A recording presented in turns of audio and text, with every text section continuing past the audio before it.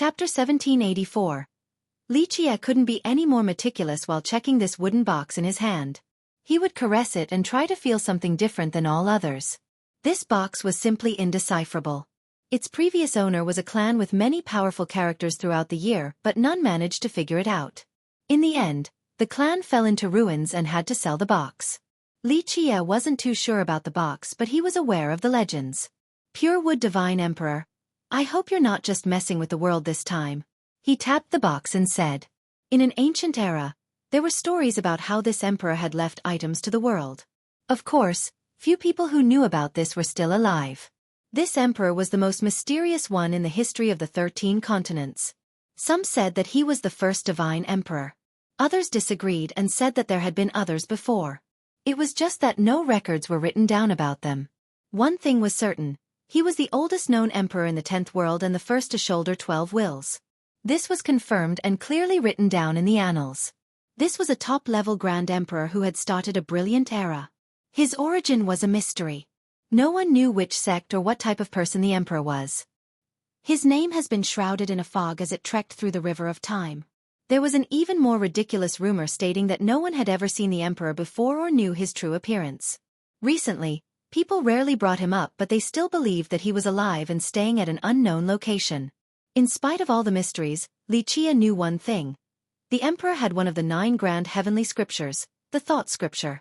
However, he didn't hold on to the original copy and left it in the mundane world.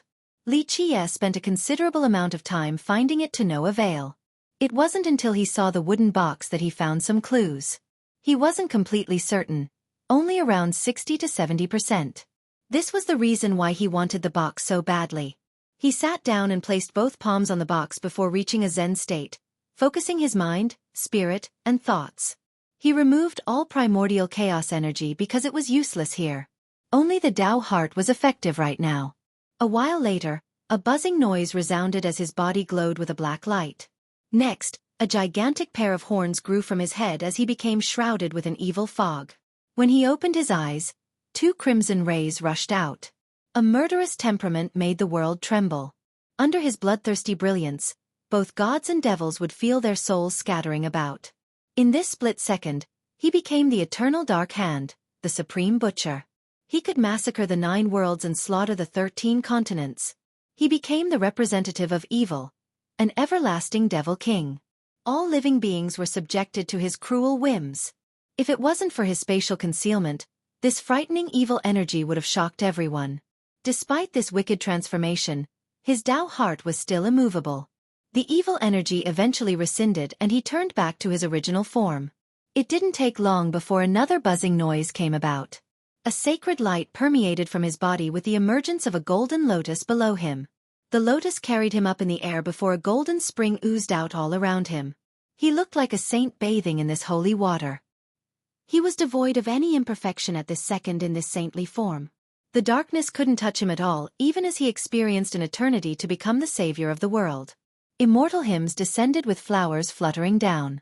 It looked like an immortal world was opening to welcome the ascension of this saintly being. This saintly transformation couldn't move his Tao heart either. The sacred lights disappeared and he eventually reverted back once more. Boom! Xueqi suddenly disappeared, for his new form was a vast expanse of chaos. From this, he became the 9 worlds and the 13 continents. He created the laws and Tao of the heaven and earth. He reigned above the 6 Tao and reincarnation cycles. He derived the yin and yang and decided the movements of the ages. He himself was the high heaven, the laws of the world, eternity itself, and everything in the 3,000 worlds. Nevertheless, this couldn't affect his Tao heart either. With each transformation and metamorphosis of his Tao heart, he maintained a single thought in this mind. This process was exceedingly difficult and could drown out anyone else but him. They weren't mere illusions, for they were the thoughts within his mind. It was a tangible experience, a test of the Tao heart. He was once a murderous devil and a saint in the past. He once murdered the myriad races but also saved the 9 worlds. If he couldn't maintain his will, not to mention opening the box, he wouldn't even be able to save himself. His desires would engulf him. The demon of his heart would triumph. This was the similarity between the thought scripture and the myriad thoughts pot. He assumed his initial form again. Despite all of his hang-ups, obsessions and desires, he managed to persevere. He was still him, Li Qie. This allowed him to attain an eternal Tao heart with no equals, his greatest capital. Baz! The thing changing this time wasn't him but the box within his hands. One page flipped over after another, starting from the top of the box with unbelievable speed. After a complete cycle, the wooden box was no longer there. In his hands was a book emitting a divine glow and countless images, the thought scripture. This heavenly scripture was finally within his grasp. The truth was that the wooden box was no box at all. Purewood Divine Emperor used his supreme will to change its external appearance in the past. Alas, future generations weren't aware of this and thought that the precious thing was the content of the box, potentially containing a unique item, treasure, or some peerless merit laws. No, the box itself was everything. There was no need to open it at all. Chapter 1785. Opening the thought scripture wasn't difficult. One just needed to maintain their Tao heart without succumbing to temptations and desires. The degree of determination decided the number of pages flipped. If one could persevere to the end, they would be able to open the complete scripture. There was no doubt that Li Qie had accomplished this task and won his prize. He eventually opened his eyes and smiled while looking at the scripture in his hand. Purewood Divine Emperor, you have really thrown the scripture away. Who else but you can have such decisiveness? Li Qie commented with a tinge of emotion. What did it mean for a cultivator to possess one of the 9 heavenly scriptures? It meant that they would never be able to let it go. Even the emperors would try to hide this prized possession. Even after cultivating the scripture, they would never release it to the world, unlike pure wood. It didn't matter what his thought process behind doing so, this was only a testament to his peerless willpower. Li Qie took a deep breath and opened the scripture. He carefully read each word and praised the profound parts. The content of the 9 was unbelievably occult and impossible to decipher even for geniuses with ample time. Alas, this wasn't the case for Li Qie, since this was the master of the physique, death, and space scriptures. He was very familiar with the content of this new one as well. While Li Qie was studying, the king of Heavenly Phoenix personally ran to the War Monarch clan in order to meet his daughter. Heavenly Phoenix Princess was a distinguished character in Pure, not just because she was Jin Ji's fiancée or that she was extremely beautiful and intelligent. Her brilliance wasn't overshadowed by Jin Gu. She herself had amazing talents, resulting in her great cultivation. More importantly, she possessed the ancestral bloodline of the Heaven race. Heavenly Phoenix belonged to the Golem race, while War Monarch consisted of Heaveners with their prestigious bloodline. People didn't need to say much about the War Monarch clan. This was a power with 5 emperors. Some even believed that all 5 were still alive. Such a lineage was, simply put, frighteningly invincible. Furthermore, Jin Gu was an exceptional man who could have become an emperor. Yet, he still chose the princess as his fiancée. Just think about it. Would he want her as his imperial queen if all she had was her beauty? Of course not. Father, what's the matter? The princess noticed her father's worried demeanor and took her into the main hall. The truth was that the two have already married. However, Jin Gu waited till after his ascension before preparing a grand ceremony for their wedding. Thus, she had already been staying by his side and perform administrative duties for him. Huang was killed. The haggard king told the princess, "Daughter, you must avenge your little brother. The mourning of his son has made this once arrogant and happy king grown much older overnight." What? Where? The princess was shocked. At the Jilins. It must have been their treacherous scheme. The king shouted, "Daughter, he cannot rest unless we resolve this." The king became irascible and irrational as a result. He didn't care about the consequence, for the only thing on his mind was vengefulness. "Father, please calm down and explain everything." The exceptional princess was much more composed and said slowly, "Huang was killed in the Jilin stone workshop. It must have been a trap." The king described the death of the prince. The king only heard from others. Of course, the prince's followers naturally omitted his initial refusal to comply with the bet and didn't tell the king. But even if the king was aware of this, he wouldn't have emphasized it at all. In his mind, the crucial point was his dead son. Nothing his son did matter, for it was time for revenge. The princess grimaced after hearing the story. Being in her position, she had dealt with many problems and could see that this wasn't the whole picture. Our country has no feud with the Jilin clan. Even if there were minor conflicts, that's only between the young disciples. not to the level of an intersect conflict. The workshop is a business. There's no need for them to scheme against little brother. They might not have anything to do with this. The princess said after a quick rumination. Who else can it be? No one else would have dared to do anything in their territory without their permission. Plus, Heavenly Phoenix is notorious right now and the War Monarch clan is our backing. Who would dare to provoke us but the Jilins? The king raised his voice. Who is this fiercest character? The princess asked with a serious tone. She had ample resources on top of being quite knowledgeable, but she had never heard of this title before. Not even the tiniest impression. Only a mortal. You think a mortal would dare to kill my son? What a joke. It had to be the Jilins. The king was hell-bent on this belief. To which the princess responded. Not necessarily. A mortal that dares to kill little brother can't be that simple. He must have an earth-shattering background. I don't give a damn about his origin. Daughter, mobilize troops for Jilin right now. Tell them to hand that little animal over. I will flay his flesh as punishment, and I want the Jilin to take responsibility for Huang'er's death. The king shouted again. Father, we can't do this recklessly. An imperial clan isn't easy to mess with. Even if this Li Chia is with the Jilin clan, a mobilization is still too much. Not to mention that their immortal monarchs are still there. Even if they aren't, just the ancestors there are tough to deal with already. The princess shook her head. The king asserted. Daughter, they can't be stronger than the war monarchs. You have 10 million troops who follow all your orders right now. Just say the words and mobilize. The Jilins will certainly hand this Li Chia over. Dearest father, this is not the time to act with personal feelings. My troops are there for my husband's imperial conquest, not for personal feuds. Plus, he had lost one chance already and must be successful the second time around. I can't spare even a single troop for anything other than this important goal. Jean Gu could have become a grand emperor last time, but an army from arrogance ambushed him during the ascension process, resulting in his failure. Now, he only had 2 more chances of shouldering the heaven's wills. Even if he did his best, he could only have 8 heaven's wills, quite a gap from his true ambition. Thus, he must be prudent this time around and guaranteed success. Daughter, virtuous son-in-law will definitely become a grand emperor. The king didn't disagree. All of the imperial sects have agreed to protect him this time around, including some emperors. Who would dare to ambush him again? We can't be so sure of words. Grand emperors and immortal monarchs won't come out so easily because the heavenly execution is always looming above. Unless there was no other way, they wouldn't come out to protect future descendants. Husband toiled just to persuade some of these emperors, but I still don't think they will appear until the worst possible moment. That's why we still need an army for the second ascension. The princess slowly explained. But your little brother's death can't end like this. The king unhappily stated.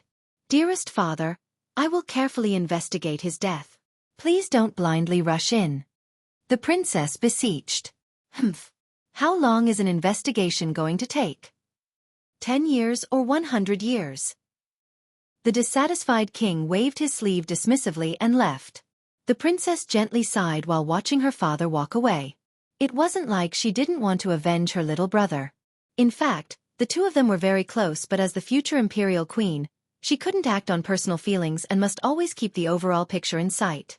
Otherwise, the War Monarch clan wouldn't have given her military power. Chapter 1786. On this peaceful night, Li Chia was sleeping on his bed while still absorbing primordial chaos energies. The mortal reversion art never halted regardless of one's current state. It was the most ordinary merit law but also the best one. A reticent scene engulfed this prosperous city. After a while, Li Chia suddenly opened his eyes and came out of the door. At this moment, there were 4 men waiting with a palanquin placed in front of the entrance. They seemed like specters that came without notice. No one detected them for they were one with the night. The 2 in front lowered the palanquin and waited. None talked from start to finish. Li Chia calmly got up on the palanquin and sat down. One of the men lowered the curtain before raising the palanquin. The 4 carried it to the sky before disappearing altogether. No one noticed them at all. In a courtyard in an unknown location, there was only one flickering lamp, yet it could illuminate the entire sky. The palanquin quietly descended and Li Chia slowly came out. There was already an old man waiting who instantly kneeled after seeing Li Chia. I didn't know Your Excellency was visiting. Please forgive my short-sightedness and lack of a proper welcoming ceremony. If Shen Xiaoshan's group was here, they would be startled and recognize this old man. He was the shopkeeper of the imperial cabinet. Ignorance is not a sin. Li Qie gently waved his sleeve in response. Your Excellency, please come in, the elders are waiting. The shopkeeper led the way. There were more than 10 old men inside, dressed in a very simple manner. However, everyone would be focusing on their bright eyes anyway. The flash inside was sharp enough to cut through the celestials and the yin and yang. Such power was quite admirable. They quickly bowed their head towards Li Qie without saying anything. Your Excellency, the elders here are the current messengers for the different branches. The shopkeeper hurriedly introduced him. I might be incapable, but the elders trusted me, so I'm in charge of the portal at the moment.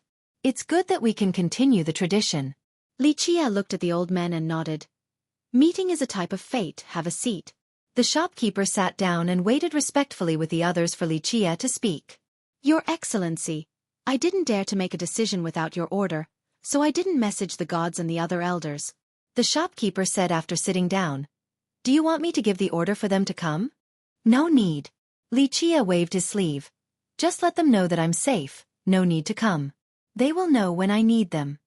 The shopkeeper replied, Your Excellency, we'll send the message. Back during the opening from the 9 worlds to the 10th, the 13 continents were closed off and all visions blocked. We didn't know you were coming, so the emperors couldn't come to help. Letting World Emperor stole the initiative. This group belonged to a mysterious and powerful legion that had continued for many generations, so they knew the 13 continents very well. A junior like you can't grasp the intricacies within. It's fine that there was no reinforcement because I had made arrangements with the emperors already. If they were going to help, they would have done it long ago. World Emperor couldn't have sealed everything forever. Li Qie said. The elders here were surprised to hear this, but it wasn't too strange. Only characters of the imperial level were privy to these secret plans. It didn't matter how powerful they were. Juniors like them could only run errands at this particular scale. Do you want to meet the emperors? The shopkeeper asked. Not right now. Li Qie turned it down. Just let the high gods tell the emperors that I'm fine. We'll arrange it right away for the emperors. The shopkeeper answered. Juniors like the elders here wouldn't eligible to meet the emperors. Only high gods had this privilege. Li Qie pondered for a moment before asking. I heard the 6th expedition was started by immortal Emperor Qi Zhen. How many emperors participated? There were many this time. The shopkeeper put on a dignified expression as he answered. It was the highest respect of juniors toward the emperors and sages. Ordinary experts didn't understand the significance of the final expedition, but they did. He continued on. This ultimate expedition is also called the Empress Campaign or Empress Expedition. I heard there were around 20 or 30 female emperors participating, with Immortal Emperor Xueqi being the first to show her support. Immortal Emperor Wu Go, Immortal Emperor Bai Lian, Immortal Emperor Qing He, Immortal Emperor Dao Huai, Immortal Emperor Bingyu, Immortal Emperor Qian Li, and the others joined after. The shopkeeper told Li Qie all the emperors he knew that have embarked. This expedition wasn't limited to the 100 races or only emperors from the 9 worlds. Even grand emperors and immortal monarchs from the 3 races joined as well. If there was something in the 13 continents that could temporarily halt the racial conflict and made everyone work together, it would be the ultimate expedition. In fact, in the distant era, the races have fought together during the 3rd expedition started by Deep South Divine Emperor and Immortal Emperor Fei. They left their racial feud behind and fought to the death together on the battlefield at the final battle. They're amazing women. Li Qie gently sighed after hearing the list. Qi Zhan has long informed him early of her preparation and plan. She finally embarked when the moment was right, with only empresses participating. It was also to show the world that women were just as capable as men. These expeditions have never stopped since the olden times. Origin Grand Emperor, Deep South Divine Emperor, Immortal Emperor Fei, Immortal Emperor Gu Chun, and Immortal Emperor Min Ran, and so on. These emperors continued to start the expeditions. Many emperors answered their call each time. It can be said that nothing else in this world could involve so many emperors. However, the majority of expeditions consisted of male emperors. Very few female emperors joined the fray until the 6th expedition that was all female, sending quite a powerful message. The ultimate expedition was a serious topic because people went and never returned. The path was paved with bones. It didn't matter how powerful and brilliant one might be. There was a chance of falling down along the way. Did Empress Hong Tian participate? Li Qiye eventually broke the silence. The shopkeeper thought carefully before answering. I'm not sure about this, only the emperors would know. Rumor has it that she was involved, but juniors like us can't know for sure. We can't calculate that level of divination. Are there any news about her? He inquired again. We don't have anything for now. The Empress has always been elusive. We can't predict or find her. The shopkeeper replied. Li Qiye nodded and stared wistfully outside for a bit. After a long while, he commented with a forlorn expression. How many can actually survive the expedition? Chapter 1787. Li Qiye withdrew his gaze and said flatly. This is fine, just let the high gods and emperors know that I'm fine. The shopkeeper said, Your Excellency, do you need our protection? If you want to find anything, just let us know and we shall find it for you. You only need to worry about reaching your peak state. Leave mundane matters to us. It was really too easy for Li Qiye to reach the top at this moment and shoulder the heavens' wills. Some emperors would personally become his Tao protectors. No. Li Qiye shook his head. You can't get what I need. The Grand Tao can't be obtained so easily. Each experience would yield a different result and understanding. I need to personally walk on my journey instead of relying on others. No one can avoid the toil of cultivation. Otherwise, their culmination would only be a pavilion in the air or sand castles, at risk of collapsing at any moment. Thank you for your guidance, Your Excellency. My thinking was too simple. The shopkeeper respectfully said, having benefited from the advice. Certain things are inevitable, no exception. Li Qiye said softly. All of you need to get ready, the world is about to change. We'll definitely be ready for your order. The shopkeeper affirmed. Li Qiye nodded. Good, the order will come when the time is right. Your Excellency, what about World Emperor and the others from the 3 races? The shopkeeper became worried. Don't worry, I might be helpless right now, but if they think it through, they won't provoke me. Geezer Qian knows it very well, so he won't be the one to start. As for the other Grand Emperors who want to take a risk, let them come. I'll use them as nourishment. Li Qiye said flatly. He paused a bit before continuing. Plus, World Emperor isn't that bored to worry about this problem. He needs to carefully think about picking a side because of the inevitable nature of what is to come. No one will be able to escape it. Not even his 12 heavens wills, since that's insufficient by that point. This is also the reason why Purewood Divine Emperor disappeared in the River of Time. World Emperor understands this, but whether he can let go or not is a different story. A lot of rumination will be necessary for the future. Even if World Emperor can let go, the other emperors from the 3 races might not be willing to let go of past feuds. The shopkeeper wondered. He was referring to Emperor Hunt. It started with the Dark Crow and certain immortal emperors seizing the initiative and killed several Grand Emperors. When World Emperor realized that they needed a coalition of their own, Li Qiye's group had already solidified his foothold. If it wasn't for the great number of Grand Emperors and High Gods from the 3 races participating in the world, it wouldn't have ended with just a 3-point covenant. Because of the ambush, a few Grand Emperors still couldn't let go of this feud. In the past, they were the hunters and had all the advantages, but after Emperor Hunt, several emperors were killed in a short time and they became the preys. That brief period was the darkest time of the 3 races. This darkness could even compare to when the ancient Ming used to be in the 13 continents. The lineages and cultivators of the 3 races had to live in vigilance and fear. Just think about it. They have always considered themselves to be the rulers of the 13 continents. In their eyes, the 100 races were mere insects. Emperor Hunt affected the fundamental status of the 3 races in this world. It wasn't until World Emperor led the others that they managed to get an even footing against the Dark Crow. This has left a shadow in their mind, especially the emperors who had actually participated. From then on, they always had a prejudice against the 100 races and the Dark Crow. In their mind, until the Dark Crow is destroyed, he would eventually take down their 3 races. Thus, they refused to work together with the Dark Crow. Even someone as visionary as World Emperor shared this feeling and tried time and time again to kill him. Let them be. If World Emperor and the others dare to stand in my path, I will not show mercy and flatten them. Li Qiye's eyes turned cold.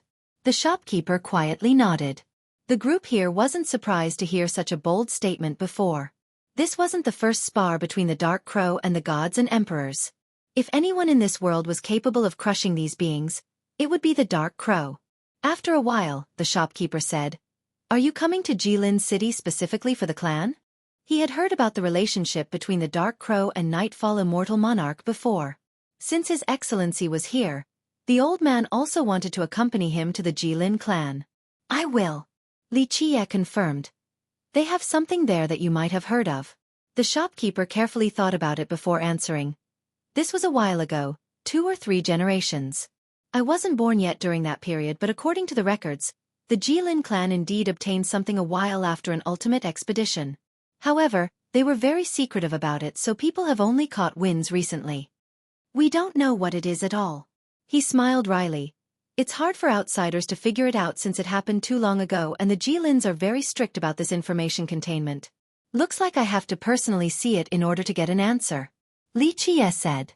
He had speculations about the item, but a personal trip was still necessary. "Would you like us to go with you?" the shopkeeper asked. "No need for now, since I want to go to the Mad God Ominous Ground before visiting the Jilin," Xueqi revealed. Mad God. The shopkeeper was finally surprised. "That place is a death zone now. There's nothing there outside of barren lands." "There hasn't been any changes in that place?" Xueqi smiled. "Well, Your Excellency, we haven't been paying attention since that sinister place had been deserted long ago," the shopkeeper said. "That's fine. Not a big deal. It is only a little matter. Just help me get a portal ready." Xueqi gently waved his sleeve. "Affirmative." The shopkeeper sent the order. Finally, Xueqi said goodbye with the elders. The 4 men outside carried the palanquin back with him on it. From start to finish, these spectre-like men didn't alarm anyone else. After the night meeting, at the depth of an abyss outside of the Jilin clan, there was a sudden explosion. A bright ray of light erupted from the depth and crossed through the night sky like beautiful fireworks before disappearing right away. A few experts took note of this, but the big shots paid much more attention. This ominous ground was called Mad God because an ancient god had fallen here. According to the rumors, a war between an emperor and this ancient god raged on, and afterward, this vast land fell into darkness without any sign of life. Nothing wanted to stay in such a place. This remained the case for many generations until the present with this ray of light. There's nothing in Mad God. How can a ray be crossing through there? Some cultivators who saw it with their own eyes became curious. Maybe an immortal artifact is emerging? That's the grave of an ancient god. An ancient god. That's a being on the same level as a peak emperor. Older characters were much more excited. Chapter 1788. The strange phenomenon happening at Mad God attracted enough attention, especially the cultivators in the Jilin's territories, because it was right outside. Because of this, these experts entered the ominous ground for a look to see if there was really an emerging treasure. On the second day, Xueqi brought Shan Xiaoshan's group with him through a portal to reach Mad God. Even though it was located outside of Jilin's border, the distance was still far removed from the city. One needed to use a portal to get there. Everyone felt a creepy chill while staring at the ominous ground in the distance. It was a dark and silent expanse. There was no light that could infiltrate this place. People felt that this was the end of the world of the living. By crossing this place, one would reach the underworld. Because of this, the more cowardly wouldn't dare to take half a step forward. What the hell is this place? Chen trembled with fear and felt that this world of darkness was the agape mouth of a prehistoric creature. Any intruder would never be able to come out. Legend has it that this place is cursed. Any intruder will be cursed as well. Taishu Wang's expression became serious. He had heard of this place before, but this was his first visit in person. In his eyes, someone of his cultivation entering this place was simply suicidal. Xueqi smiled at the darkness before entering. The group was stunned but still decided to follow him. They were certain that he wouldn't do anything to risk losing their lives. Chen was still worried as before. Are we cursed now too by entering? No such thing. Xueqi shook his head. This is indeed a dead and dangerous place, but there's no curse here. It is only a murderous and vengeful intent. Time to widen your horizon by taking a look at this place. Nothing will happen here, but if you delve even deeper, an imperial bloodthirst and a vengeful energy of an ancient god will be there. Having said that, he continued forward. Chen was still afraid but decided to follow Xueqi anyway. The The group was truly shocked after taking a better look. This wasn't just a dark expanse. It resembled a destroyed world. The earth crumbled and the myriad laws were annihilated here. When one looked up at the sky, they would see the broken celestials. Even if there was a large star intact, it was already dead without any light. Even the sun and moon weren't spared from this fate. The galaxy itself has lost its power, seemingly devoured by a certain thing a long time ago. Stars were drooping down or being dragged by certain celestial rivers up above. Even the ground had countless cracks resembling trenches. Full land masses were severed and even started floating in the sky. All the powers and life forces here were devoured as well. There was nothing left in this place but an empty husk made of darkness and silence. What happened here? The group took a deep breath after seeing this. One thing was certain while looking at the place. This was a man-made disaster. Someone here was monstrous enough and capable of devouring the heaven and the earth. Legend has it that a great battle to the death had taken place here between an immortal emperor and an ancient god. Tai Xueqi calmed down and murmured. Li Jie shook his head and smiled. Battle to the death, haha? No. An immortal emperor killed a high god here with a single arrow. Shen Shaoshan was shocked to hear this revelation. Just one arrow? This mad god still had a way to go before reaching the ancient realm back then. He was only a peak high god at best. Li Jie nodded. That's why he was slain so quickly. But I heard mad god had 12 totems. Tai Xueqi quietly interjected. If he had 12 totems, he wouldn't have needed to devour this area. Li Jie smilingly shook his head. There were also 2 paths for cultivators at the Tao celestial realm.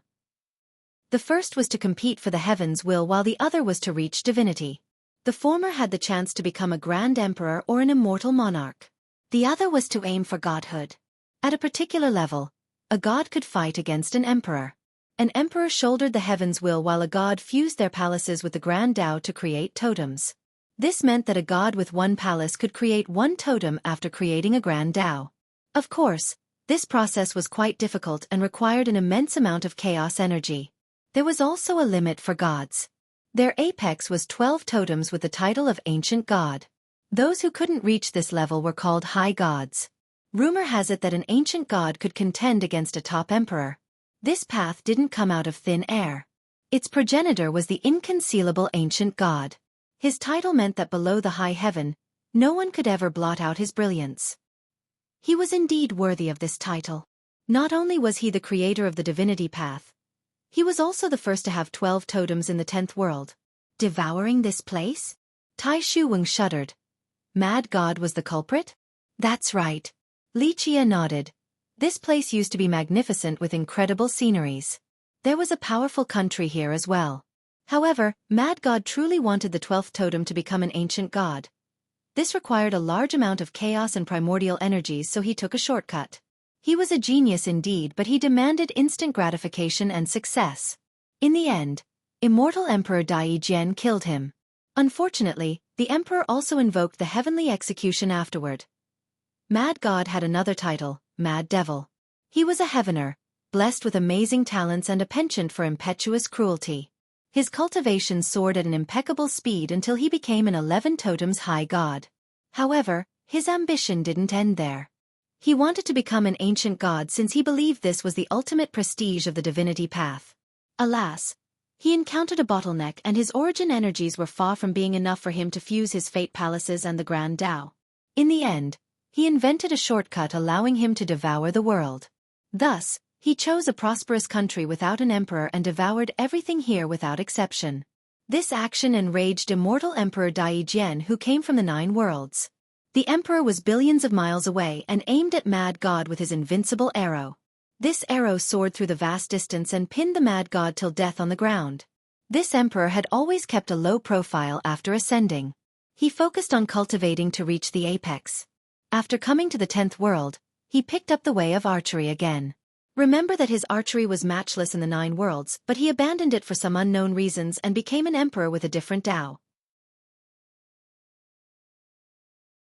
Chapter 1789. Immortal Emperor Dai Jian trained in archery again because of his deep love for it. This was his true pursuit, but different reasons forced him to abandon it back in the 9 worlds. After several generations, he had reached the apex of archery. He definitely didn't put his title to shame after killing Mad God from being billions of miles away in space. He was indeed matchless in this particular Tao. However, a heavenly execution suddenly came out of nowhere, and even his invincible archery couldn't withstand it, resulting in his death. The end of this tale resulted in the death of Mad God, immortal Emperor Dai Jian, and this land. From then on, the land was abandoned completely. The group was shocked while listening to Li Qiye's storytelling. Imagining an emperor slaying a high god from such a distance was quite astonishing. This might have shocked the entire 13 continents and surprised even the seclusive emperors. A high god with 11 totems dying so easily. Tai Shu Weng murmured in a daze. Despite not being an ancient god, one with 11 totems was definitely at the top of the divinity path. From this, one could only wonder how horrifying that one arrow must have been. This attack has become immortalized in history. That's right, I'm afraid no one else will be able to unleash such an unstoppable arrow again in the future. Li Qiye knew what Wang was thinking and nodded. The juniors were even more amazed at this takedown of an existence that they deemed to be unreachable. The emperors from the 9 worlds must have been quite mighty. However, upon further thinking, the scariest thing wasn't an ancient god or an immortal emperor but a heavenly execution. Alright, let's keep going, Li Qiye said while the rest of the group was in a stupid. The group regained their wits and quickly followed. However, they found that there was a faint fog surrounding them.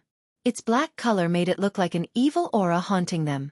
When it made contact with their skin, there was a prickling sensation.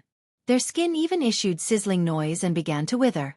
This scared them into channeling their merit laws and used chaos energy and vitality for protection to stop the corrosive fog. What is this? Shan Xiaoshan was very vigilant. Is this the curse? Same for He Chen. After all, a high god had devoured this place into ruins. It would be a lie to say that they weren't worried about walking on this land. Not a curse. Li Qiye smiled and shook his head. This is the murderous power of the emperor and the grievances of Mad God. After such a long time, the two have fused together. Everything here is subjected to their corrosiveness. This only scared the group even more. Just a strand of murderous intent from the emperor could destroy a sect. Same with the vengeful aura of Mad God left behind after an unwilling death. This magnitude of hatred could shake the 9 heavens. Don't worry, this is the frontier and after millions of years, the power of this black fog is much weaker now. It won't affect any of you too much, unless you were to delve in deeper. Li Qiye chuckled and said. The group heaved a sigh of relief. Even though they were all cultivators and Tai Shu Wang was a Dao monarch, this mortal named Li Qiye had a high status in their mind. There was nothing he didn't know and nothing he couldn't do. It looked as if the black fog here affected him even less than the group as they traveled into the zone. Despite possessing a mortal body right now, Li Qiye was still an immortal emperor with 4 grand completion immortal physiques. Thus, his recreated body was still stronger than the other 3. Li Qiye looked around quite a bit in all directions and would occasionally stop to pick up some soil. He still carefully smelled and sensed the earthiness of this dead land. Sir, what are you surveying? Tai Shu Weng understood that Li Qiye didn't come all this way just to take a look or to broaden their horizon. This land was stained with the blood of Mad God. If you want to know its current state, you need to smell the mud. Li Qiye chuckled. He Chen indeed listened and picked up a piece of dirt for a smell, but there was no stench of blood. They weren't the only ones here. Many have come much earlier because of the strange phenomenon the day before. Everyone knew that a high god was killed here, so this place must not be simple. This was more than just speculation because after his death, no one has ever spotted his corpse. Some said that it was taken away or had been rendered to ashes by the arrow. Another guess was that it had fused with this ominous ground and sank deeper inside. Just imagine, an 11-totem high god.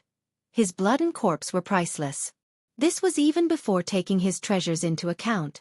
Because of this, people came later on hoping to find something, but they all returned empty-handed. This was the reason why the bright light attracted so many experts. Among the droves, there was one particular youth that garnered many stares. Outside of his own powerful vitality, his followers were all experts. He had a divine aura to him, especially when he purposely released his energy. It sounded like the hymn of the gods. Li Tianhao. Someone who recognized him shouted. The youth glared over with a sharp and terrifying gaze, causing this cultivator to immediately tremble and lower his head. The crowd finally heaved a sigh of relief after this group left. Are you tired of living, calling out his real name? That's the grandson of a high god. Way too arrogant. Using his real name is too disrespectful. Provoke him and he'll give the order for the experts from the Southern Sun clan to chop off your head immediately. A friend told him. Li Tianhao was the young lord of the Southern Sun, one of the strongest clans under the Jilin. They had a very influential high god in the past. He was this high god's grandson. Because of this existence, the clan played a very important role in this region. Even the Jilin held this clan in high regard. Phew, my head is still here. The cultivator who called Li Tianhao by his real name felt sweats running down his back. Li Tianhao and his experts came to test their luck, hoping to find treasures in this ominous ground. The group only got here but they bumped into Li Qie's group. Of course, Li Tianhao and Li Qie didn't know each other. It's you! However, one of his followers immediately shouted after seeing Li Qie with an unfriendly expression. It was none other than Wang Xiaotian, the crown prince of West Bank. Brat, we meet again, the road is indeed narrow for enemies. The crown prince's face twisted with anger while his eyes flashed with rage. Chapter 1790. Wang Xiaotian of West Bank gritted his teeth with a mean expression. After being knocked unconscious by Lao Lu last time, not only did that old man take away all of his treasures, the guy even stripped his group completely naked before tying them on a tree in Jilin. Just imagine, cultivators and mortals saw his group naked at dawn. It created quite a furor. They became a joke in the city and lost all face. Even West Bank suffered from this. The prince didn't only loathe Lao You's group but also Li Qie and Sago Palm. If this was in the past, he would have visited Sago Palm. It wasn't hard for West Bank to destroy this tiny sect at all. However, they had no energy to do so recently because some mysterious debtors came knocking on their door. They said that a duke from his country broke their treasure and needed to pay up. There was no justification why their country and royal family should be responsible for their duke, Liang Hengyi's debt. However, these debtors didn't care for logic and rummaged through their country. Anything a bit expensive was taken by them. Even their father was taken away while sitting on his throne because they wanted the country's throne. These merciless bloodsuckers left their country in a sorry state with no time to worry about Sago Palm. However, Wang Xiaotian was able to befriend the Nanyang young lord, Li Tianhao. Thus, despite the setback of West Bank, the king still let the prince stay at Jilin, hoping that he could climb to the upper echelon of society. Their humiliation was due to this group ahead, so the prince was quite enraged to meet his enemies again. Young Lord Li, it's that mortal. Wang Xiaotian pointed at Li Qie and said, he's the one picking up the trash from Sago Palm, and announced that he would sweep through the borders of Jilin, dispatching Southern Sun with one punch and defeating Sun Shrouding with one kick. Xiaotian was indeed capable. He made many friends at Jilin City including Li Tianhao.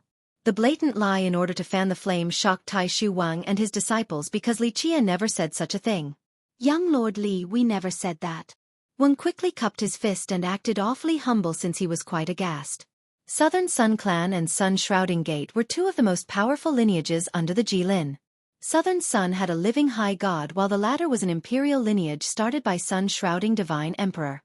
When the West Bank Crown Prince was involving both of these behemoths, he certainly had nefarious intent towards destroying Sago Palm. Don't be so tense. You think I would falsely accuse you if you didn't say it? Li Tianhao glared at the old man. For a young lord like him, someone like Tai Shu Wang was only an insect.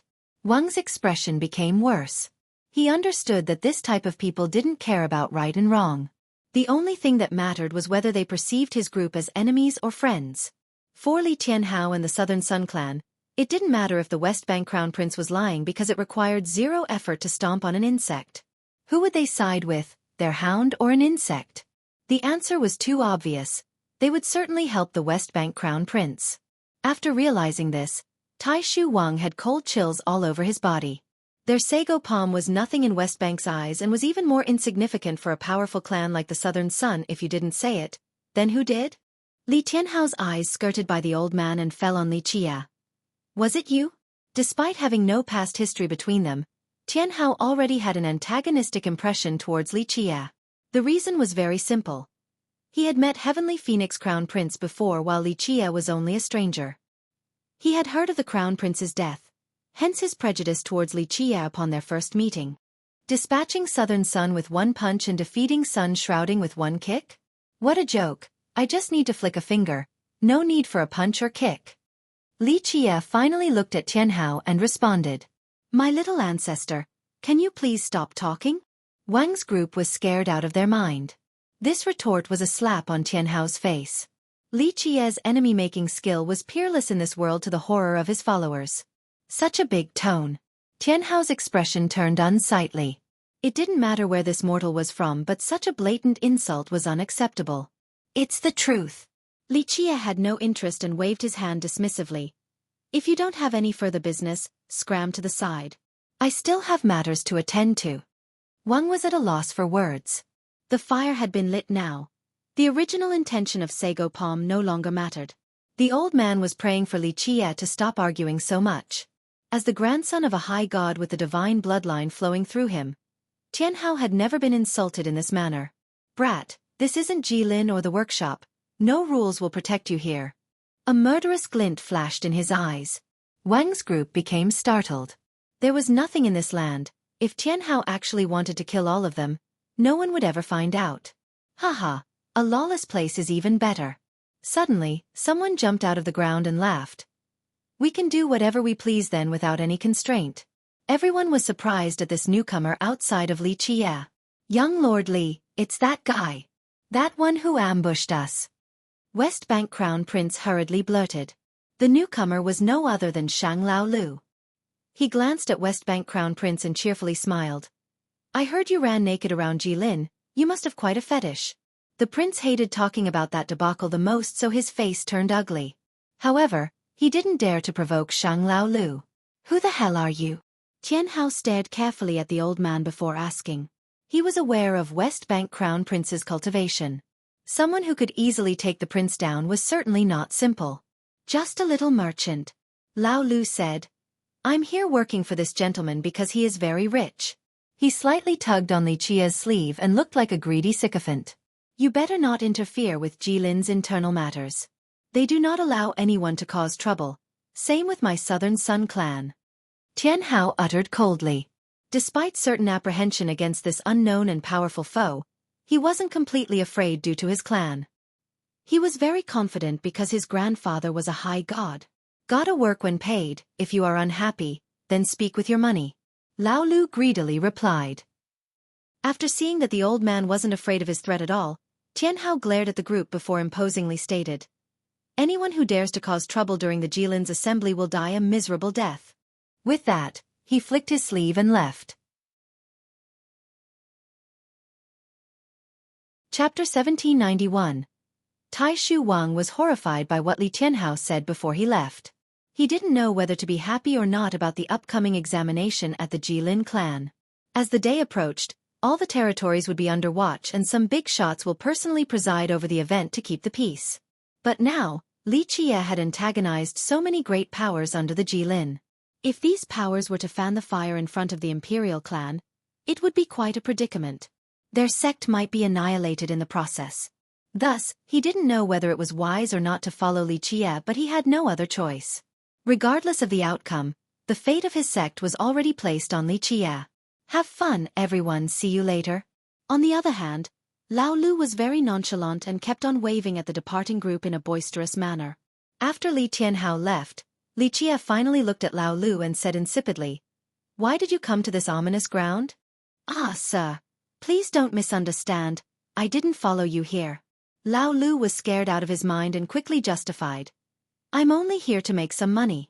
Rumor has it that this was the place where Mad God was killed and his body is still nowhere to be found. He. So I came hoping to get lucky and didn't think I would meet you here.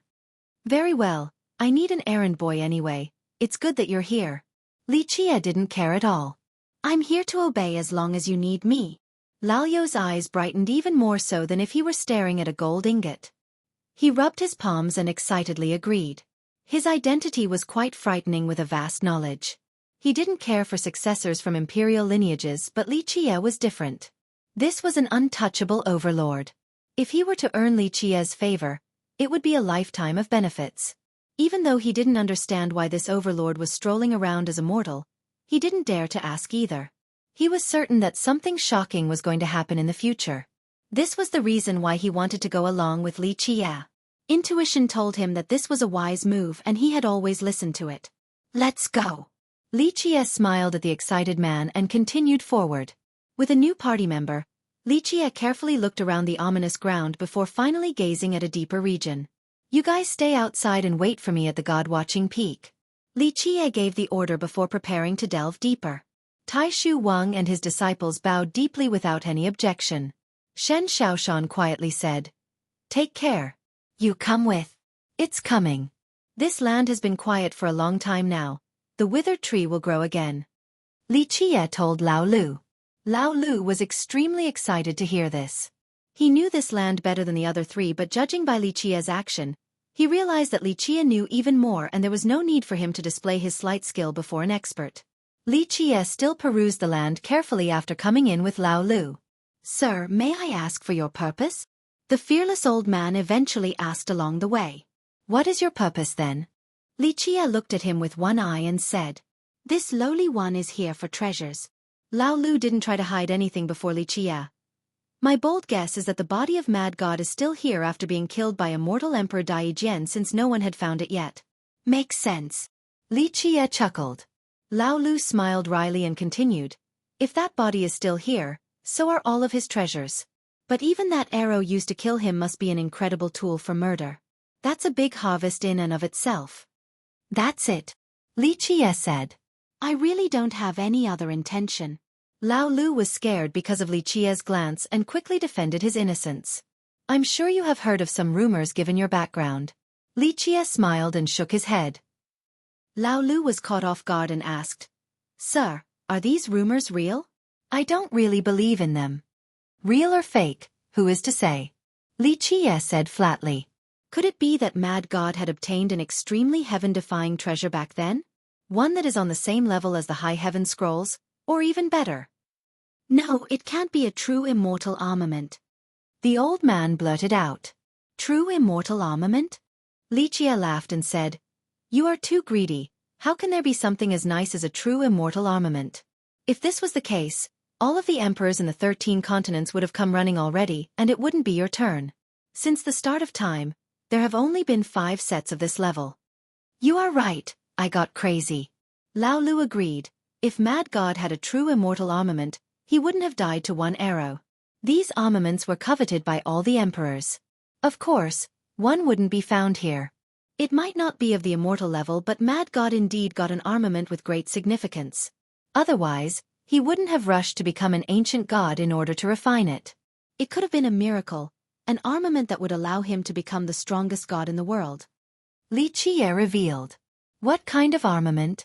Lao Lu loved this topic. His knowledge of this topic only consisted of some legends, not anything concrete.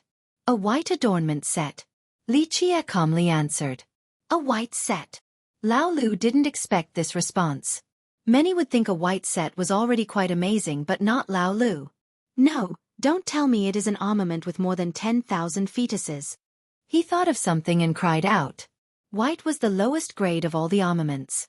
However, it had a unique advantage since it could contain a higher number of fetuses compared to the higher grades. Thus, once this number reached a particular level, the set could still be quite amazing. 600 was a soft limit. Anything beyond this meant an exponential rise in quality. In fact, any white set with 600 was already exceedingly rare. Anything above 1,000 was as uncommon as phoenix feathers and Qilin horns. There was one more myth to this. A white set could break through 10,000, but the world couldn't imagine, let alone seeing one. Does such a thing exist? Lao Lu was a bit stunned. The white set with the highest number that is verified is 7,777, considered to be the strongest white armament and is in the possession of a high god. Only 7,777, yet it claims to be the strongest? Li Qie shook his head. Then where the hell are you going to place a 99,999 fetuses set then? 99,999? Lao Lu took a deep breath after hearing this number. He eventually said, The legend is real then. The ultimate armament truly exists. That's right, it is also the strongest white armament with the highest number of fetuses. Li Qie confirmed with a nod. Lao Lu was momentarily stunned and murmured. Even though it can't compare with a true immortal armament, it can definitely compare to a high heaven scroll. The one and only ultimate armament, it does have some special charms. Li Qie nodded. Lao Lu began to daydream about this ultimate armament. Just how wondrous was it to be made from 99,999 Dao fetuses? Its power must be unimaginable. Chapter 1792. It took a long time before Lao Lu regained his wits. His eyes widened in astonishment. I still can't believe that this ultimate armament exists. Though he had heard of the ultimate armament before, they were only unreliable rumors, baseless, even. Because of this, he remained skeptical about its existence. Who has it right now? Is the legend true again? Only the top emperor can wield it? Lao Lu asked again. Close enough, this white armament can be considered one of the best, so it isn't that easy to obtain. It's a great test for those with great determination and Dao heart, so the person who got it back then was indeed amazing. Only someone as holy as him would be able to get it under those circumstances. Li Qie said. So it belongs to Holy Emperor. The legend is true. Lao Lu jumped up after hearing the confirmation. Holy Emperor is indeed an amazing character. Li Qie slightly nodded. Yes, he's a grand emperor worthy of respect. Lao Lu said with reverence. Well, virtually all emperors held him in high regard. For imperial titles, anyone with one word before emperor was incredible enough.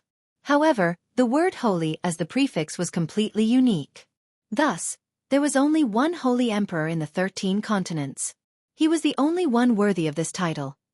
This was a fact acknowledged by many emperors. It wasn't due to his strength or how many heaven's wills he had. In fact, he was among those with the fewest heaven's wills. This still didn't deter his worth as a person. His talents were quite pitiful at a young age. It wouldn't be an exaggeration to say that he was stupid. It wasn't until the age of 100 did he break through the Dao dust realm despite cultivating his entire life. Yes, one could already envision this emperor's aptitude from this speed alone.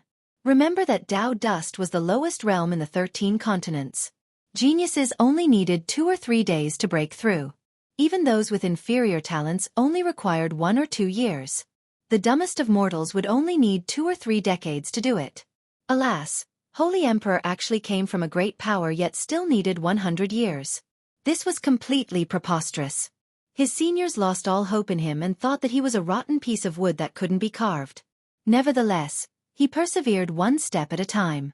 If requiring 100 years to get through Dao dust was one miracle, his other miracle was also unbreakable even for his peers. It was him only opening 3 fate palaces throughout his life, the lowest number of all emperors. All cultivators understood one logic. The more palaces, the more powerful. One palace could shoulder 1 heaven's will, so 12 was the limit for emperors. Of course, not all emperors had 12 palaces. This wasn't a requirement to become an emperor since many with less eventually ascended to the throne. However, the majority had 6 or more, with some having 9 or 10. Holy Emperor was the only one across the ages with only 3 palaces. Each palace opening was very arduous for this emperor. Ultimately, this was another angle showing that he wasn't suitable for cultivation at all. This opinion was shared among his seniors and masters. A few of them kindly tried to persuade him against cultivating. It was better to spend his life as a rich mortal. Alas, his lack of talents didn't stop him from yearning the grand Dao. After the long years of struggle, he eventually became a peerless emperor at the apex of the Dao. The reason why his peers respected him so much was due to his Dao heart and love for the Dao. This alone was enough. In the history of the 13 continents, some emperors managed to obtain 12 heaven's wills, but none of them could make their peers earnestly refer to them as a saint. Even Deep South Divine Emperor and World Emperor used the title saint when talking about Holy Emperor. Lao Lu curiously asked with this newfound knowledge. How strong did Holy Emperor become with this ultimate armament? Where does he rank among the emperors? His possession of this artifact certainly boosted his battle potential in spite of having only 3 wills. Li Qie shook his head. You're mistaken about something. This ultimate armament isn't the reason why Holy Emperor is powerful. The best aspect about him is his unswerving Dao heart. He pointed at his heart and continued. His existence tells the world that a firm Dao heart is more important than anything else on the arduous path towards the Dao. Even a determined fool could eventually become an emperor. If Lao Lu were to hear this from someone else, he would let out a snort of derision. However, the speaker was Li Qie, and Holy Emperor was a prime example as well. It made him contemplate further into the issue. Li Qie didn't wait and continued on. Lao Lu eventually gave chase and laughed.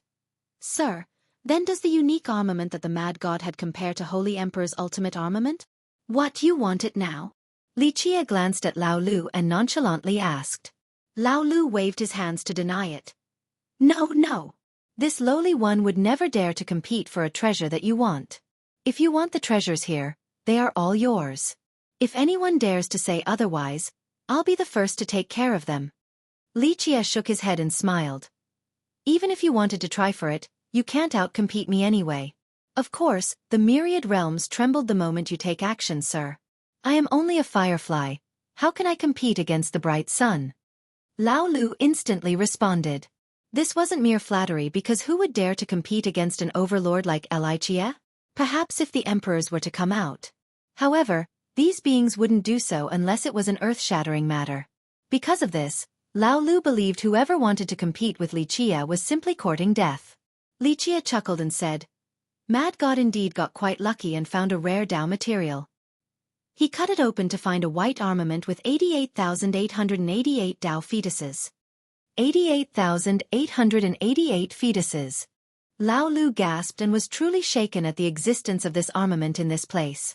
If this news were to spread, it would definitely alert the entire 13 continents. Many cultivators would become crazy. High gods wouldn't sit still, and some emperors might even join in. Another ultimate armament. Lao Lu had seen many treasures in his life, but never an ultimate armament of this level. There's still a big gap compared to Holy Emperor's set.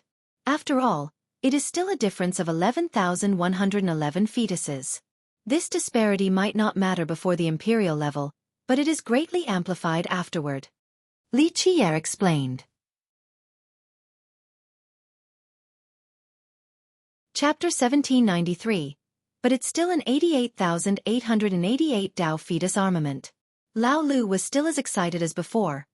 There's no real difference to speak of for juniors like us. Just think about it, the moment this armament came out, it would be the best white set outside of the one that belonged to Holy Emperor.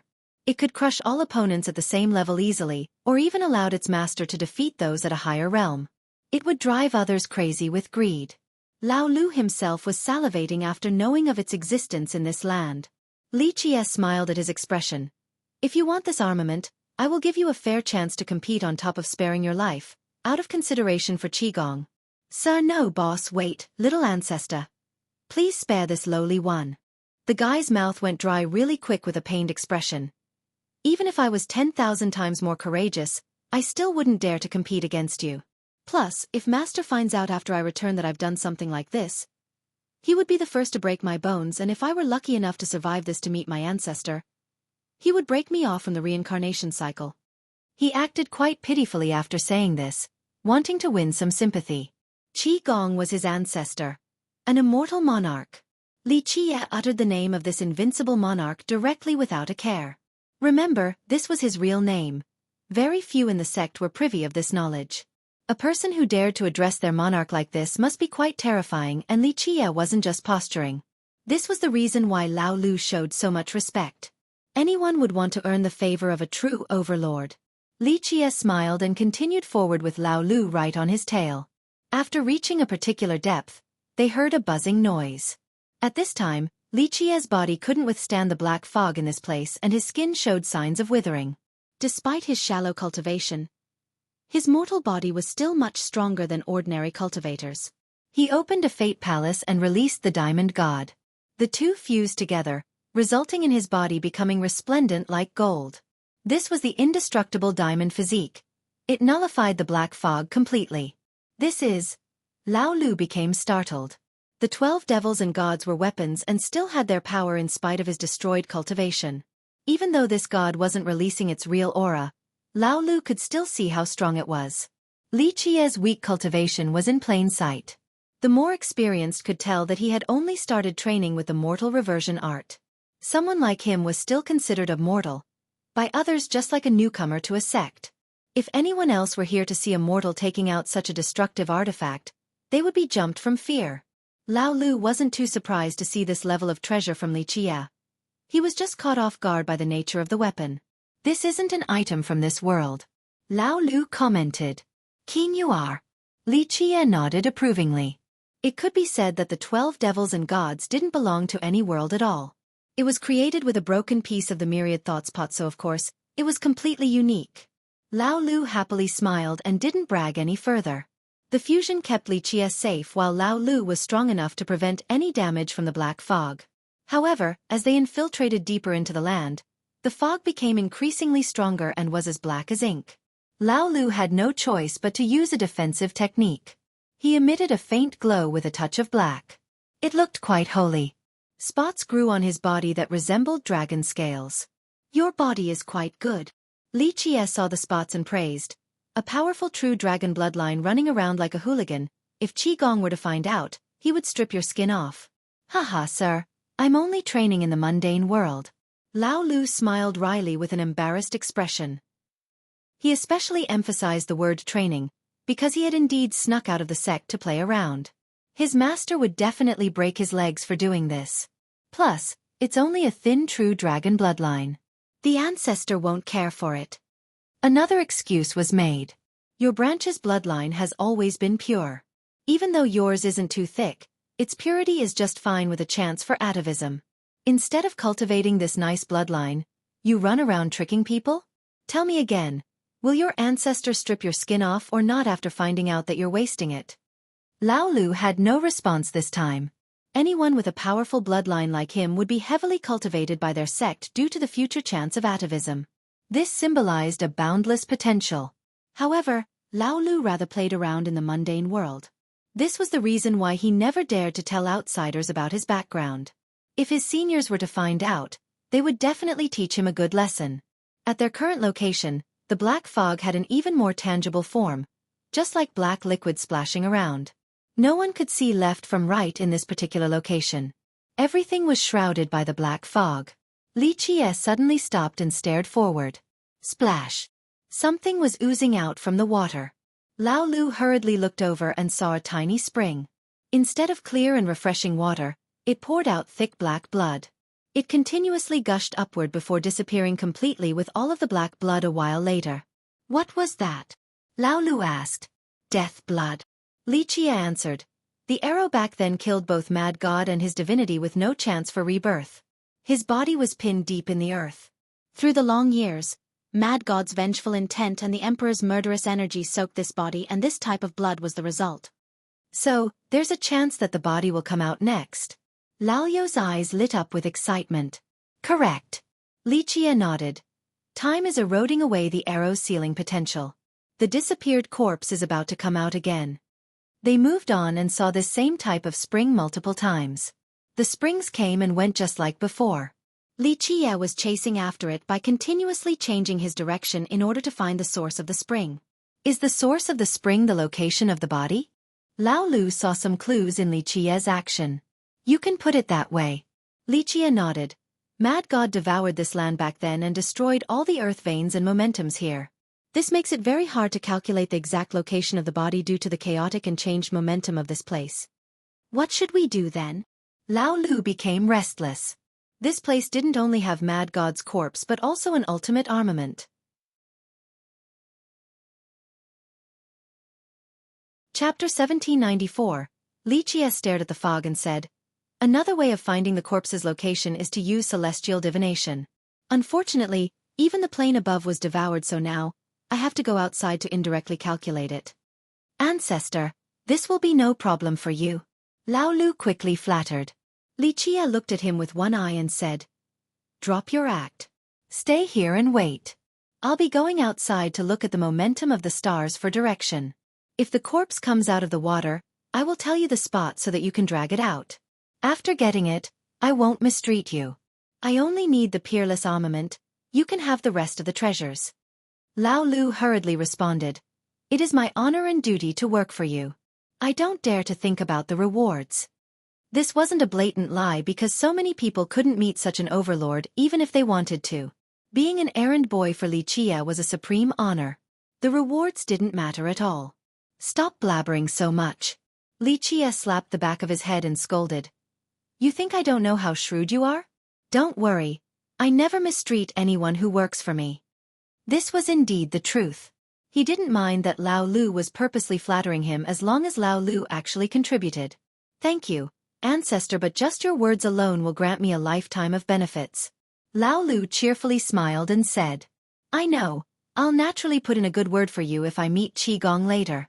Li Qie could only smile at this crafty fella. Lao Lu was ecstatic to hear this because just Li Qie's words alone were worth as much as any treasure. As a junior in his sect, to earn the recognition of their ancestor, an invincible immortal monarch, was the greatest fortune and glory. Even someone with his talents and bloodline found it hard to get into his ancestor's sight, but it would be a different story if Li Qie were to say something. Stay here, wait for my coordinates. Li Qie ordered while the guy was walking on air. Sure thing. Lao Lu became spirited and straightened his back while patting his chest in a reassuring manner. Do not worry, sir. This lowly one will complete your order without the slightest mistake. Li Qie smiled after seeing the guy's solo act and left. There were many cultivators here at this ominous ground already. The majority were from the powers under Jilin, wishing to find the legendary treasures or some fortune in this place. However, there was nothing but a silent emptiness in this place. Nothing like their imagination. A few of them didn't give up and infiltrated deeper into the area where the black fog was as thick as ink with a terrible corrosive force. The mass couldn't withstand this, so they had to give up. Of course, there were those confident in their power and took the risk. They also saw the spring gushing with black blood. What is that? They were curious about the disappearing springs and talked among themselves. Some even tried to find the source of the springs, but it was too elusive and beyond their ability. Furthermore, the source was most likely at an even deeper region. One person capable of moving even deeper inside was a youth with a golden dragon robe and a gallant temperament. Primordial energy surged and imperial laws floated around him. It looked as if a grand emperor was arriving. He relied on his own strength to reach the deepest location of the ominous ground in order to find the source of the spring. Alas, there was no way of calculating its next appearance. Sun-shrouding young lord is truly mighty. That's an imperial successor for you, surely to become someone great in the future. Many experts outside were admiring the fact that he could enter alone. Shen Jinlong was his name, considered to be the strongest right next to the Jilin princess. His sex progenitor came from the divine race, but rumor has it that he used to be a student of the Jilin when he was younger. This was the reason why Sun-shrouding remained under Jilin despite being an imperial lineage. Of course, Jilin had never interfered with its business. Sun-shrouding divine emperor had 6 palaces and 6 wills, so he was among the bottom of his peers. For example, Jilin immortal monarch had 10 palaces and 8 wills, and Nightfall immoral monarch had 11 palaces and 11 wills. However, Sun-shrouding grew considerably stronger after many generations of hard work. During Sun-shrouding divine emperor's reign, he got some help from the Jilin clan. This was the reason why his sect still wanted to be part of the Jilin clan. The relationship between the two sects was quite deep and played a big role in why Sun-shrouding was so prosperous in this region. It was even considered the strongest sect under the Jilin. People were in awe to see Shen Jinlong capable of reaching the perilous area. However, the fog there was too strong and Jinlong couldn't stay for long. After failing to find the source, he had to leave and wait outside to join the others who experienced the same thing. They understood that there would be a great disturbance the moment a treasure came out with strange visual images. That was why some tried to find the best vantage point in order to wait for the right time. Tai Shu Wang's group listened to Li Qie and climbed up the god-watching peak outside of the ominous ground to wait for Li Qi. This was the highest peak around here with a panoramic view of the entire area. There was no better spot. The crowd was still thin when the 4 got here. However, as time passed, more and more climbed the peak due to its advantageous geography. The ones here were all from the great powers and were relatively famous in this particular region. Tai Shu Wang might be a sect master, but he was a nobody in this place. Thus, in order to avoid trouble, the group went into an inconspicuous corner away from the crowd. Meanwhile, Southern Sun's Li Tianhao and his group also climbed up the mountain. Wang Xiaotian from West Bank was also there. Tai Shu Wang's group was nervous to see them because of their previous feud. Without Li Qie as their backing right now, there was no way for them to escape. However, Li Tianhao was too lazy to care for these insects at this moment. In his mind, he could destroy them whenever he wanted. He began to talk to the masters and lords here and didn't look at Tai Shu Wang at all. Even Wang Xiaotian wanted to use this rare opportunity to befriend the big shots around. Young Lord Shen is coming. Someone shouted amidst the rowdy peak. It was Shen Jinlong landing from the sky. He met a great reception because everyone wanted to please a dragon among men. Her Highness is coming, everyone, get ready to welcome her. Jinlong made small talk for a bit before revealing a shocking news. The Imperial Princess is coming? Many were astonished. There was only one person that had the title of Imperial Princess in Jilin and referred by Jinlong as Her Highness. It was the successor of the Jilin clan, the Jilin Princess.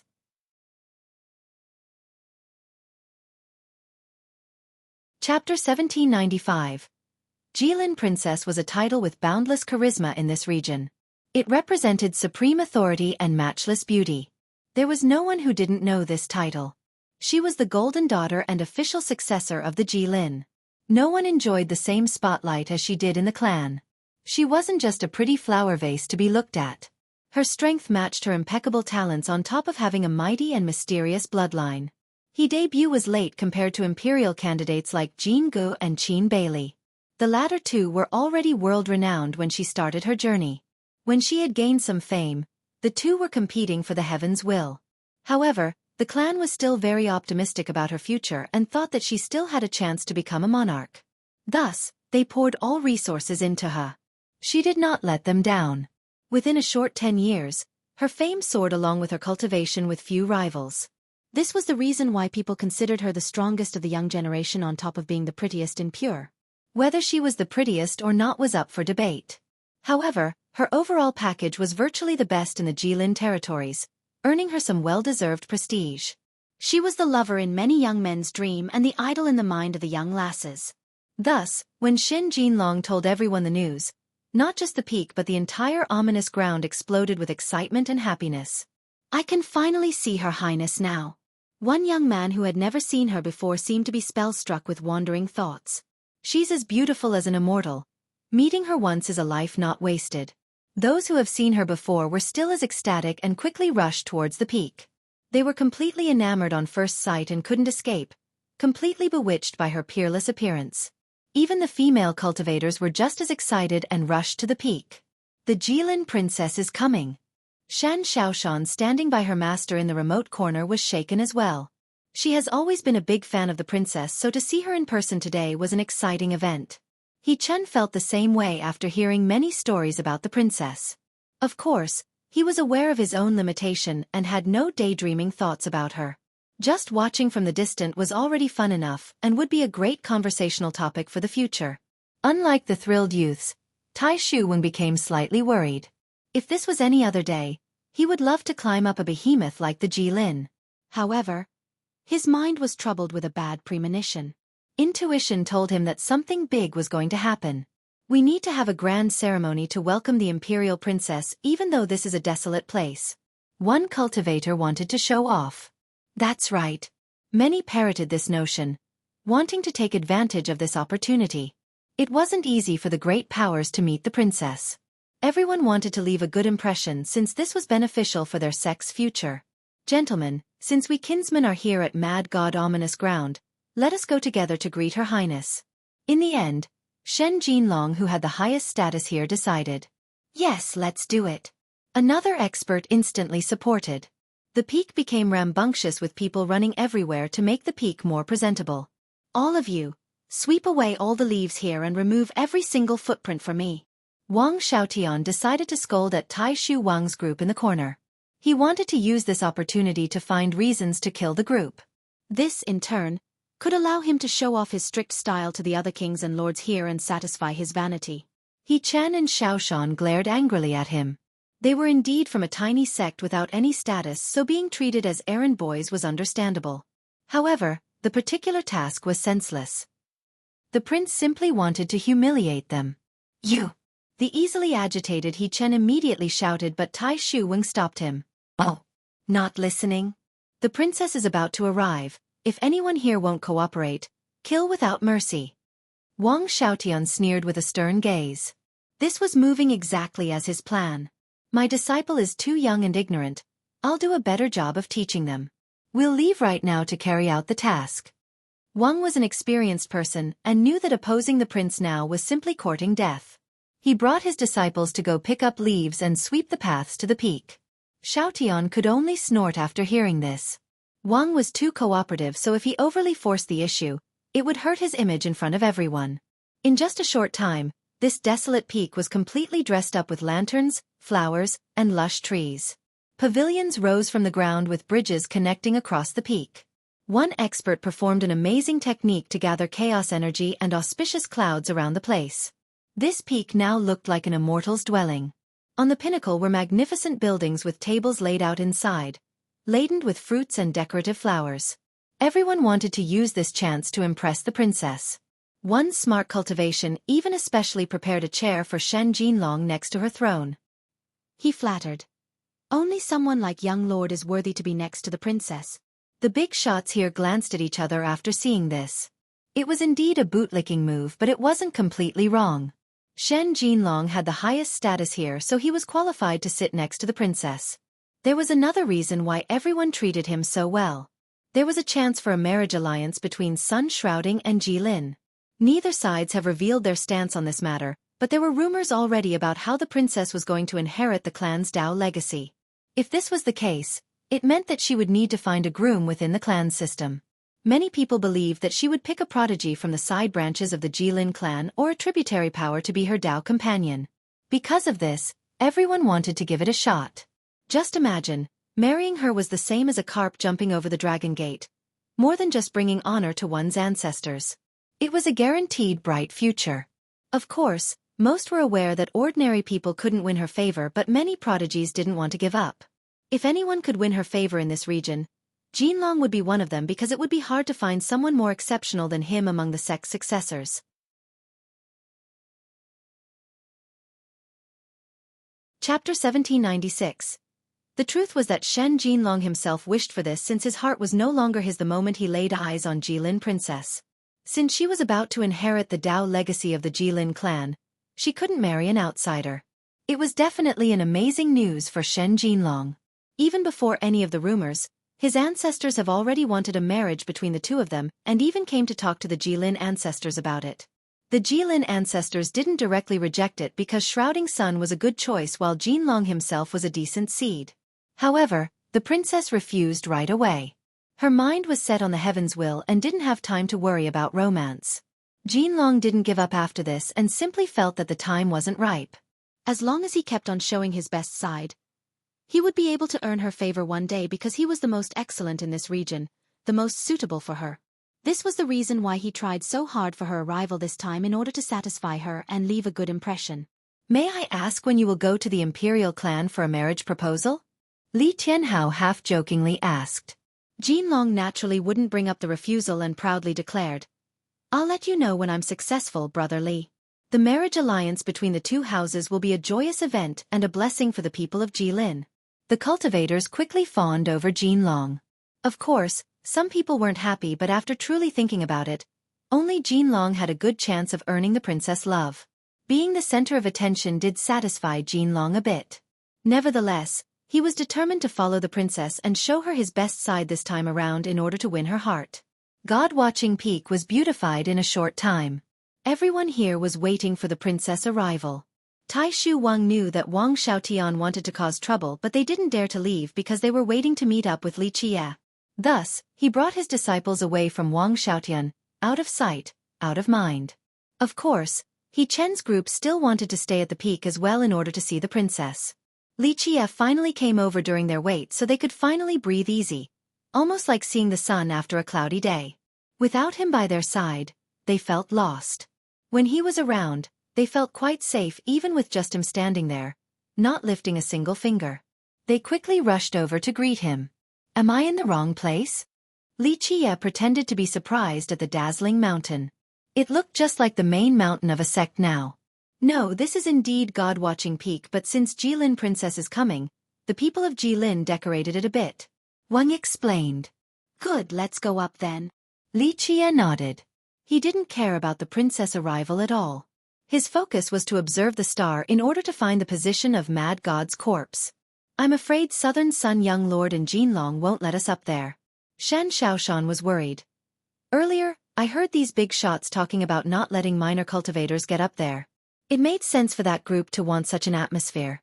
They were going to welcome the princess and didn't want randoms to be present. Moreover, this would lessen the competition, so even if Li Tianhao and Jinlong didn't want to do it, the other great powers would chase the weak cultivators off the peak anyway. Li Qie smiled in response. No one can stop me from going where I want. Wang was startled due to his negative premonition earlier. Sir, why don't we wait a bit until the end of the event? It'll be quieter anyway. Wang persuaded. He didn't want this little ancestor to cause so much trouble. What if he were to antagonize the Jilin clan? What was Sago Palm going to do then? No need, right now is fine. Li Qie calmly said before heading towards the top. Tai Shu Wang and Shi So were helpless and had to follow him. On the other hand, He Chen was quite excited because he could get a better view of the princess by going up. There were experts guarding at the base already. Not to mention cultivators from the weaker sex, even the non-famous ones would be stopped. Strange enough, Li Qie only glanced at the guards and they seemed to not notice him at all, allowing the group an easy passage. This confused Shen Xiaoshan and the others. It was as if the guards didn't see them at all, but that was impossible because they weren't cloaking themselves or anything. This was the power of the thought scripture. Li Qie only needed a quick glance before controlling the guard's mind and Dao heart. Of course, their shallow cultivation played a big part in it as well, or one glance wouldn't be enough. Wang Xiaotian was very happy today. Even though things weren't going as well as they could recently, today was good for him because he had befriended many imperial descendants and elders in this place.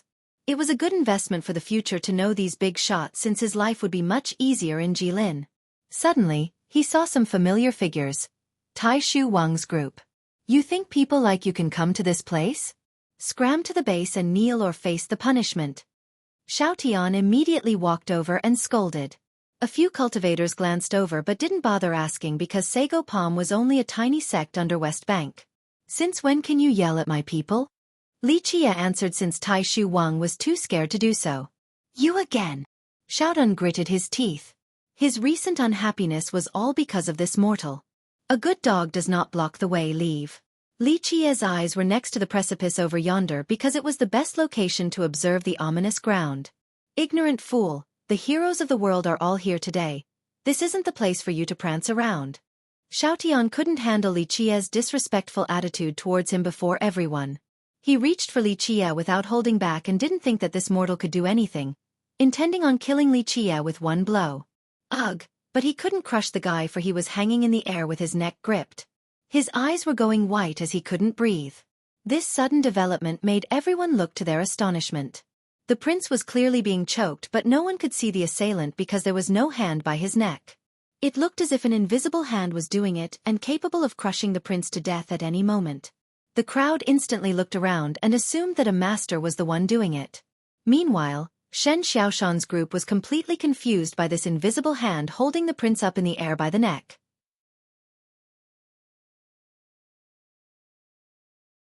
Chapter 1797. Wang Xiaotian was hanging by his neck in the air just like a chicken. Death was knocking on his door. The crowd was shocked to see this. Even though Xiaotian wasn't quite a genius among the young generation, he was still an exceptional fellow with some abilities. But now, he couldn't resist or move at all. Many people looked over at Li Qie. Alas, the experienced cultivators could see that Li Qie was only a mortal that had only started cultivating recently. Only a nobody at the Dao Ant realm. He only had 100 or 200 units of chaos energy. Completely trivial. Who may you be, fellow cultivator? Li Tianhao gazed all around in order to find the assailant. Everyone else copied him, but they couldn't detect anyone. Perhaps it was a master hiding in the shadows. However, this didn't make any sense because a master would just directly kill someone weaker. There was no need to hide like this. I'm right here. Li Qie withdrew his gaze and said. Boom! West Bank Crown Prince was slammed into the ground right after Li Qie finished speaking and seemed to be pushed down by an invisible palm. You! Li Tianhao was in disbelief. No matter how one looked at it, Li Qie was only a beginner. This certainly wasn't an illusion since the guy only had 200 chaos units. To put it frankly, not to mention him, even West Bank Crown Prince could destroy him with a single breath. Alas, it was the opposite right now. Provoking me time and time again? You think I'm just a statue that can't get mad? Li Qie glared at the suppressed prince on the ground and said, with a single thought, all the bones in the prince's body started to issue cracking sound as if there was a mountain pushing down on him. One thought to reign. This was one of the 6 techniques of the thought scripture. It was different from the other 8 scriptures. Instead of cultivation, it relied on one's Tao heart. As long as the user had a strong enough Tao heart and will, a single thought could control everything. This was the reason why Li Qie could easily choke the prince earlier. Moreover, this was only a minor technique. If one's Tao heart was strong enough, one thought could destroy the gods and devils or change the nature of the world. Everything was under the control of the user's mind. However, if the user forcefully went beyond the limit of their mind, then their Tao heart would explode, resulting in death. Who in this world had a stronger Tao heart than Li Qie? Just a single thought of him could easily kill the crown prince. Who are you? Shen Jinlong grimaced and asked with authority. There was an imposing presence to him, proportional to his status as an imperial successor. His voice commanded respect just like a king. Li Qie. Li Qie didn't bother looking at Jinlong when answering. At this moment, he was free to do whatever he wanted with the power of his mind alone. Fiercest. Jinlong's expression became somber. He had heard about Heavenly Phoenix Crown Prince's death at the workshop. Crack. An invisible palm crushed the prince's bones in accordance with Li Qie's will. Young Lord Li, save me. The prince was truly scared this time since his life was in someone else's hands, so he cried out. Pluff. But it was already too late. He poofed into a mist of blood in the next second, completely pulverized by the invisible palm. One of the most terrifying aspects about the thought scripture was its invisible killing potential. Of course, it was also a double-edged blade that could harm the user. Though both the myriad thoughts post and the thought scripture both used a mental power, there was a huge difference. The pot could give someone an unlimited power by gathering the wills and worshipping of others. On the other hand, the scripture required the user to be powerful in order to truly maximize its potential. Li Tianhao tried, but he was too late, so he could only watch the miserable demise of West Bank Crown Prince. His mood worsened because West Bank Crown Prince cried for help, yet he failed to do anything. This was Li Qie challenging his authority. Li, you're out of line, daring to kill the innocent here. Tianhao was full of chaos energy with bloodthirst in his eyes since he couldn't stand for such provocation. He was the grandson of a high god and has never been afraid of anyone. So what? Li Qie didn't care at all and lazily responded. Li Tianhao was already furious, so this only fueled his rage. He wanted to take the guy down, but Jinlong stopped him. Jinlong told Tianhao with a soothing tone, Brother Li, please relax. He then shifted his eyes toward Li Qie. Today is a rare event and everyone is welcome to join us. This doesn't change the fact that it is a serious ceremony to greet the princess. I hope everyone can stay calm. He showed great restraint at this moment for 2 reasons. First, he couldn't really see through Li Qie. Second, he worked hard for this reception and didn't want to ruin it already. More importantly, killing Li Qie right now was rather meaningless and only served as venting. Perhaps this mortal could be used more effectively later. Since Jinlong had voiced his opinion, Tianhao didn't feel like stepping on his toes and only snorted before threatening. Brat, you better watch yourself. Li Qie ignored them and told his group. Go, get a table over at the cliff. Having said that, he walked towards it and looked at the sky. Tai Shu Wang's group glanced at each other and could only blindly follow the order by grabbing a table and a chair over. Seating arrangements were already prepared for the princess, but they were meant for the big shots like Jinlong. But now, Li Qie was taking a pair for his own use. It was quite a domineering take. No one tried to stop them since it was only a table. However, the experts here became even more puzzled about this mortal's identity. The guy wasn't pretending to be weak because his cultivation was as clear as day. However, he was able to crush a young expert like West Bank Crown Prince so easily. The more unbelievable thing was that he also killed Heavenly Phoenix Crown Prince a while ago too. At this time, a few experts speculated that this mortal must be the bastard child of a great character. Someone was protecting him in the shadows. This allowed him to be so unbridled. After careful rumination, they found this to be the most plausible scenario. Li Qie sat down in front of the table and ordered Xiao Shan to hold the bottle. He Chen to light the cauldron, Tai Shu Wang and his brother were the assistants. All of this was to boil some tea. A while later, the tea fragrance wafted in the air. Xiao Shan poured a cup for Li Qie. He focused on the sky to read the stars while sipping his tea in order to calculate the grand momentum of the ominous ground. There were many experts here, but Li Qie didn't give a damn. It was as if he was the only one on this peak. This attitude astonished the crowd. All the cultivators have never seen such an arrogant person before. He didn't care about anyone else present.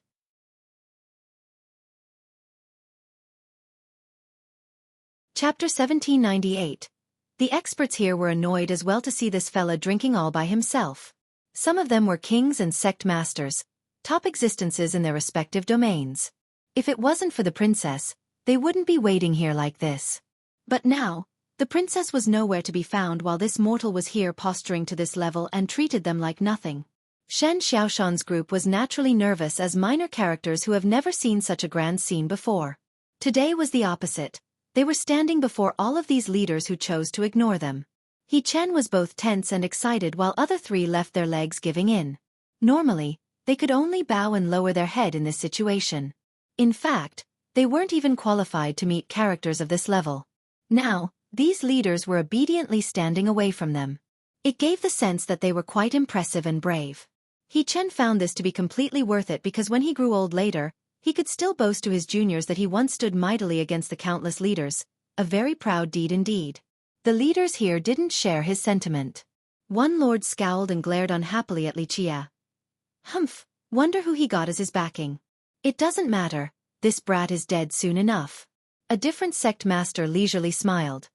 There's no good end for him after killing Heavenly Phoenix Crown Prince. Just wait for someone to take care of him.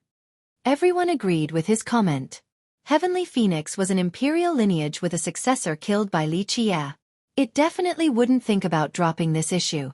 Moreover, Jin Gu was his brother-in-law and he would feel the same way. Those who dare to oppose a man who is about to become an emperor will die for sure. Li Tianhao was dissatisfied to see Li Qie sitting there all by himself. He quietly told Jinlong, "Brother Shen, you are too forgiving. If it was me, I wouldn't let this wretch do as he pleases. So what if he has a big shot as his backing? I'm not afraid of anyone. Same with you." Tianhao wasn't just boasting. Many sect masters and lords bowed whenever they met him due to his grandfather. Jinlong was also the same way because Shrouding Sun was quite powerful with Jilin behind it. "What's the hurry?" Jinlong smiled in response. "So what if you kill him right now? Yes, you'll be less angry, but everyone has their own uses. Just killing the enemy might not be the most profitable way." "You mean?" Tianhao thought that Jinlong wanted to let this go, but it seemed that the guy had some other intentions. Her Highness is about to arrive and she won't let a junior does what he wants here. It doesn't matter where he is from and how capable he is, he's no match for her and the Jilin clan. There's no mercy for those who oppose Jilin. At that point, if you step up to maintain the clan and Her Highness' prestige, that's a meritorious contribution. Jinlong slowly explained. Only the two of them were involved in this conversation right now. Tianhao's eyes lit up after hearing this. Just think about it. How could the noble daughter of the Jilin clan allow a mortal to act so presumptuously? If Li Qie was still as ignorant as before, he would offend the princess. That's when he would kill this arrogant fool.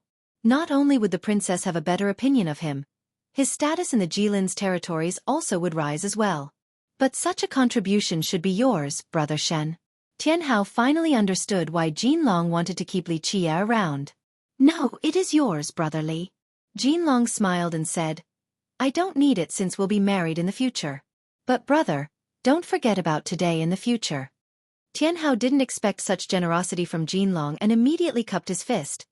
"Brother Li, don't worry, if you need help from my clan in the future, just say the words. I will do my best. This comment of yours is worth more than anything." Jinlong smiled back. Meanwhile, Li Qie didn't care about the unfriendly gazes or the conspiracies going on in the background. His focus was up above to find the coordinates of the stars, then projecting them onto the ominous ground. This was the way to find the emerging location of the corpse. Tai Shu Wang was very worried while waiting that Li Qie would antagonize everyone here. He paid attention to the big shots here and more of them became unhappy with Li Qie. Buzz! Space suddenly fluctuated. Golden powders poured down with clear and pleasant ringings. It was as if elves were scattering these powders down to the world. Next, an imperial aura condensed in the sky like clouds with laws like the appearance of an emperor. The entire place became quiet. No one dared to do anything before this imperial aura. "The princess is here!" someone shouted while everyone else was shaken. A path was laid out in the sky with a woman walking closer. She was far in the horizon a second ago, but in the next moment, she was right before everyone at the God-watching peak. No one could see how she was so fast. Even heavenly gazes couldn't keep track of her. Her imperial aura paved the ground with an omnipresent glow just like a golden rug. She wore a phoenix dress with an ancient yet wonderful crest. It was hard to describe with mere words. There was also a supreme noble aura to her, but it didn't overshadow her beautiful features. Her personal style didn't shame her prestigious upbringing at all. People could only use the words imperial princess to envision her. City toppling at first glance, kingdom toppling after the second glance, and completely peerless at the third. People finally understood why so many men lost sleep after seeing her the first time. They couldn't stop themselves from loving her. Everyone lost their mind at her sight, even those who have seen her in the past. "Your Highness." The majority of the experts here kneeled. It wasn't just because of her status. Her imperial aura made the weak drop submissively on the ground. "Greetings, Your Highness." A few lords and sect masters didn't perform the grand ceremony, but they still bowed. Only someone of Jinlong's stature didn't need to kneel. He slightly bowed while staring at her supreme face.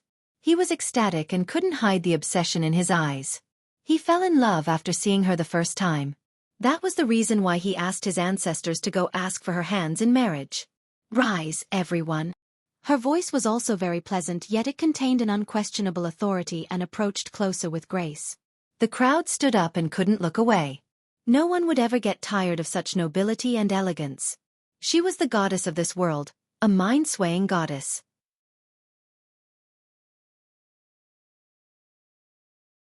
Chapter 1799. Jilin Princess came forward with all eyes on her.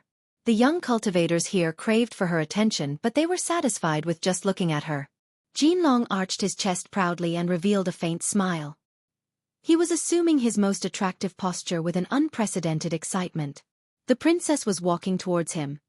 Just this little action was enough to satisfy his vanity. Everyone thought that she was walking towards him as well and became quite envious. Remember that there were almost 1,000 cultivators from Giant present, with many leaders among them. However, none of them could even talk to her since she would only nod at them at best. But now, Jinlong could lead this ceremony and talk direct to her. This was indeed a rare and envious chance. The jealous youth still had to admit that in terms of background, bloodline, cultivation, and talents, Jinlong was the most exceptional here. Just imagine the scene when one get to talk to the princess and even stand next to her, shoulder to shoulder. One would naturally feel proud because of it. Jinlong continued to act cool and calm despite his internal excitement in order to attract her more. As she drew closer, he smiled dashingly and said, "It is our honor to have," but the princess didn't stop and skirted by him. This stunned him completely. He had all kind of elegant words ready to be said, but they were useless right now. His mouth was already opened, but he had to swallow his words. It felt as if he had just swallowed a fly. She headed for the precipice and stood next to Li Qia. The four from Sago Palm instantly prostrated and quietly said, "Disciples from Sago Palm greet you, Your Majesty." At this moment, the four of them had different feelings. Tai Shu Wang was both reflective and nervous. Sago Palm was not even an insect, so he would never have the chance to see the princess in the past, perhaps only from 100 miles away in a sea of prostrating people. But now, they were an arm's length away from her. All of this was because of Li Qia. On the other hand, He Chen was unbelievably excited to the point where his legs started shaking. He stole a glance at the princess before deeply lowering his head. This was something beyond his wildest dream. The princess was an unreachable character for minor characters like them. He believed that this would eventually become his hottest conversational topic in the future. After returning to Sago Palm, he could tell his fellow disciples all about it. Shan Xiaoshan was lost in disbelief as well. She was completely overshadowed by the prettiest beauty in Pure. Even though she grew up to be quite good-looking, she was only a firefly compared to the moon. She unavoidably felt inferior, something less than even a maid. The princess cupped her fist and said while standing next to Li Qia, "Sir, looks like you have some inspiration after coming to God-watching Peak. How should Menjiang address you?" This astounded the entire crowd and left them agape. They were speechless and couldn't believe their own eyes. This was the princess of the Jilin clan, a noble beyond the reach and sight of commoners. But now, she personally greeted Li Qie. Jinlong was livid after seeing this with an awkward expression. It looked like he was even below an unknown mortal. He Chen and others were stunned as well. They were used to Li Qie's arrogant and mysterious nature. However, they didn't expect for him to be at such a high level where the princess herself would come and greet him. However, he didn't look at her from start to finish, for all of his concentration was on the sky plane, moving from one star to another. The crowd was shocked once again. Keep in mind that this was a very rude gesture. A mortal today had ignored Jilin princess, despite all of her accolades and noble background. After the initial shock, everyone became angry.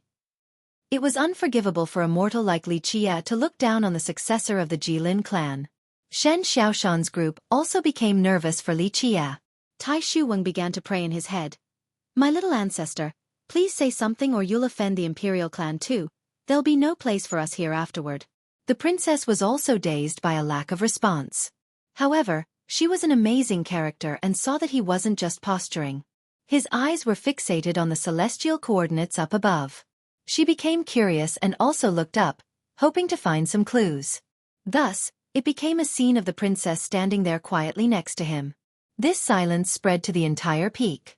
Cultivators exchanged glances due to this bizarre atmosphere. No one knew what to do. The leaders here misunderstood and thought that she was in a difficult position due to his rudeness. That's why the atmosphere became so tense. The crowd wondered what to do in order to defuse this situation. Tai Shuwen continued to pray for Li Qie to say something to the princess in order to avoid further escalation. Jinlong then blinked towards Li Tianhao. Tianhao understood right away and shouted at Li Qie. Ignorant brat, why are you not kneeling before our princess? The stillness was broken. Everyone turned to look at Li Tianhao. The princess also withdrew her gaze from the stars and slightly frowned. She wanted to say something, but her secret supporter advised otherwise, so she had to stay silent. Being glanced at by the princess left Tianhao wanting more. He became excited and the only thing in his mind was to try his best in front of the princess in order to leave a good impression. He assumed that she gave him implicit permission to continue by staying silent.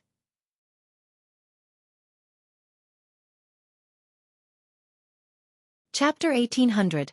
Arrogant fool, I, Li Tianhao, have never stabbed someone in the back. I will give you a chance right now to accept my challenge. It is your last. Li Tianhao was emboldened and loudly yelled. Li Qie turned around and finally noticed the princess. He glanced at the sky one more time before looking at Tianhao with a smile. A challenge. That's right. Tianhao heroically replied with great confidence. Your disrespect towards Her Highness is unforgivable. Kneel and apologize now or death awaits you. Tianhao was elated since this surely would leave a good impression on the princess since he was fighting for her sake. You alone think you can kill me? Li Qie couldn't help but laugh. The excited Tianhao couldn't forgive this public humiliation, especially when the princess was present. Little animal, I'll let you have a taste of real power. Tianhao retorted. Boom! He released his vitality with chaos energy pouring out like a reverse waterfall pouring into the sky. He didn't hold anything back as more waves of energy rushed upward, causing deafening explosions. The entire peak quaked just like a tiny ship amidst a storm. 9,600,000 chaos units. A royal lord carefully gauged his energy and was startled. There was no doubt that he had reached the Dao sovereign realm for a long time now. It won't be long until he could gather 10 million units to reach the Dao Sage realm. Keep in mind that he was still very young with this level of power. It was indicative of his potential in the future. It can be said that he didn't only rely on his grandfather's reputation.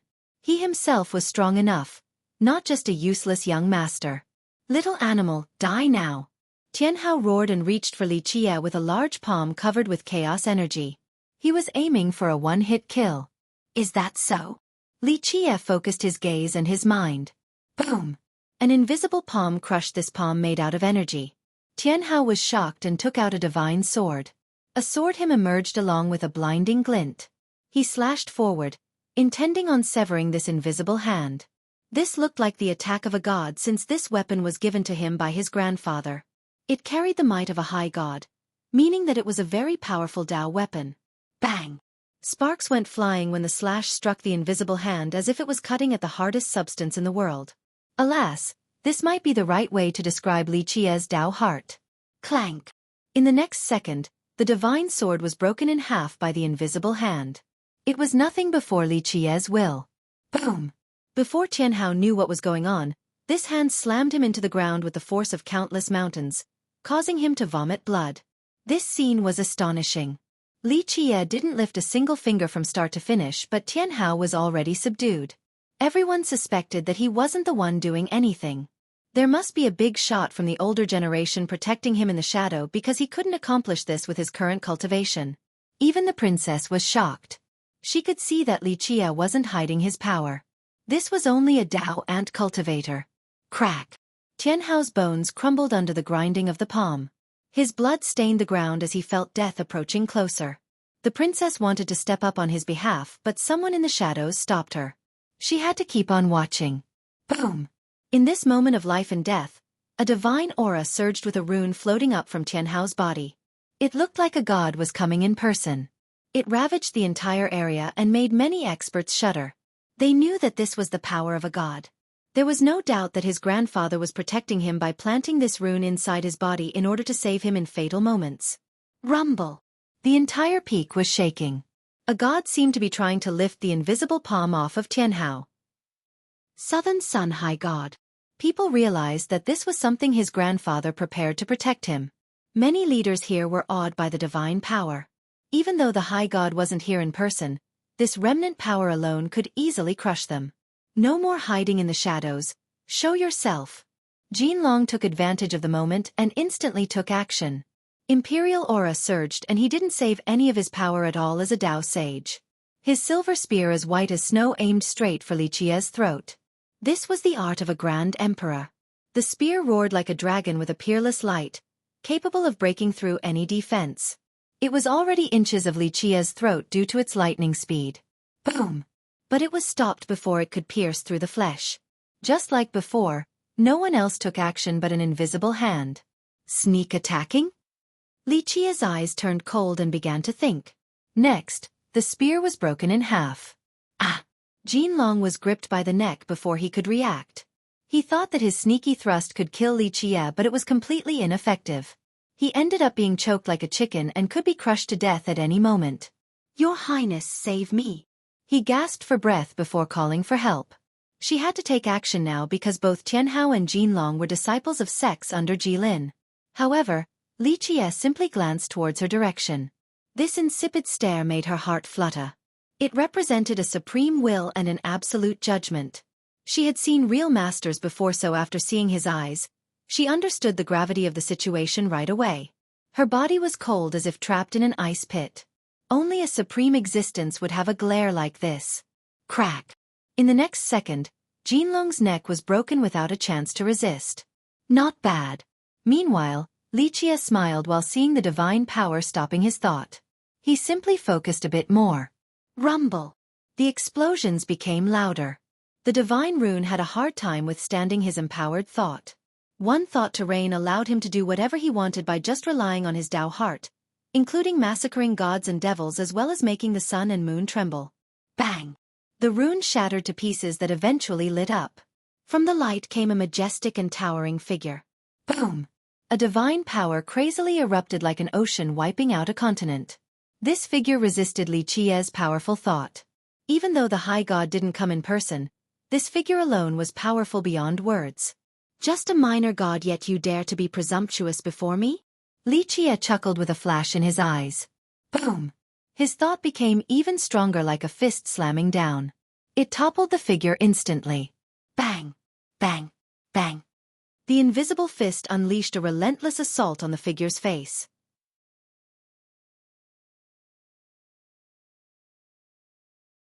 Chapter 1801. Rar. The gigantic figure erupted with fury while being repeatedly smashed by the invisible fist. It roared and shattered everything in its path. The stars in the sky were rustling from the impact. Just imagine, the furious scream of a god was quite something and could massacre countless living beings and make the rest tremble in fear. The cultivators here turned pale. Even the lords felt their legs shaking uncontrollably. The figure's power amplified with loud detonations and turned into a storm that ravaged everything above. "Is this place done for?" a spectator murmured before this frightening rise in power. "Just a little intent, yet you dare to resist my will?" Xueqi, who was still sitting down, focused his gaze and mind again. Boom! A domineering force instantly appeared, as if a supreme lord was personally taking action. The fist continued to rain down blow after blow on the figure's face with an unstoppable momentum and smashed it into a pulp. Rumble! Every time the figure wanted to counterattack, the fist slammed down again with a torrent of brutality. The figure simply couldn't resist despite being made of a divine intent before Xueqi's will. Finally, the figure crumbled into pieces before dispersing into tiny particles and scattered with the wind. At a location countless miles away, a meditating god suddenly stood up with a cold expression. He blurted out, "How?" He was Southern Sun High God, an old ancestor of the clan and Tianhao's grandfather. Due to his position, he had only seen his grandson once, but this didn't diminish the great love he had for the boy. That's why he granted Tianhao a protective rune. But now, the rune and his intent inside were destroyed. The High God knew exactly what was going on, hence his ugly expression. This was a blatant provocation to a High God like him. A powerful foe had destroyed his will and showed utter contempt. Meanwhile, Xueqi glanced at Li Tianhao and said, "If I want to kill someone, not to mention a high god, not even an emperor can protect them." Pluff! The desperate youth couldn't even scream before being rendered into a mist of blood. When even the divine intent failed to do anything, a character of Tianhao's level was inferior to an ant under Xueqi's absolute will. In a short time, everyone here became speechless. The lords and leaders nearly dropped to the ground. How could a divine intent be crushed so easily? This was the first time they've seen a divine intent in such a helpless and desperate state. It heavily left a deep and unforgettable mark in everyone's mind. Even the princess became serious. She was much stronger than anyone here, so she understood the gravity of the situation. Xueqi's glare earlier was especially too much to take. It was a supreme pair of eyes that could reign over everything. Meanwhile, the four from Sago Palm were mesmerized by Xueqi's fierce domination and couldn't react. This was their first time actually seeing him in action, crushing a divine intent to death. Just imagine, if Xueqi wanted to destroy their sect, he would only need to flick a finger to do so. Having thought of this, Tai Shuweng felt beads of sweat running down his body. Their sect's existence was once dependent on this man's whim. Hey, where is this guy from? Is there a high god protecting him too?" The crowd eventually calmed down and one master whispered. They became afraid of this ordinary-looking man, and was sure that his background was incredible with powerful existences in the shadow protecting him. From start to finish, Xueqi didn't even lift a finger, and his cultivation was too apparent. It meant that someone else had destroyed the divine intent of the god. In order to accomplish this task, it must be a high god here in person. This indicated the fella's great status. He must be from an imperial lineage. This prompted the next question. Why did someone from this prestigious lineage have such weak cultivation? Was this because of his talents? Only a real expert like this princess could see that no one was behind Xueqi. Even though he didn't take physical action, he used his will to destroy the divine intent. What kind of will and Dao heart were required to do so? Only an emperor would be able to do this. After annihilating Jinlong and Tianhao, Xueqi finally looked at the princess and said, "What's your name?"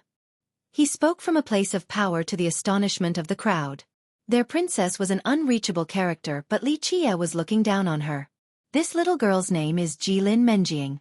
The princess hesitated for a moment and didn't know the proper honorifics to be used in this conversation. The man ahead was simply unfathomable. A descendant of the Jilin immortal monarch. A decent bloodline. Xueqi casually commented. Tai Shuwang's group became speechless. Their imperial princess had impeccable talents and unfathomable cultivation, yet he only said, "Not a bad bloodline?" Was he praising or belittling her? "How should I address you?" she eventually asked. She had no grasp over the situation due to not knowing who this guy really was. Was he someone with a great background or an emperor in disguise? She couldn't tell either way.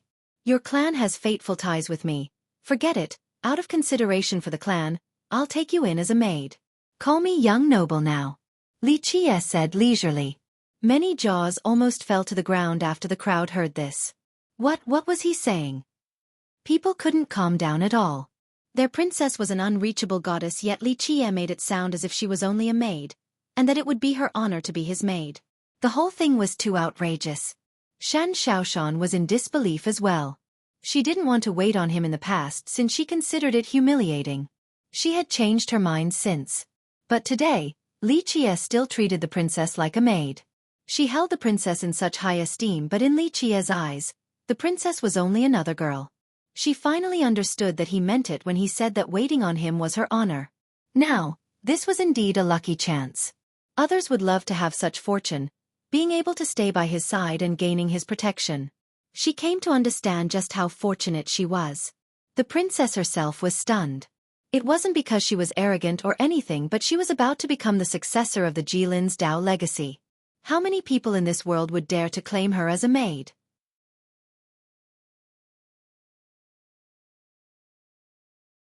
Chapter 1802.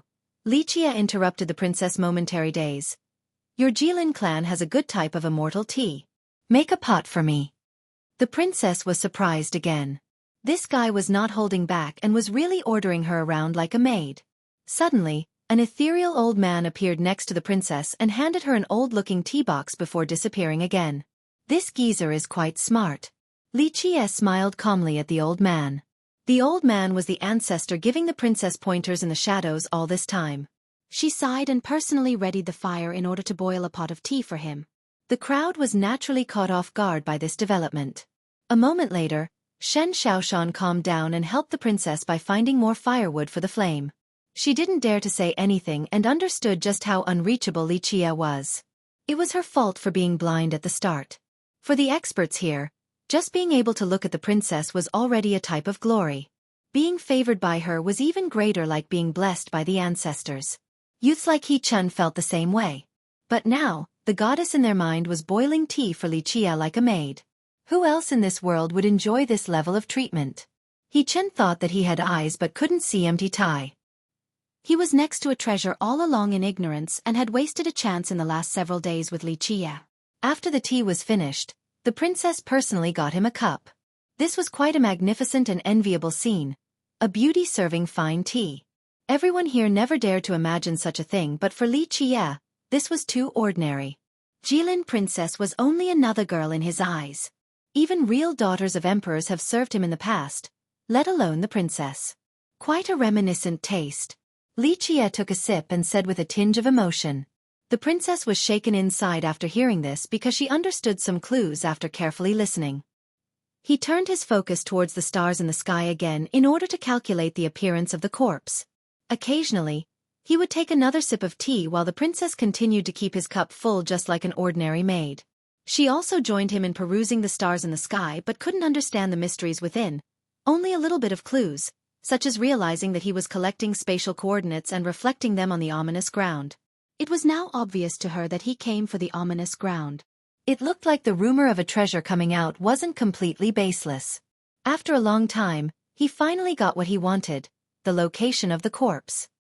He withdrew his gaze and finally tasted this excellent tea, letting the unique taste permeate the tip of his tongue. Too many people, too many mouths. Leave us. Li Qie gently waved his sleeve towards the four from Sago Palm and ordered. The four quietly left without daring to bother Li Qie. The princess also waved her sleeve to signal for everyone to leave. All the experts on the peak left without uttering a single word. Li Qie and the princess were the only two left to enjoy the pleasant light breeze. He finally took a careful look at her with an unbridled gaze, starting from top to bottom. She had a natural demeanor and let him be, able to tell that there was no intention of disrespect. You really look like Jilin, immortal monarch, despite being a girl. Especially your eyes. Li Qie said after assessing her. You have seen our progenitor? The princess curiously asked. Li Qie didn't answer and only smiled while taking another sip of tea. He patted on the seat next to him, telling her to sit down. The princess coolly sat down without any hesitation and stared back at him. The only thing exceptional about this ordinary man was his unfathomable eyes. People would be devoured by staring at them. The eyes were the windows to the soul. After looking at his eyes, the princess understood that no one could ever spy into it. It was a satisfying moment to drink tea and enjoy the breeze with a beauty keeping one company. Li Qie became quiet without saying anything. This prompted the princess to do the same. After a while, he gazed towards the distance and asked softly, "Has there been any news about your nightfall immortal monarch?" The princess didn't expect this question. After a brief contemplation, she shook her head.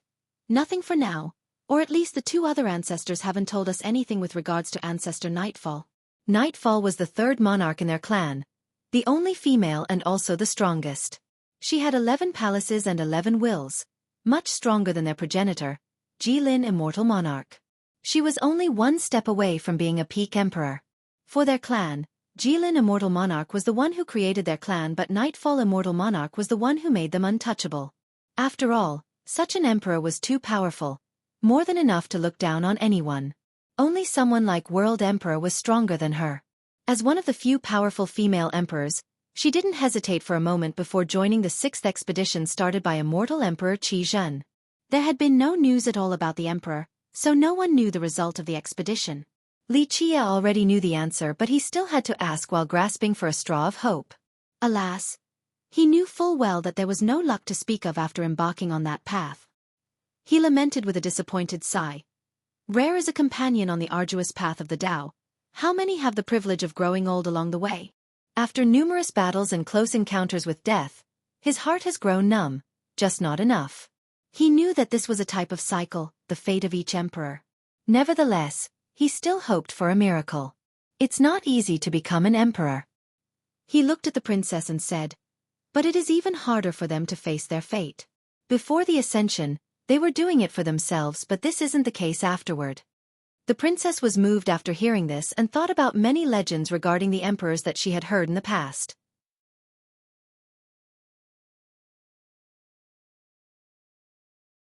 Chapter 1803.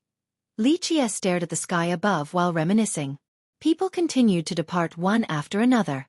This was a feeling only those at the apex could understand. Because of this, many emperors rarely asked about the mundane realm after entering seclusion.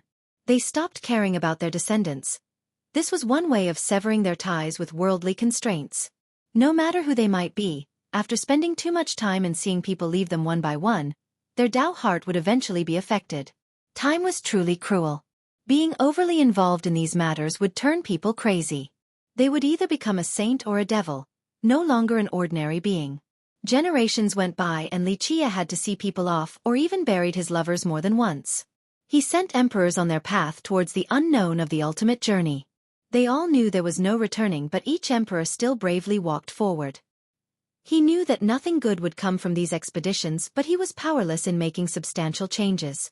All he could do was to accumulate power for the final battle at the end of the world. He wanted an answer at that place.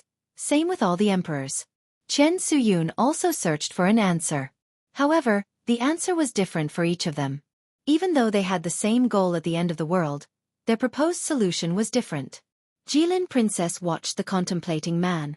Her heart suddenly shuddered as if something was affecting its deepest part. He was still as ordinary as before, but there was a strange feeling emitted. He seemed to be eternal and stained with the karma of time. There was a sad air of vicissitudes around him. His profound eyes encompassed everything in the world. Emotions, gods and devils, the worthies, and ordinary life in the 3,000 worlds. It looked as if this man had experienced countless reincarnation cycles. He continued to be unchanging along the river of time. His immovable heart was beating with the same rhythm as the heart of the world. Oceans turned into mulberry fields. All things transformed and changed except for his heart and his relentless pursuit as well as his determined pace. This was when the princess thought that this man was anything but ordinary. There was an irresistible charisma that had nothing to do with physical appearance or even temperament. It was gifted to him from the years, an accumulation of time polished by the endless revolution of the 3,000 worlds. This charisma was unique and boundless. Her heart was leaving her body. It took a long time before she recovered and let out a wry smile. She rubbed her forehead and wondered what the heck she was going on about. Li Qie came back to Earth a while later and told her, "Your clan has received an item after the 6th expedition. It is something that fell down from above, probably straight for your clan." He pointed at the sky. "How do you know?" The princess blurted out, but after the initial shock, she didn't find it too strange. This unfathomable man seemed to know everything. She took a deep breath and nodded. "Yes, young noble. We did obtain something. They had it for some years now but couldn't understand its mysteries. That's the reason why they wanted to recruit mortals and cultivators versed in ancient runes. What did your two monarchs say? Lichia asked. The princess shook her head. Our ancestors said that our two monarchs do not want to take it and only said that it is unbelievably prestigious. It is waiting for the fated. That's fine. Lichia gently sighed. They do not want to be pulled into this karmic event, so they continue to hide. That's understandable. The heavenly execution looming above is scary indeed. So you know what it is? Would you please let us know? The princess had to ask. The ancestors from her clan had been thinking about it the whole time without any result. Even without the two monarchs, this clan was still full of experts and masters. Thus, this failure of recognizing the item only incited further interest from the ancestors. Moreover, even their monarchs praised the item. It meant that the thing was peerless indeed. I'll know once I see it. Go tell your old men that I want to see it in person. Lichia said. The princess was slightly stunned. The item was one of their top secrets. Not to mention an outsider, even their disciples couldn't see it. She was the future successor of their legacy, yet she had only seen it once. Nevertheless, she agreed. I'll let the ancestors know. Hopefully, they'll be able to arrange something. She couldn't take charge of this matter, so she could only do this much for him. Lichia smiled and stared back at the sky. It wasn't up to the clan at all. It was only out of respect and friendship that he chose to ask first. Young noble, what is your purpose here? She asked. Lichia replied. Mad God had died for so long, it's about time for his body to emerge, but if it won't, I'll still drag it out. He wanted the white armament in this place regardless of whether it was coming out on its own or not. That corpse is still nowhere to be found. People believe that all of his treasures are there as well. The princess commented and was very aware of this rumor due to her position at Jilin. Your clan no lack of treasure. Mad God's treasures might not be bad, but it can't compare to your monarch's treasuries. Don't tell me you're here for them? Lichia chuckled and said. Leave it up to fate. The princess smiled. When she smiled, it was kingdom-toppling enough to sway all young men. She continued. Our clan is all ready that something evil might come out after seeing the visual phenomenon. That's why I'm here to prevent it, in order to save our citizens. It made sense for the clan to worry because this ominous ground was right next to their border. Thus, they would be the ones suffering first if any evil creature were to come out. They didn't want the same world-devouring event to happen again. This place might be a bit ferocious, but there are only remnants of despair and hatred on top of an immortal emperor's murderous energy. Lichia shook his head. There is no evil creature here. Mad God was strong back then, but that arrow encompassed the ultimate Tao of archery. He was completely annihilated. There was no coming back from that regardless of what awesome means he possessed. Not to mention a high god, even an emperor will die if they fail to block it. Lichia commented with enthusiasm. Even though immortal Emperor Dai Jian was not the most brilliant or the strongest emperor from the 9 worlds, his archery was indubitably number 1. That's why as his descendant, Jian Wushuang still had a long way to go in order to surpass him with regards to archery. Her path would be long and arduous. Lichia finally found what he wants from the stars above and told the princess, Go tell your geezers first. I'll visit your clan after I'm done here. The princess kept on looking at his departing figure. She eventually sighed and went to give the message.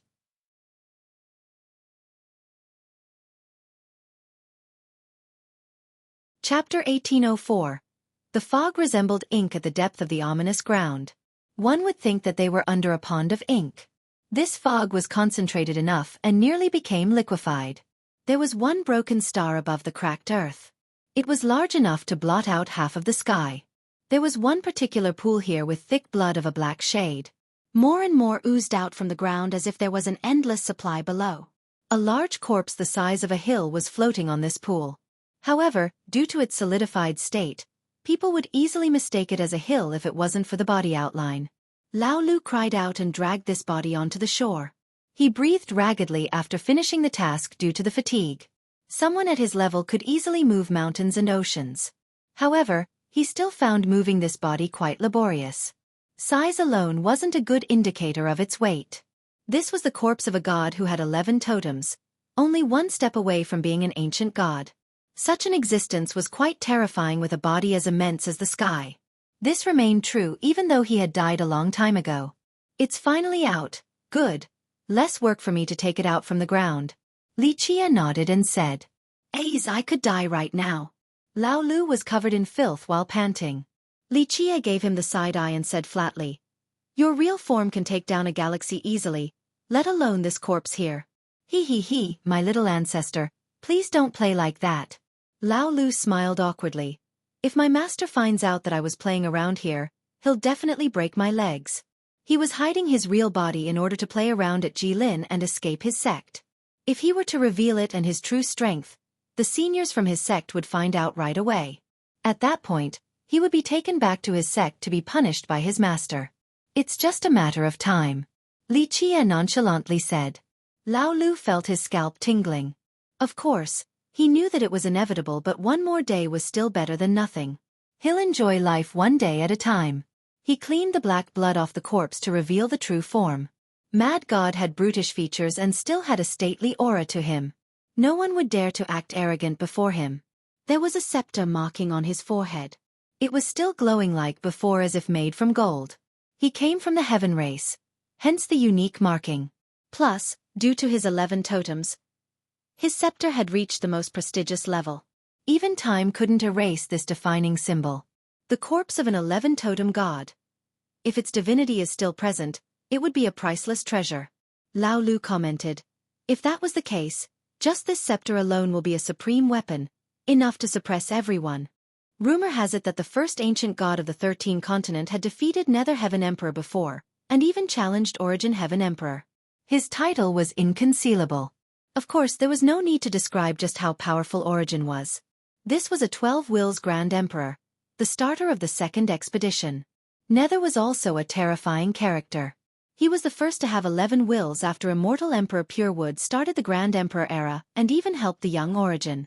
Alas, he still lost to Inconcealable Ancient God, a testament to this being's power. Of course, some did say that Inconcealable was the strongest ancient god of them all. But ultimately, this went to show how strong Mad God used to be with 11 totems. If his corpse still had some divinity, it would be priceless, like Lao Lu said earlier. The arrow from Immortal Emperor Dai Jian wasn't that nice. Li Chia shook his head and explained. Even though it was from many spatial spheres away, it wasn't just a casual strike from the Emperor. That was his ultimate shot, containing the fruit of lifelong effort and the extreme profundities of his archery. Otherwise, the heavenly execution wouldn't have come right after. The fact that Mad God's body is still here after that attack speaks volume of his power. As for his divinity, probably not much was left, and time took care of it later on. The battle back then was decided in a single move, one that shocked the entire 13 continents. The fact that Mad God died with an intact body was truly impressive. What should we do now? Lao Lu looked at Li Chia and said, "It might take a few decades for me to break into his internal world." Li Chia looked at the body and jumped up on its forehead. He placed his hand on the scepter symbol with chaos energy rotating around. Buzz! The scepter issued an immortal light and became even more dazzling than before, as if it was coming back to life. "Get in!" Li Chia ordered. With a cracking sound, the forehead had a crack like a valley and Li Chia disappeared inside. Since Li Chia came in first, Lao Lu stopped worrying and jumped into the internal world as well. It was a dark world without any life. Anyone looking up would be greeted with a black sky without any stars. No light existed in this place. When looking forward, one could see 12 huge palaces, as high as the heaven. They gave off the feeling of being unclimbable. Alas, they were dimmed and mottled. Some even had cracks and were on the verge of collapsing. 12 palaces and 11 totems. Despite a true death and destroyed totems, the Fate Palaces are still there. Quite tough they are. Lao Lu emotionally stated. After Mad God's death, even his 11 totems turned to ashes. However, under such destructive force, the palaces still existed. Just how tough were they? The palaces have undergone countless polishing. For a cultivator, to a certain extent, the palaces were everything. Without the palaces there is nothing. Li Chia nodded. But these palaces are still broken after the arrow strike. It would be so nice if they were perfectly preserved. Lao Lu salivated.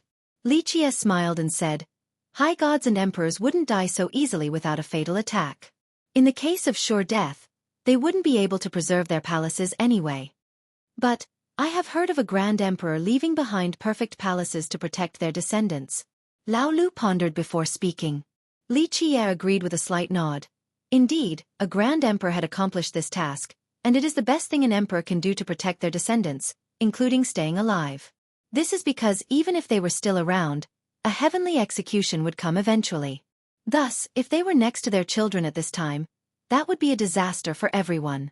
However, palaces were the safest guarantee in this world, the greatest of all blessing that allows for their children to live without worries.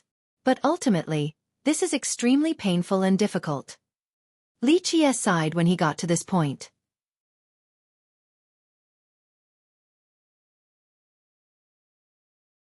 Chapter 1805. Lao Lu became silent after hearing this, aware of the significance and difficulty behind leaving one's palaces. If an emperor wanted to do so, the price and pain required are simply unimaginable. Just think about it. How deep was their love to carry out this task despite the pain in order to protect their descendants? Go look around. Li Qiye told Lao Lu. Outside of the white armament, you can have all the other treasures. He, if ancestor says so, then this lowly one won't be so reserved. Thank you. Lao Lu became excited with a bright flash in his eyes before bowing towards Li Qiye. Mad God must have accumulated countless treasures and artifacts throughout his life. Outside of the peerless armament, the other treasures were already incredible enough to make Lao Lu extremely rich.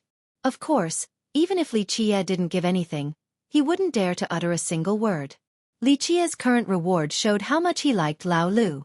Lao Lu stared at the 12 palaces, the treasuries in his eyes. The happy guy didn't know where to start. That one then.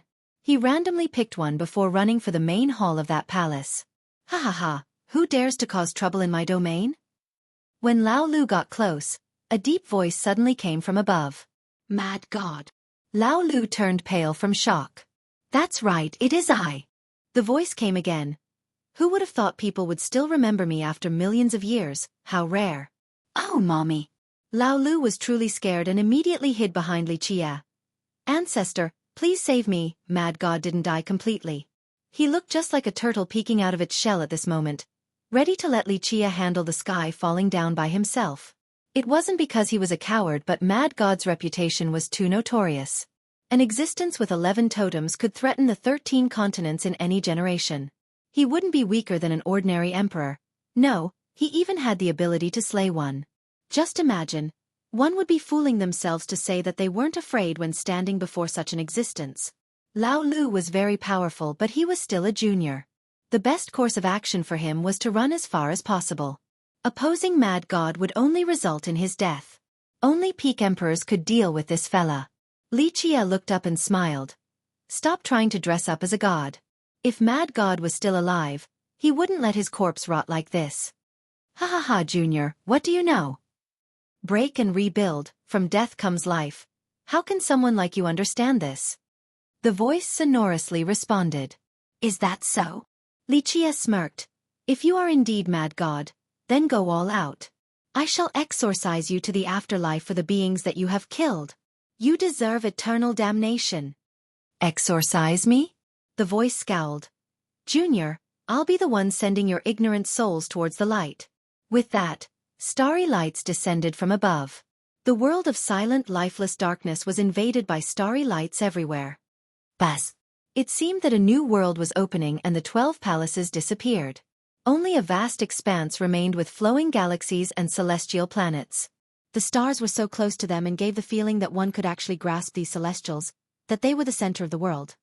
Buzz.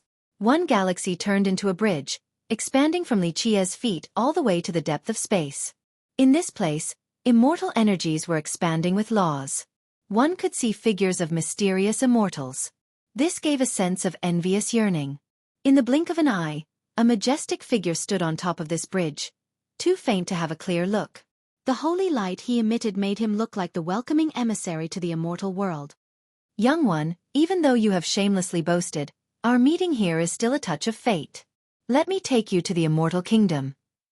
The figure's voice was extremely warm and friendly since it harmonized with the Grand Tao. This was an extraordinary feeling. This kingdom is real? Lao Lu peeked out from behind Li Chia and stared at the bright kingdom. Less daydreaming. Li Chia slapped the back of his head and laughed. This is just a common bewitching spiel. How can your heavenly gaze not see this? Are you too scared to think straight right now? He continued on. This is only child's play, yet you dare to do it before me? With that, his eyes flashed radiantly. Crack. Li Chia didn't exert any power at all. His truth-searing gaze destroyed all bewitching illusions. The galaxies, stars, bridge, and the majestic figure all popped like water bubbles. The sky was dark and lonely again. There was no immortal kingdom at all. Junior, daring to break my divine art? I'll forever be the maggots in your bones. The dark voice became furious. An ill wind ravaged the area with a black fog. This fog seemed to have its own life and rushed for the two as if wanting to infiltrate and take over them. Damn.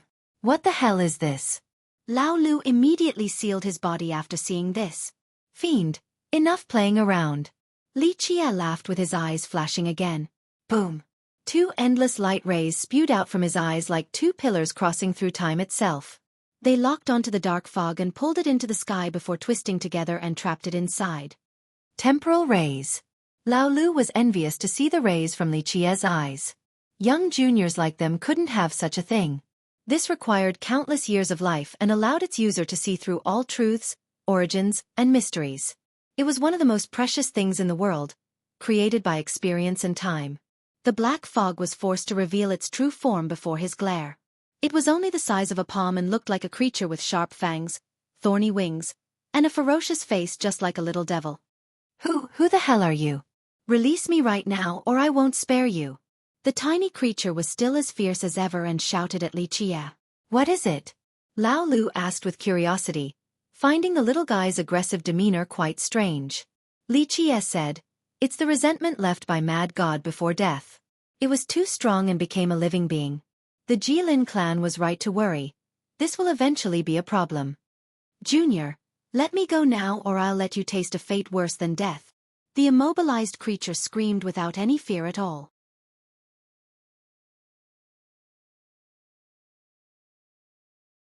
Chapter 1806. Zero remorse even in death. Looks like I can't let you live. Li Chia stared at the little devil and said, Buzz. The end of his sentence was the start of the devil's combustion. It was only a resentful intent so Li Chia's gaze could destroy it completely. The devil finally became afraid as it was burning up and shouted, I'm born from Mad God so I know all of his merit laws. Just release me and I'll let you have them all. Mad God's merit laws. Lao Yo's eyes lit up. An 11-totem high God's merit laws were naturally tempting. Not too many would be able to say no. Merit laws your ass. Li Chia slapped his head again and smiled. Your sect has laws from immortal monarchs, so much stronger than the deviant Tao of Mad God. That's true. Lao Lu rubbed his head and laughed awkwardly. I know where immortal Emperor Dai Jian's arrow is. If you get it, you'll be invincible. Let me go and I'll tell you. The devil changed its tone right away after seeing Li Chia's lack of interest. The best arrow. Lao Lu was startled to hear this because the strength of this arrow was as clear as day. If it isn't the Emperor unleashing the attack, this arrow alone can't be invincible. Li Chia was still unmoved. If you kill me, you'll never get Mad God's treasuries. I'm the only one who can open his fate palaces. The devil cried out. No need. Li Chia's eyes incinerated the devil. Ah! This little creature became ashes instantly. Rumble. The palaces crumbled, allowing treasures to rain down. Wish pearls, immortal steel, cloud wood, heaven feast jewels. All of them were resplendent and fell down like a flood. This scene was quite shocking due to all the visual phenomena and blinding lights. In the blink of an eye, treasures piled up in front of the two. Anyone would be astounded at this sight.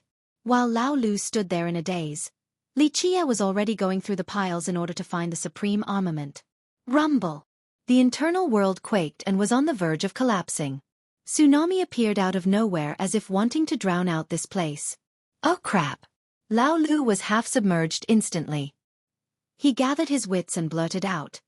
Is this the worldly essence? To be more exact, this is the myriad essence from everything, the An and the other beings. Li Chia said. He didn't have time to refine these essences before being killed. They have been trapped in here until the palaces collapsed. Now, it's like a broken dam. This is priceless, so much of them. Lao Lu stood there looking silly. Keep waiting and you won't even get a piece of scrap metal. So priceless then. Li Qie said flatly. My treasures. After being reminded by Li Qie, Lao Lu finally noticed the piles of treasure being drowned out by the tsunami. He screamed like a chicken being butchered and immediately lunged forward to pull all the treasures into his pouch. He eventually finished the task as this world was being ravaged by the unrelenting torrents of essences. The two finally made it out, but there were still non-stop explosions. Cracks appeared on the gigantic corpses with essences spewing out in a destructive manner. What should we do now? Lao Lu was feeling lost before this scene due to the sheer amount of essences. Remember that this land used to be quite vast with many stars above. All of these powers and lives were devoured by Mad God. Thus, one could extrapolate the insane amount of energy he had gotten. Open! Li Qie was floating above the dark sky while touching one of his temples. His eyes lit up again and two more pillars of light shot out. Boom! Debris scattered crazily as the rays pierced through the depth of the earth. Rumble! The already broken place seemed to be completely collapsing with blaring fanfare. However, this wasn't the case. After cracking noises, this dead zone had rays shot out from underground. They wove together into a huge symbol. But after the lights finished with their formation, Lao Lu found that this wasn't a symbol but rather a wheel of time. It left its mark on this land. The mysteries of time, only emperors are qualified to step into this domain. Lao Lu was shaken to see the land marked with the wheel of time. Even ordinary high gods couldn't do something like this. Buzz! The land became ethereal from far away due to its current glittering state. Boo! Li Qie turned his gaze towards the dark sky. Under the two rays of light from his eyes, the broken galaxies and stars were slowly pushed back to their original path. Next, his gaze turned into countless tiny strings and pierced through these celestials. This eventually created a wheel of time up there too with a faint light. Temporal ray is dependent on the amount of time accumulated, not someone's power. Lao Lu gasped after seeing this. Li Qie was actually changing the world with his eyes. However, no one else noticed this because no actual power was being released. This was a way to protect the order of the universe, a primal affinity. Li Qie earned this due to the generations of hard work in the mundane realm. Other powerful beings wouldn't have this privilege since it wasn't within the boundary of cultivation. Lao Lu had only heard of it before in the legends, hence his astonishment after witnessing it in person today. Meanwhile, Jilin Princess was paying attention to the changes at the ominous ground. In the beginning, she didn't notice anything strange until the strings of light over yonder. She finally used her heavenly gaze then to carefully look through the land. When she saw the rays coming out of his light to change the land itself, she became astounded and took a deep breath. Not an emperor but even more formidable than one. Who the hell is he? The princess was completely lost at this moment about Li Qi. He didn't seem like a reincarnation of an emperor, but it was impossible for him to be a new cultivator as well. What was the real answer behind his identity?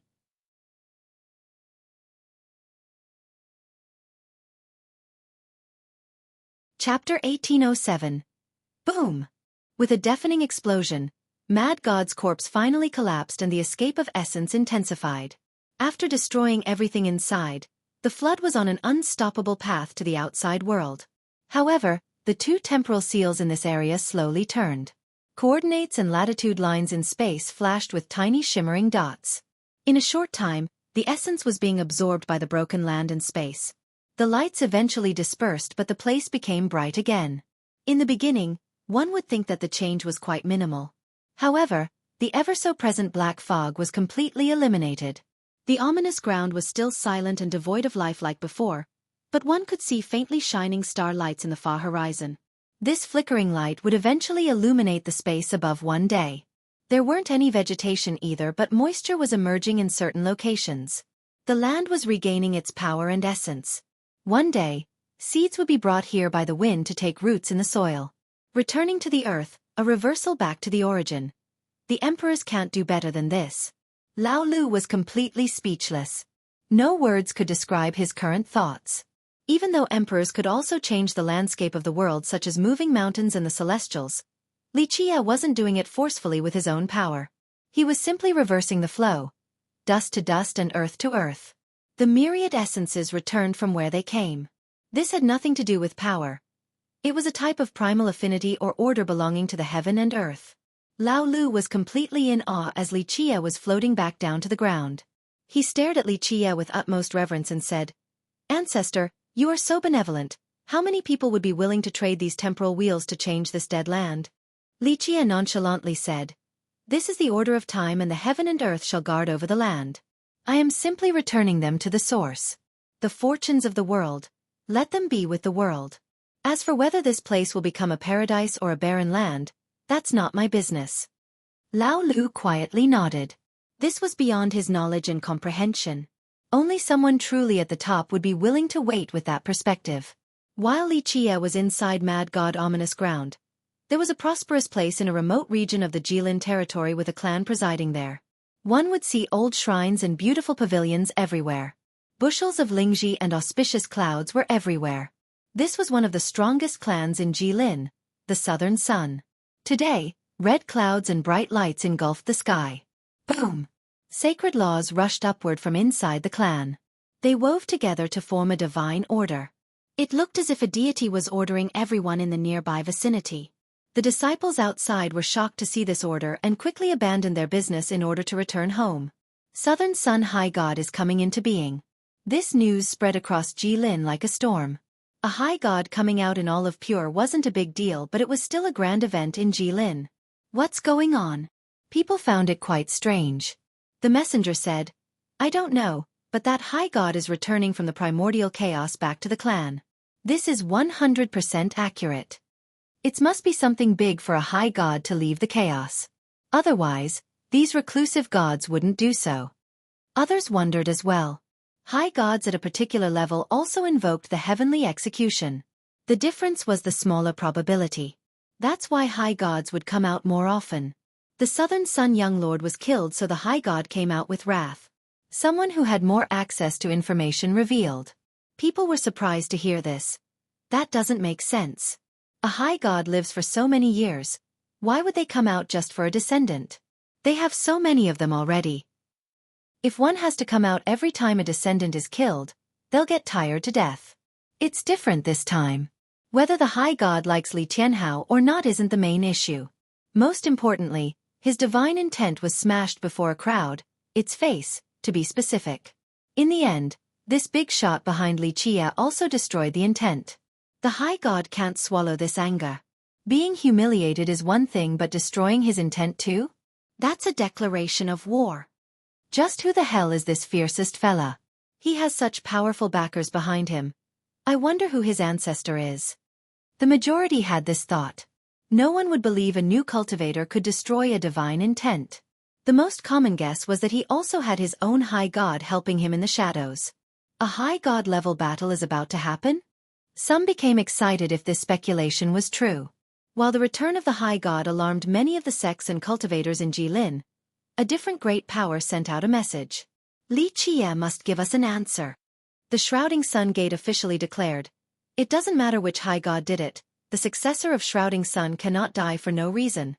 Shrouding Sun is joining too? This further shocked the crowd in Jilin.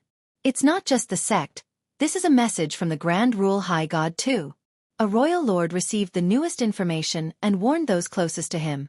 Grand Rule, Shen Qianjun? The amazing high god from that sect? He's also returning from the chaos? People were skeptical. One ancestor said, "No way, Grand Rule has been quiet for a long time now, he's quite old too. Why would he come out for the death of a successor?"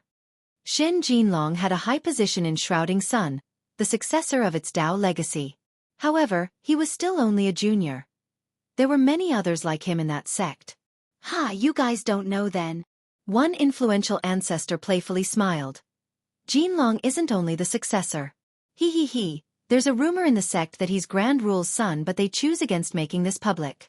Who knows the exact reason why? Maybe because he's too old and doesn't get along with his son very well." Grand Rule's son? Even sect masters were astounded to hear this. Jinlong had never talked to outsiders about his background. Others only knew him as Shrouding Sun's successor.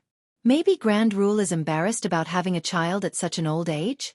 And right, maybe they don't get along too well too.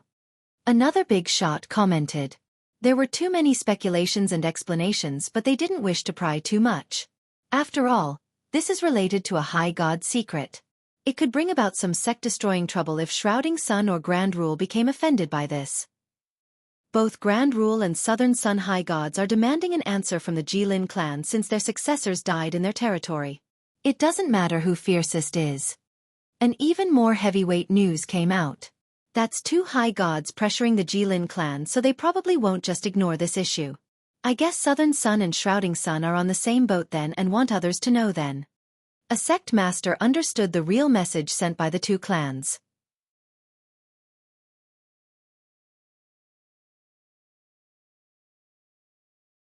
Chapter 1808. Li Jie and Lao Lu left the ominous ground. He climbed God-watching peak again with the princess standing there waiting. She bowed deeply and spoke with respect. I thank you on behalf of my clan and the future living beings in the area. You have created prosperity and fortune for that domain. The world-transforming deed of Li Jie would benefit Jilin in the future as well as the citizens there.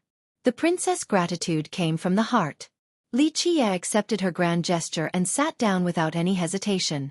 The princess was surprised to see Lao Lu too. After looking at him carefully, she cupped her fist and said, I see, Dao brother is hiding in our Jilin. The elders from the Divine Dragon Mountain are all looking for you. Some even visited my clan. Unlike the others, the princess was able to recognize his real identity. Lao Lu became a bit awkward and smiled wryly. Please don't tell me elders or they'll break my legs. He. I can assure you that I'll play nice at Jilin and won't do anything to put you in a tough spot. And the sun would set to the east. Li Jie laughed and said, even the masters of your sect are troublemakers. Lao Lu let out another awkward laugh. The princess shook her head since she had heard of this stubborn fella. He had a great foundation with an enviable sect, yet he didn't like staying there and rather go outside to play. Divine Dragon Mountain had two immortal monarchs on top of possessing a bloodline of true dragons. It was a power that could call for winds and rains at pure. For someone like Lao Lu, he could have any treasure and merit laws if he were to play nice and train hard in the sect. However, the guy rather played around as a swindler in the mundane world. It was a love for freedom and being carefree.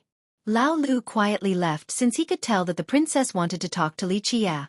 She was having a hard time finding the right words. Li Jie looked at her and said, Speak, I shall pardon your sin if you were to say something inappropriate. She heaved a sigh of relief after gaining permission and calmly said, Southern Sun and Grand Rule High Gods are complaining to my clan. They want an answer. There was no doubt that these two were pressuring the Jilin clan. Even though they wouldn't dare to say that they were dissatisfied with the clan, the Jilin owed them this much since their successors did indeed die under the clan's jurisdiction. The Jilin clan was slightly vexed by this. They couldn't find Li Jie's background at all. Of course, they couldn't ignore the complaints from the high gods either because their sects were tributaries to the Jilin. Thus, the clan needed to voice an opinion. Otherwise, the hundreds of powers under them would feel slighted. Furthermore, it was one thing if the two sects were the ones complaining. Even their sect masters didn't mean much in front of the Jilin clan. This wasn't the case for the two high gods. They were powerful in their own rights with prestigious status on the same level as many older ancestors of the Jilin. Oh. Li Jie's response was very leisure. He smiled and said, What is their demand? They want us to hand you over, young noble, for killing their successors. They want an answer. The princess said. Of course, their demand was more than this. The aggressive high gods demanded the Jilin to kill Li Jie, but the princess chose against being too direct. Li Jie naturally knew this even if the princess didn't tell him. He leisurely said, Then I'll see them at your clan. If they have something to say or some kind of demands, I'll love to hear it. I'm someone who listens to others' opinion. The princess knew that this wouldn't end well after hearing his response. She wasn't worried about Li Jie but rather, the two high gods and even her own clan. Others might think that high gods were untouchable existences that could do whatever they want or sweep through the land. People were very fearful of high gods. A high god could easily massacre a clan, a sect, or even a race. The princess didn't think so. She found Li Jie to be much more terrifying than these two high gods. He was completely unfathomable, so she worried that her clan might be dragged into this whole mess if he were to become angry. Young noble, I will let the two high gods know. I hope that friendship will come of this, not war. the princess said. Li Qie nonchalantly said, "Go tell your geezers that I want to see that item. They shouldn't be hiding anything or I won't be happy. At that point, don't blame me for not giving your monarchs any face." The princess sighed in her mind. Li Qie clearly didn't care for the two high gods. The only thing he wanted was the item in her clan. "I will definitely let the ancestors know." The princess bowed again. "Go," Li Qie ordered. "I will visit your clan, hoping that it won't be an unpleasant trip." He didn't want to cause trouble at the clan because of his relationship with Nightfall Immortal Monarch. Of course, he wouldn't be so polite either if some ignorant fools were to stand in his way. The princess bowed again and left. Li Qie called for Lao Lu and asked, "What is your plan?" Lao Lu smiled happily while feeling quite spirited. "This lowly one wants to follow Ancestor as a servant and work for you despite my meager abilities. "If you are willing to take in a lonely soul like me, I'll disband hooligans and follow you instead." For Lao Lu, being able to follow Li Qie was the blessing of a lifetime. He would never regret such a choice. "Lonely soul, my ass." Li Qie struck the guy's head again. "You are the beloved son of the divine dragon mountain with the thin bloodline of a true dragon. But I'm all alone right now, a lonely soul indeed." Lao Lu forced a wry smile. Li Qie told him, "Go back from whence you came. Be a good seed instead of playing around in the mundane world. It is a waste of your cultivation and the sect's hope on you. Even if you don't care about being strong, your sect still needs strong pillars in the future. It can't be prosperous with just the protection of the monarchs and ancestors. Future descendants need to work hard too. You are a genius from the sect. Uphold your responsibility with pride." Li Qie rarely gave such earnest and well-meaning advice to the juniors. The only reason why he did it this time was because he liked Lao Lu. Lao Lu pondered quietly before softly answering, "I don't want to let the sect down either, but I yearn for the freedom in the mundane world. You'll have your chance once you are at the apex. You can pick then, to either mingle with the mundane world or to continue finding the Grand Tao.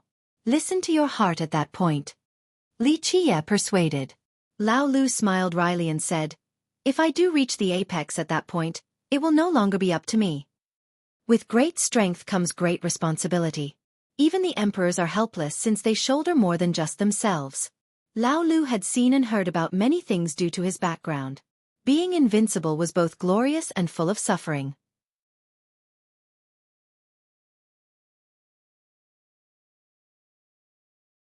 Chapter 1809. Li Qie stared at the horizon and said slowly, "Why did some emperors want to embark on the final expedition while others chose to live in seclusion? This is a choice they made after reaching the apex for all kind of reasons. Does the former group think they will return alive? No, in fact, each of them knew that this was a fruitless war and fully aware that they would be going to their death. Nevertheless, they still made this choice for their descendants, their race, and all the existences in the 10 worlds, but also themselves. After making the decision, they met it straight on without hesitation." He gently sighed at this point. Lao Lu became quiet as well. The apex was both cold and full of heavy burdens. "Go back, these are your best years. It'll be too late if you waste them now." Li Qie said, "Try again after reaching the apex. Maybe you won't be so attached to the mundane world then." "Master and the others will break my legs if I go back now," Lao Lu said with a painful expression. This wasn't his first time escaping, just the longest and most fun. He would be done for if his master were to catch him. The guy might even peel his skin as a punishment. Li Qie chuckled and took out a piece of paper to start writing. He handed it over to Lao Lu and said, "Give it to your forefather since I've agreed to put in a good word for you. Take my personal letter and you will see Qigong, but whether he'll take you in or not, that's up to your own fortune." Lao Lu was stunned at first, but he eventually accepted the letter in a respectful manner. His eyes shifted around with a new idea. "How about this, ancestor? Take me in as a disciple in name only and I'll just follow you. Halt your wily nature." Li Qie slapped his head and scolded. "You don't think your immortal monarch is good enough for you?" No, of course not. That's not what I meant." Lao Lu hurriedly denied. "Leave now, we'll meet again if it is meant to be." Li Qie waved his sleeve dismissively. Lao Lu knew that Li Qie had given him a great opportunity, and this was the end of their relationship. He prostrated and kowtowed 3 times. This lowly one hopes to see Ancestor's supreme presence again in the future. Li Qiye accepted the grand gesture and nodded before closing his eyes. Lao Lu stood up and saw that Li Qiye was already in a meditative state, so he bowed once more before leaving. Li Qiye sat there quietly as if sleeping. He reached a Zen state in order to search for the mysteries of the Tao. He didn't leave the peak right away and continued to absorb energies up above. Occasionally, he would think about that white armament and how to refine it. This 88,888 fetuses white armament was one and only in this world. The only thing that was greater than it was the ultimate 99,999 fetuses armament in the hand of Saint Emperor. Li Qiye didn't want this armament to be the best in the world or reach the same level as true immortal armament. However, this was a profound and challenging art, being able to refine one's armament and exert it to the maximum limit. Thus, this armament was a great training tool for Li Qiye, allowing him to understand armaments even more. Shan Xiaoshan was staying by his side to wait on him. At this moment, Tai Shu Wang's group found that being able to serve Li Qiye was a blessing from the heavens and a supreme glory. Others would love to be in this position but couldn't. At the same time, Jilin became very rowdy. On this day, with a loud blast, countless rays of light spread around like the wings of an angel. A divine aura surged all around and shocked everyone in Jilin. An old palanquin was carried out of southern sun with celestials floating around it. The inside of the palanquin seemed to be gestating a world itself. This majestic aura engulfed all of Jilin like an ocean. Its unstoppable pressure mentally assaulted everyone in waves. The experts in Jilin were all alarmed. The weak cultivators were out of breath while those too close to the palanquin were forced on their knees. Southern Sun High God. Even those who had never seen the High God knew that only a being of this level would command such a scene after coming out. Another loud blast exploded not long after the emergence of Southern Sun High God. A world suddenly appeared above shrouding Sunday. Everything was present such as stars and laws. When this world emerged, an unquestionable divine aura permeated the world. Nothing could escape its grasp. With a hymn, a gigantic figure emerged from this world. Above his head were the sun and moon while he stepped on the stars. The laws of the world were present to his sides. He controlled the universe and all the laws as the center of all. Not only was he the master of the world, he was also its creator. Let the Tao be free. The hymn echoed across the world and resonated with the heart of people. They voluntarily kneeled down to worship. In this blink of an eye, the figure started to grow hands until there was 1,000. Each had stars floating around it and they seemed to be raising 3,000 worlds. Grand Rule High God. The people in Jilin immediately knew who was in the world. Shen Qianjun. People started murmuring his name, the strongest high god from Shrouding Sunday. After so many years, Qianjun has finally become a high god. An extremely old ancestor said with a tinge of emotion. In the past, this ancestor debuted at the same time as Shen Qianjun, but now, the guy was an invincible high god. People knew a storm was coming in Jilin after two high gods emerging at the same time, especially when they were heading for the Jilin clan. Damn, those two are strong enough to do whatever. A big shot had to say. They're just posturing while trying to raise their clan's status too. A smart man noticed something. The successors of their clans were killed, so if they don't demand justice, their position would fall in Jilin. Moreover, they have to be the ones asking the Jilin clan for an answer. Just the sect masters alone can't do anything. The Jilin won't care for some juniors. When Southern Sun High God came to the Jilin clan, a golden bridge was paved out from inside the clan. Flowers started to fall down with springs gushing out on top of resonating hymns. In a short time, golden lights were everywhere. The clan was engulfed in the light of an immortal monarch with an unstoppable prestige. Even though the Jilin didn't do anything too crazy, just the light of an immortal monarch alone spoke volume. This was indicative of their power. Inside the clan, a big character came out to greet the high god. The high god himself maintained a polite demeanor after coming here, exiting his palanquin early on. Even though high gods were strong and same with their clans, they needed to play nice before a monster like the Jilin clan.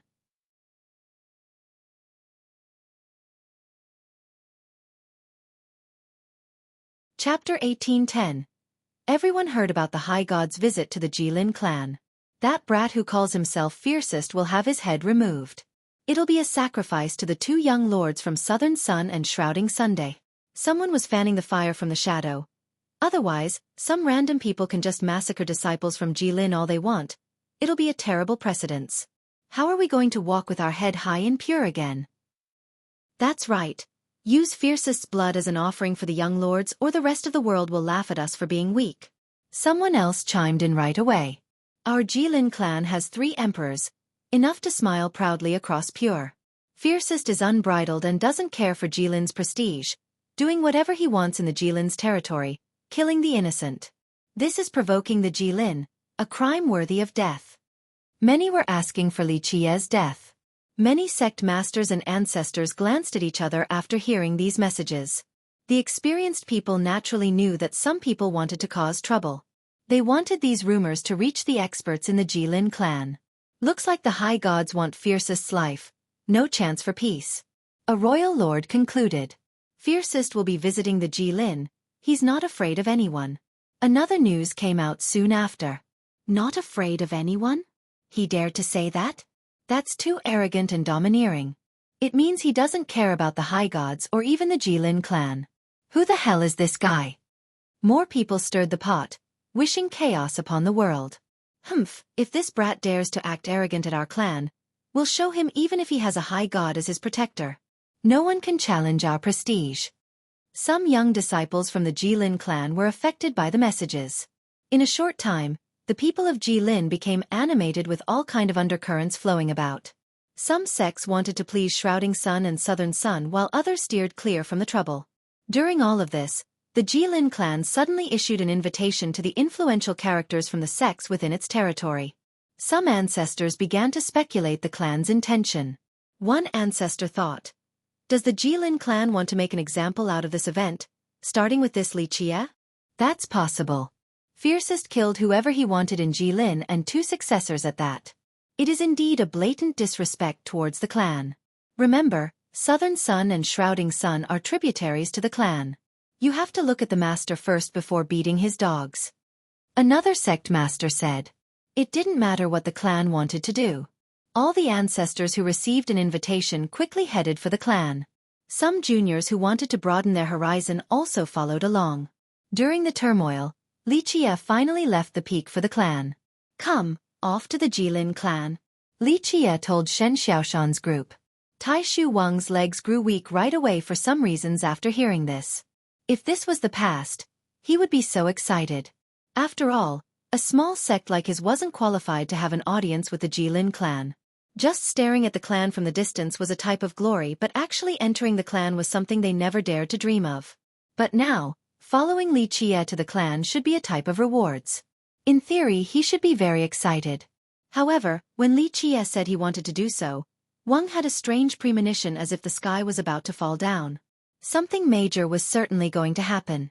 His intuition had always been apartment. He Chen, on the other hand, was excited with his eyes flashing after hearing this.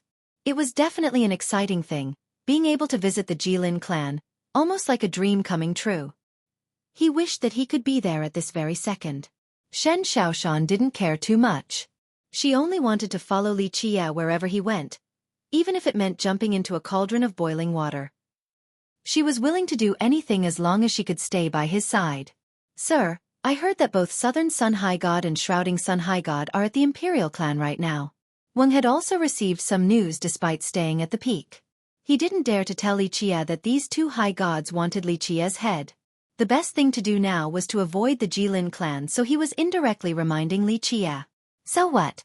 Li Qie smiled freely. They should thanking their ancestors that I'm not causing trouble for them, but if they choose to be blind, then it's their own fault for seeking death. Wang was scared out of his mind. For a minor character like him, just talking about a high god was terrifying enough, let alone actually opposing one. However, this seemed so trivial to Li Qie as if he didn't care about a high god. Despite his fear, he still closed his eyes and followed Li Qie to the clan. After choosing the path, he had no choice but to follow Li Qie to the end. This amazing man was their only chance to rise. Imperial Jilin, one clan with 3 emperors, a renowned lineage in pure. In the 9 worlds, there were many imperial lineages with no lack of 3 emperors. However, it was a bit different in the 10th world.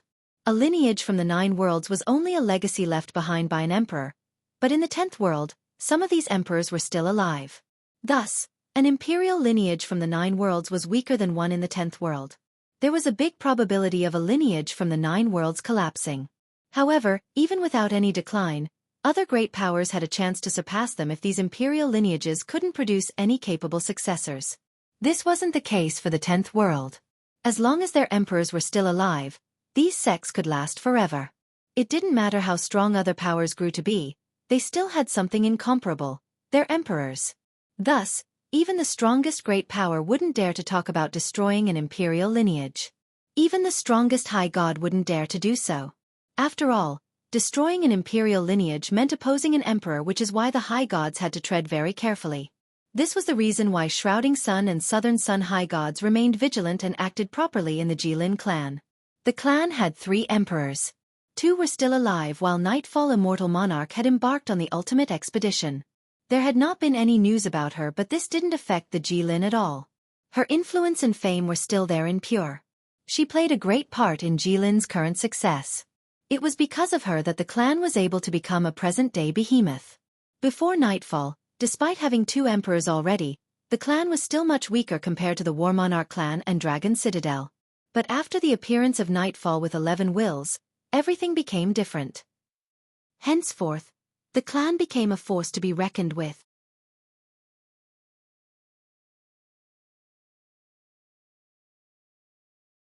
Chapter 1811. Nightfall Immortal Monarch was one step away from being a top emperor. However, in the eyes of the inhabitants of the 13 continents, having 11 wills was already a top emperor in some sense. She was indeed a bit weaker compared to Purewood, Origin, and World Emperor since they had 12 wills. But remember, only 9 people in history had 12 wills. Only 4 were still alive right now. Moreover, these 4 virtually never appeared again, so the world wouldn't be able to see them. There was no way for them to hide from the heavenly execution. The moment their real body came out, the probability of the execution descending was immense. This was the reason why those with 11 wills were considered the strongest emperors in the world, in a certain sense. That's why Nightfall was able to elevate her clan's position in Pure. The strongest imperial lineage in Pure was the War Monarch clan, but even their progenitor, War Monarch Heaven Emperor, only had 11 palaces and 10 wills. Just imagine, Nightfall was even more powerful than War Monarch, who had countless war accolades. There was even a time when he gave orders to the rest of the world. From this, one could see Nightfall's status, being even stronger than War Monarch. When Nightfall was in charge of the Jilin clan, the War Monarch clan with 4 emperors, Heaven Search sect with 4 as well, and Dragon Citadel all played nice. Even though these sects had surviving emperors, dragons still had to coil and tigers had to lie down on their stomach before Nightfall. It wasn't an exaggeration to say that she was completely unstoppable when the peak emperors didn't come out. Even though there hasn't been any news of her, her prestige was still present at the clan. When Li Chia and the group go there and saw the place full of imperial aura, Li Chia gently sighed and said, "Nightfall Immortal Monarch. The past couldn't be gazed upon again." Li Chia didn't experience the 6th expedition or sent the group away, but he didn't want to do it either. There were too many familiar faces and people he didn't wish to lose on that journey. It left him with a heavy heart. Jilin clan. He Chen was too excited at this visit. He had dreamed of this in the past, but he knew it was impossible. But now, the clan was right in front of him. The clan was situated inside Jilin City, but it was also not part of it. The entire clan was built up high in the sky. Jilin City was extremely vast, and in the center was a high plain. It looked just like a divine mountain. Just imagine, a 1,000-mile vast plain that towered all the way to the clouds. This was a magnificent and moving spectacle. It looked as if someone had used a supreme mean to uproot the entire clan from its foundation. The craft was meticulous, so all 8 directions were neatly carved. Thus, the entire clan looked like a kingdom in the heavens. People couldn't help but feel a sense of respect. Along the cliffs were beautiful streams gurgling down just like true dragons. One would either fly or use the bridges to reach the clan. There were bridges leading to the clouds all around the plain. Climbing up gave an illusion of ascension. There were experts guarding all the bridges. Without an invitation, no cultivator could gain access to the clan. The arrival of Li Chia's group caused quite a commotion. It was hard for him to keep a low profile due to his current notoriety in this region. He killed Heavenly Phoenix Crown Prince and crushed both Li Tianhao and Shen Jinlong. This was enough to make him famous, on top of being enemy with 3 powerful lineages. This was definitely fierce enough. No wonder why he called himself Fiercest. Fiercest is here. Someone shouted when Li Qie was outside of the Jilin clan.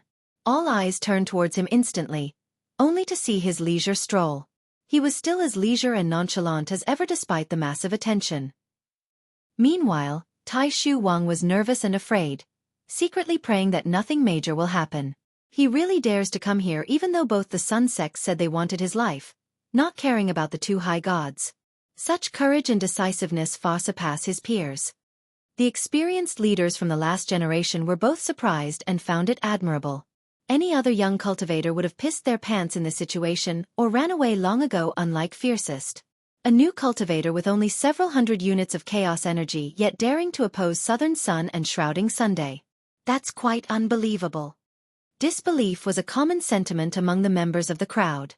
In the beginning, they heard that this person called Fiercest was going against two high gods.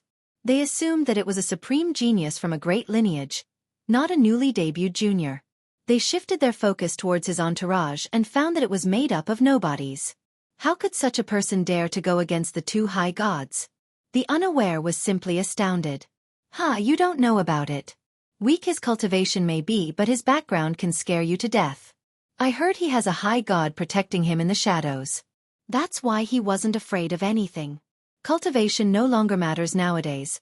A nice upbringing is still the best. That alone will allow you to act however you please. A cultivator said with a hint of jealousy. Oh, I see. A high god protecting him? His background must be great. The ones who heard this for the first time understood right away. After seeing Li Qie's group, the experts guarding the bridges became austere right away. He Chen's face was turning red from excitement while Tai Shu Wang's legs were giving up. He knew that there was a chance of dying after entering, but he still took a deep breath since they have gotten so far already. May I ask for the reason for your visit? One expert from Jilin asked. The name's Li Qie. Tell your princess to come and get me. Li Qie calmly said. The disciples guarding the bridge were startled. Wanting their princess to personally see him was quite a domineering request. Nevertheless, the group here didn't show any slight. One of them went to report the message. That's some grandstanding. The spectators didn't like his choice of words. As members of Jilin, they considered Jilin princess to be a supreme existence. The young ones especially didn't like it because she was a goddess in their mind. Too arrogant, not showing the imperial clan any respect at all. He should take a look in the mirror. Who the hell is he for the princess to come out and greet him? A young expert said with annoyance. Right, so what if he has high god protecting him? The Jilin clan has immortal monarchs. Does he think he's the heaven's favorite just because he has a high god? Another chimed in. In a short time, a dozen youths landed before the bridge from above. The leader was a handsome youth with a stalwart and oppressive aura. You must be fellow Taoist Li. He smiled and said after seeing Li Qie.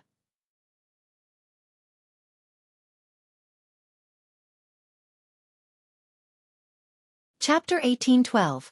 The guards didn't expect this youth and his group to be the one seeing Li Qie. Is Her Highness not coming? One expert quietly inquired. The youth told Li Qie in a friendly manner. Fellow Taoist Li, Our Highness is occupied at the moment, so I am here to welcome you instead. This youth answered the expert and stated his intention towards Li Qie in one go. The experts outside slightly raised their brow after hearing this. First brother Zhang Yang is here. Her Highness didn't come out, but it looks like First Brother will be representing her. Someone immediately recognized the youth. Why would this Fiercest even ask for Her Highness to come and greet him? Even if he has a high god backing him up, the Imperial clan won't let him do whatever he wants. The fact that First Brother is here to greet him is already giving him ample face. In terms of cultivation and status, First Brother is on the same level as any main successor of a great power. Zhang Yang might be the first brother, but he wasn't from the main branch. Nevertheless, he was quite exceptional at his age and was taken in by an elder of the branch to be a disciple. Li Qie simply smiled at this reception. Even though Zhang Yang was friendly enough, his company clearly showed displeasure and even hatred towards Li Qie, evident by their cold glare. Tai Shu Wang's expression darkened after seeing them due to his discerning gaze built from experience. He knew that they came with malicious intent. Was this the clan's attempt of taking Li Qie down a notch? Of course, Wang would be worried since they were dealing with a behemoth like the Jilin clan. I see, let us go in then. Li Qie remained aloof. Fellow Daoist Li, this way, the elders are waiting. Zhang Yang didn't lose his respectful demeanor. The group stepped on the bridge in order to climb to the top. However, a different youth who came with Zhang Yang immediately shouted at the group. Stop. Li Qie didn't become angry and asked, there's something else? For safety reasons, one must leave behind their weapons here before entering the clan. Also, this is an imperial lineage. Random dogs and cats can't just enter whenever. He pointed at Tai Shu Wang's group.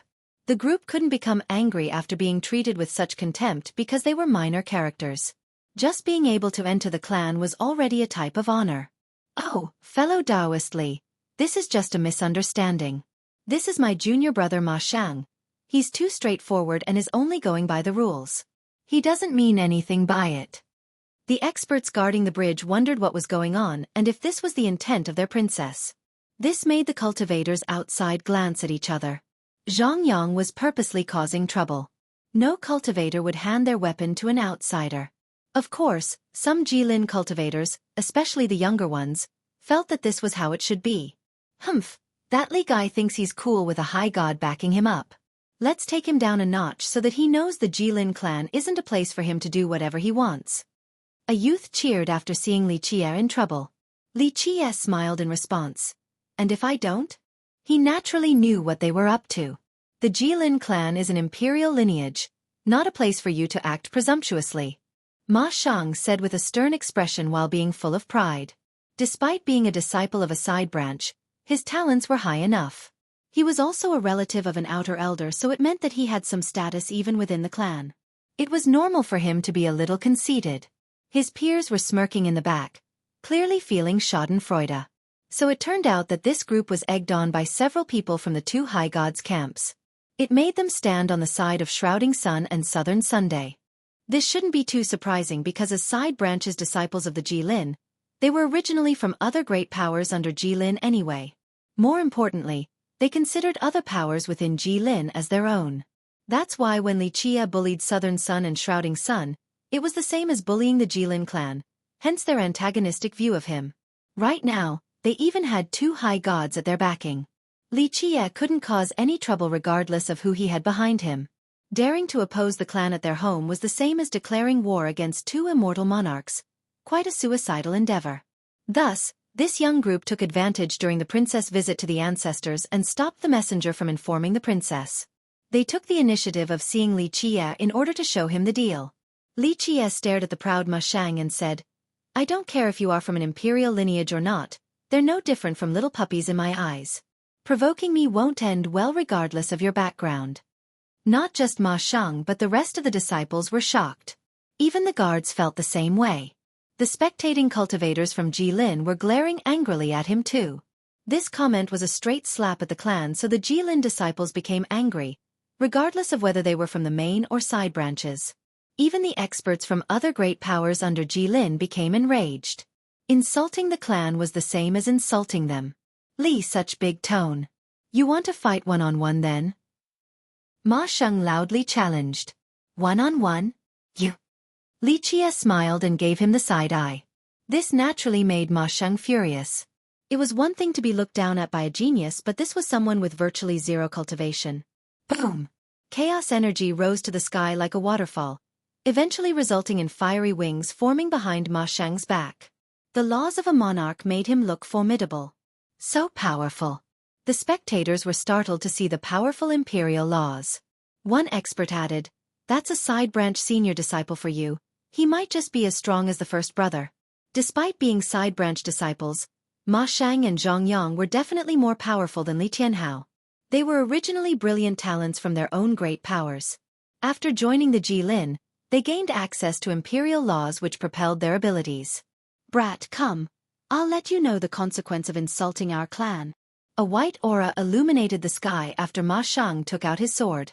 Is that so? Go for it. I'll give you a chance. Li Qie said flatly. Very well. The sword held continuously before the slash. Its sharpness could pierce through the world while its momentum could flatten the earth. Boom! Before people knew what was going on, Ma Sheng's sword cracked and he was hanging in the air with something gripping his neck. A high god.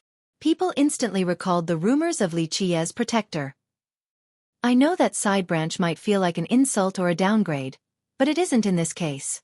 The literal translation is, disciple with a different last name, but I can't come up with a shortened/better way for this outside of side branch. It just means that they were accepted to the Jilin clan despite being from outside families. That should be a positive indicator of their talent/worth.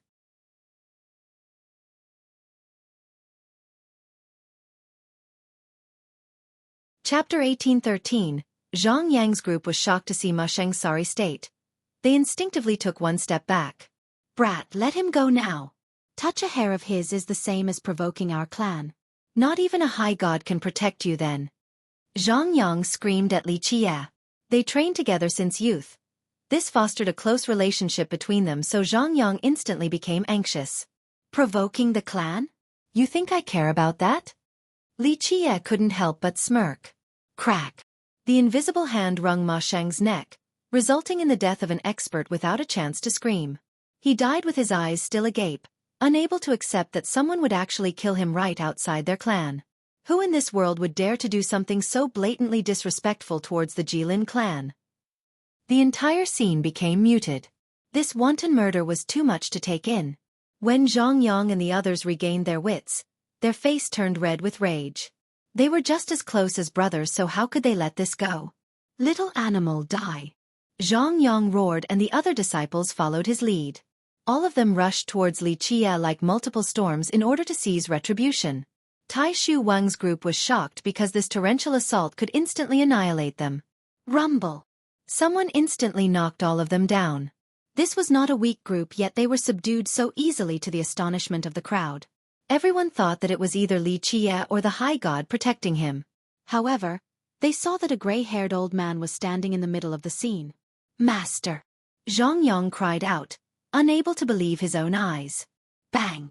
The old man slapped his face without holding back, breaking some of the youth's teeth in the process. Unfilial child! You have thrown away all of my face by recklessly pretending to give an order from Her Highness for the reception. It is unforgivable. The old man shouted. Elder, falsifying messages is a crime worthy of death. A majestic voice came about as a woman walked over with unparalleled regality. Your Highness! Both the disciples from Jilin and the spectators outside instantly kneeled. Jilin Princess initially was visiting a reclusive forefather from her clan, because her ancestors wanted to figure out which supreme existence coming into being was Li Qiye. She didn't expect that these young disciples would fake an order from her and took the initiative to see Li Qiye. Your Highness! The elder kneeled as well. Elder, do not blame my lack of mercy. The princess said, this is a crime punishable by death. We have our rules that can't be broken. Do you want me to be the arbitrator or the other elders? It's my fault for being an insufficient master. The elder turned pale. He couldn't bear to lose his disciple, but there was no point in beseeching. The fact that the princess didn't make him responsible, as the master was already showing exceptional benevolence. Keep in mind that if anyone could falsify an order from the princess, then the clan would fall into disarray with destruction in the early horizon. Zhang Yang's group became horrified. In the beginning, they thought opposing Li Qiye was upholding the clan. Their hot-blooded selves didn't think too much about the matter before coming to cause trouble. But now, this had involved the princess and there was no way out of this. In the end, even his master gave the order. Take them away for decapitation. At this moment, all he could do was to give his disciple and his peers a swift death. The Jilin experts by the bridge immediately pulled the group away. In the blink of an eye, more than 10 heads fell to the ground and caused the crowd to gasp. The silent cultivators finally understood how strict this imperial clan was with their ironclad rules. Even geniuses weren't spared. Everyone held their breath. Earlier, Zhang Yang was relying on his clan's prestige to act aggressively. Now, their heads were on the ground for violating its rules. Excuse me for the inadequate reception and our disciples' blindness. Please forgive us. The princess quickly walked before Li Qiye and bowed deeply. The spectators were naturally shocked from this apology, especially the ones that haven't seen the event back at Godwatching. This was the successor of the Jilin Dao legacy, a descendant of Jilin immortal monarch. She herself was amazing enough with a powerful cultivation. Rumor has it that she had reached the Tao celestial realm. She was an unreachable and noble existence in the eyes of many cultivators. But today, they saw with their own eyes just how respectful she was towards Li Qie. She went even as far as apologizing to him and made jaws drop to the ground. It's just juniors being juniors. Let it go. Li Qie said before moving his arm to the side.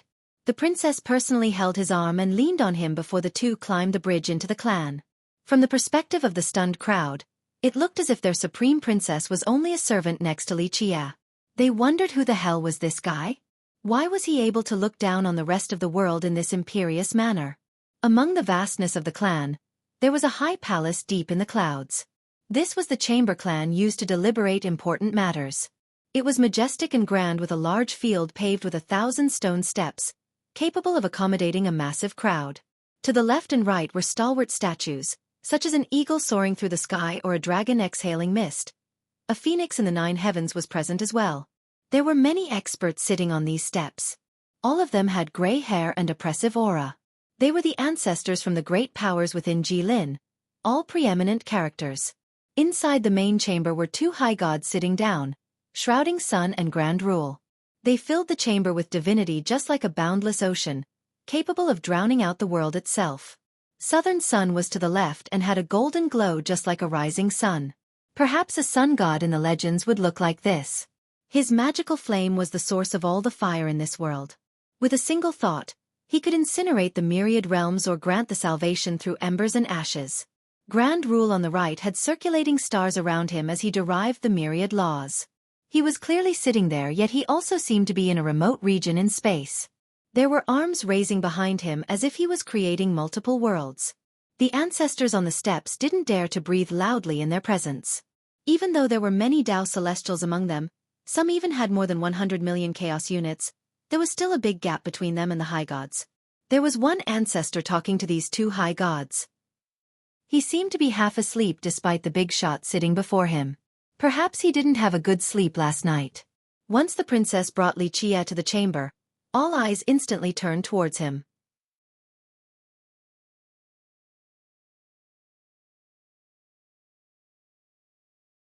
Chapter 1814. The ancestors on the steps perused this ordinary brat. In fact, some of them were not happy to see him. They have heard about how he crushed the divine intent of Southern Sun High God. It didn't matter whether it was him or a big shot behind him. Daring to do so was not showing Southern Sun High God any face. It was one thing if the High God was already dead. But if he was alive, this was a blatant declaration of war due to the insulting nature of the act.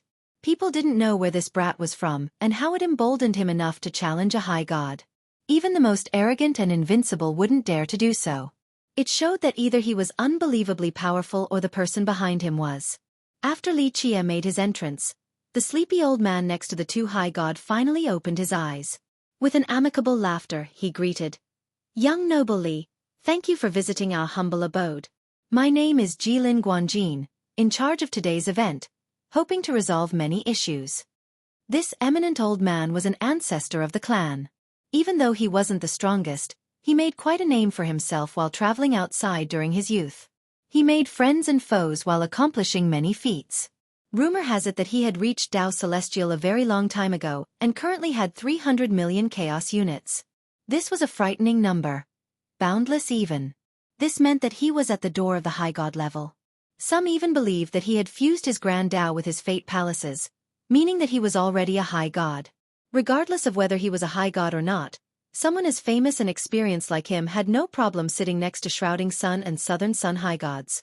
The 2 high gods stared intensely at Li Qie with fire in their eyes. The glares were capable of destroying the myriad laws and moving the celestials. Some experts, even certain ancestors, felt the urge to kneel down before their divine aura. These were terrorizing existences that could create clouds with one wave and rains with the next. They could burn the sky with one thought and boil the ocean with a second. Their suppressive aura made the ancestors here shudder from realizing their own lacking. There was an uncrossable gap between them and the 2 high gods. The 2 finally looked away after a thorough search and became quite perplexed. There was no trace of power in Li Qie. His cultivation was very obvious. Only a new cultivator with several hundred chaos units. The 2 were discerning enough to tell. It would be exceedingly difficult for Li Qie to hide a heaven-defying cultivation in front of these two. In terms of cultivation, Li Qie was only a trivial cultivator at the Dao Ant realm. There were too many of them to count in pure. In theory, it was impossible for someone like him to destroy the divine intent of Southern Sunday. Thus, this pointed to someone else being involved. "Brat, tell your high god to come out," Southern Sun uttered coldly with an awe-inspiring fury. It was understandable for the high god to be angry. His divine intent was crushed by someone else. It was a different story if he was already dead, but no, doing this to a living high god was the same as slapping his face. Even the calmest and graceful high god wouldn't be able to endure a slap to the face. A descendant being killed wasn't a big deal for a high god since they had 1,000 or even more. However, a slap was a different story. Li Qie smiled and shook his head. "I'm all alone, there's no high god. Looks like you have wasted all your years living. Only a bunch of senile fools." The ancestors here were stunned by this arrogant and domineering insult. "How presumptuous!" Grand Rule instantly shouted. Boom!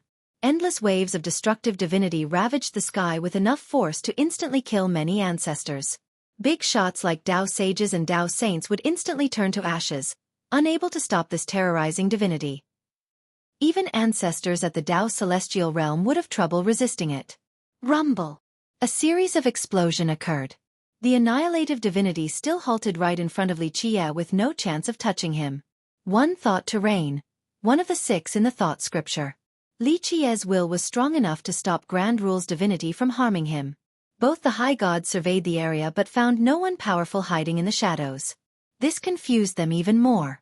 How did this junior stop that level of divinity? Did he have a supreme artifact on his body? But if that was the case, only the mythical true immortal armament could allow for a Dao ant to stop the divinity attack earlier. However, only 5 armaments of this level have appeared since the dawn of time. How could a no-name junior have one of them? Humph! Southern Sun High God snorted after seeing the successful defense. At this time, both high gods emitted a blinding radiance. Their divine aura swept through the myriad realms, proving the fact that they were deities that could rule over all the living beings. In the next second, they soared to the sky and poured down streams of laws. Marks only available to gods appeared but not their totem yet. This allowed them to control all the origin powers in this world. This astounded the ancestors sitting on the stone steps because they could feel their grand Tao being suppressed by those two. Both their chaos and primal energies were repressed as well. This meant that they were completely helpless. Those two high gods could do whatever they wanted in a fight. Even though the majority of ancestors here were Dao Celestial, with some even referred to as supreme by their own disciples, the disparity between them and true deities was too great. A bit capable. Southern Sun High God looked down at Li Qie from above with a profound pair of eyes. They were deep just like an endless abyss, stirring fear into the souls of the enemies. The high gods didn't need to attack since their auras could do all the work by interfering with the Dao heart and mentally imprisoning Li Qie. Alas, the reality was that mental attacks were useless against Li Qie due to his matchless mental fortitude. Just child's play. Li Qie smiled freely, unaffected by the high god's attack. Rumble! With loud explosions, Li Qie had a passing thought and golden liquid emerged from the ground. These golden springs gushed out and raised Li Qie into the sky. Rawr! A gigantic golden dragon also flew out from the spring. It wasn't just an image of a dragon. This was a real creature, seemingly made of gold. There was a primal draconic aura to it, showing that it used to be the lord of the ancient eras.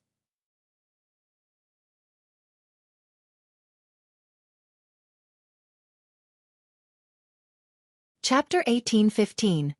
Rawr! The golden dragon circled around Li Qie as if protecting him. Buzz! The rest of the golden spring turned into a tyrannical throne, full of imperial aura. Only emperors were allowed to enjoy this seat. Rawr! The dragon roared with a frightening draconic tempest, capable of destroying the sun and moon. It blew away several ancestors sitting on the step and nearly made them run from fear. It almost lifted both the high gods off the ground until they used their divinity for stabilization. It made the throne look like a supreme imperial draconic treasure. Only an unreachable emperor would be able to sit on it.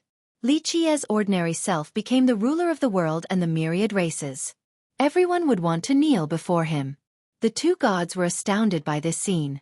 They opened their heavenly gaze but couldn't see whether this was real or just an illusion. After reaching a certain level, cultivators would gain magical abilities. For example, when the two high gods came with their real body, golden springs and immortal flowers would arrive with the grand Tao. All of this was quite inspiring to any spectator. However, only high gods or emperors would have such a grand scene. This Li Qie was neither an emperor or a high god. The more bizarre thing was that something like a golden dragon shouldn't be part of these abilities. Even a high god couldn't summon a golden dragon because a mature dragon was just as strong as a high god. How could they summon one so easily? A high god could use his ability to create a dragon that would look quite real with draconic aura, at least to the weak. But others on the same level could tell that it was only an illusion or an image at a glance. The problem now was that the two high gods couldn't tell whether this golden dragon was real or fake. If it was fake, then Li Qie's illusion art was too devilish and peerless, capable of hiding it from high gods. But if it was real, how could a junior like him summon a golden dragon? Not even an emperor could do so easily. After all, the dragon race was exceedingly rare in this world, especially a mature golden dragon. In the end, the two of them believed in the former scenario, that Li Qie had an ultimate illusion spell that was hard for even high gods to tell. Golden Serum of the Earth. Jilin Guanlu couldn't help but murmur after seeing the golden spring turning into the throne and dragon. This ancestor of Jilin instantly knew what it was since he couldn't be more familiar with it. The spring that came along with high gods was only a type of technique, but this wasn't the case for Li Qie. It was truly a golden spring, an underground resource of their clan called Golden Serum. Their ancestral ground relied on it as a power source. This was the reason why he came so surprised to see it pouring out. The two high gods were outsiders and didn't know much about the Jilin clan. Moreover, they were only focusing on his abilities. Meanwhile, Guanlu was fixated on the golden spring belonging to their clan.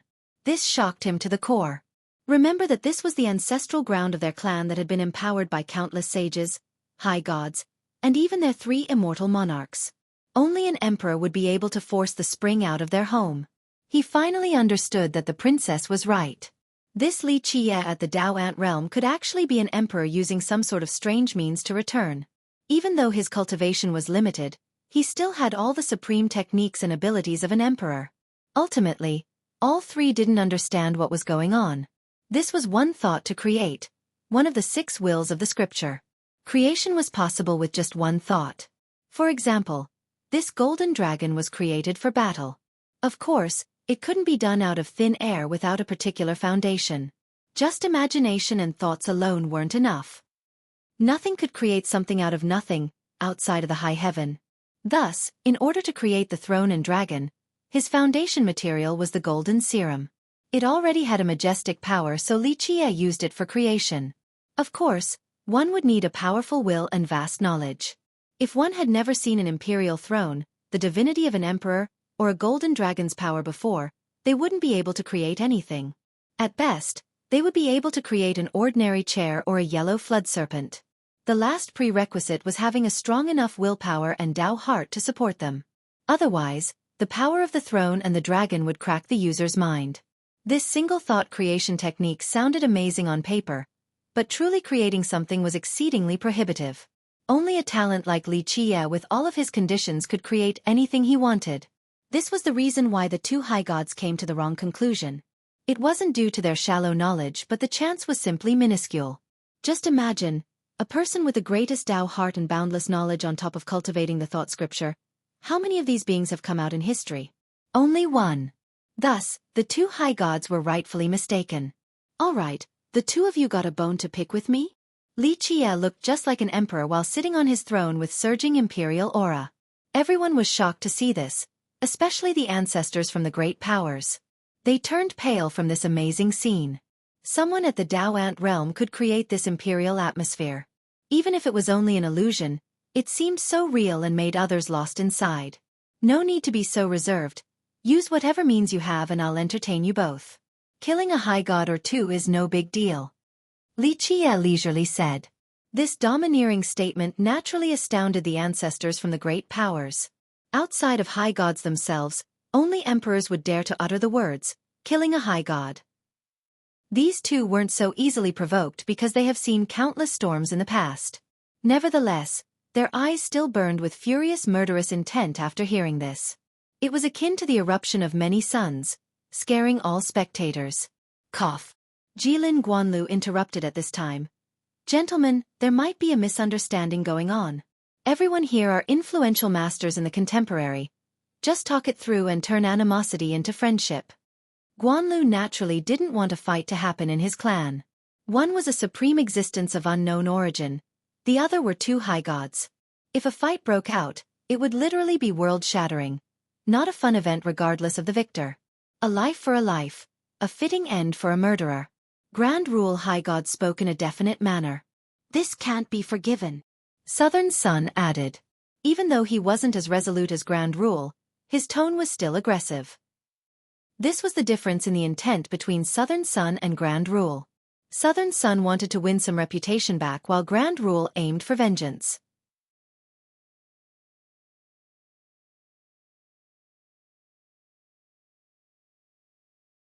Chapter 1816. Both of the high gods wanted to settle the score with Lichie, albeit with different goals. Southern Sun simply wanted to regain his lost reputation from having a divine intent crushed publicly by a junior. Because he was still alive, this would result in a big blow to his prestige if he were to ignore it. Of course, avenging the dead Li Tianhao was a matter of convenience. This was only a minor issue.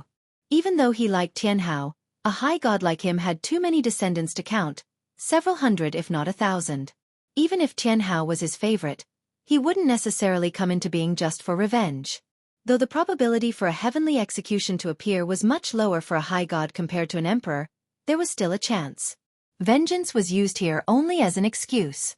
He couldn't exactly tell the world that he especially came out to trouble Lichie just because of face. Thus, revenge was a perfect and justifiable reason. This was not the case for Grand Rule since he truly wanted vengeance for Jin Shenlong. He was ready to take the risk of heavenly tribulation just to do so. Li Tianhao was only one of his many descendants. There was a limit to this regardless how much Southern Sun liked the boy. On the other hand, Shin Jinlong was Grand Rule's son, the only one with his real bloodline. Grand Rule didn't have a child until later in life. From this, one could imagine just how important Jinlong was in his eyes, potentially the most pivotal out of everyone. For different reasons, Grand Rule and his son didn't have a close relationship. It was rather strained because Jinlong didn't want to let others know about his father. This was the reason why no one knew about it. In spite of this, Jinlong was still his only son. Grand Rule would risk everything for his child. This was why he decided to pressure the Jilin clan. Remember, the clan still had 2 surviving emperors. He wasn't much of a threat towards the clan since it still had other high gods too. This was a relatively risky move for a high god to pressure a behemoth like Jilin. Nevertheless, he still chose to do so. It showed his resolute determination and will for vengeance. Lichie didn't care for their current feelings at all and leisurely said, "Come one at a time or together?" The guy was boasting about going against 2 high gods at once without a care, to the astonishment of the ancestors sitting on the stone steps. This might be the most aggressive youth they have ever seen. The high gods' expressions soured and were successfully provoked despite their numerous life experiences. Being shown such disdain by a junior before everyone necessitated them taking care of it. Otherwise, they wouldn't be able to keep their head high later on. Arrogant junior. A different ancestor stepped up and coldly uttered, "I shall take the first battle in my master's stead to see how capable you are." An aura surged with the faint image of a python behind him. This looked like a beast during the primal eras with a sinister feel, especially the eyes. Once stared at by them, people wouldn't be able to stop shuddering. Golden Python Sovereign. Someone quietly said. Most ancestors sitting on the steps recognized him. This was a famous ancestor throughout Pure who was from Shrouding Sun as Grand Rule's disciple. He was a Tao Celestial with 135 million chaos units. This was a pretty formidable character in this particular realm. Keep in mind that 50 million chaos units were the requirement for breaking through Tao Saint into Tao Celestial. However, for the top Tao Celestials, cultivators with 50 million Chao units weren't Tao Celestials. This was the requirements of the week. In the eyes of the big shots, only 100 million chaos units and up were considered real Tao Celestials. Normally, Celestials with 300 million and more could compete for the heaven's will or become a god. Thus, this was the door to the next level. Of course, there were exceptions. In the 13 continents, even some aberrations that had more than 600 million chaos units still couldn't reach the next level. Golden Python's sovereign with 135 million chaos units was indicative of his strength. If 50 million chaos unit was considered a half-step celestial, then the sovereign was definitely an expert among celestials. He was considerably weaker compared to Jilin Guanlu with 300 million chaos units, but his cultivation was still enough for him to do as he pleases across Jilin or even all of Pure. Buzz. A longbow engulfed in an imperial aura was his weapon of choice, seemingly cast from gold with an orange-yellow glow. A Grand Emperor's Dao weapon of the orange martial grade. One ancestor loudly revealed. Shrouding Sun was ultimately an imperial lineage with weapons left behind by its progenitor. This was the Sun shooting bow. It was a postnatal weapon, but its orange grade made it powerful enough. His cultivation alone was strong enough, but with an imperial weapon in his hand, it culminated in a force that would frighten everyone. Boom! An ancient battlefield slowly rose from the Jilin clan, full of chaos energy and locked tightly with strands of Dao laws. If everyone wants to fight, then go up the battlefield. Guanlu gently sighed and gave up on trying to mediate. There was no way for Guanlu to change Shen Qianjuan's mind on avenging his son. Maybe only a high god with 10 totems and up or an immortal monarch from their clan would be able to do so. Brat, come! Golden Python's sovereign shouted at Li Qiye. In the blink of an eye, he released all of his chaos energy. It erupted like an ocean being released at the same time. This power assaulted the sky and nearly broke it open. All existences seemed insignificant before this majestic aura, since this ocean-like energy could drown all of them instantly or annihilate a continent. People held their breath and stared at Li Qiye. This was a real expert, so they were eager to see how Li Qiye would take him on. The sovereign didn't come out rashly, nor was it an attempt to scout the foe for his master. He also wanted to see whether Li Qiye had real power or it was all an illusion. "I'll indulge you then." Li Qiye smiled casually and reached forward. There were many statues of varying shapes and forms in this battlefield, such as dragons, beasts, and fierce birds. Li Qiye was touching a phoenix statue on the right side. With his palm on it, he closed his eyes and gathered his wits. Chirp! The statue actually came back to life. The phoenix immediately stretched its wings and moved its body. Everyone became silly after seeing this, including Southern Sun and Shrouding Sun high gods. Both of them became serious and stared at this living creature.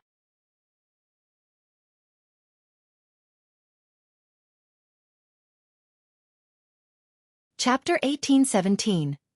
Whoosh! The phoenix's entire body was ablaze. This raging flame could incinerate everything in this world. This was the Samadhi flame wishing to refine all living beings.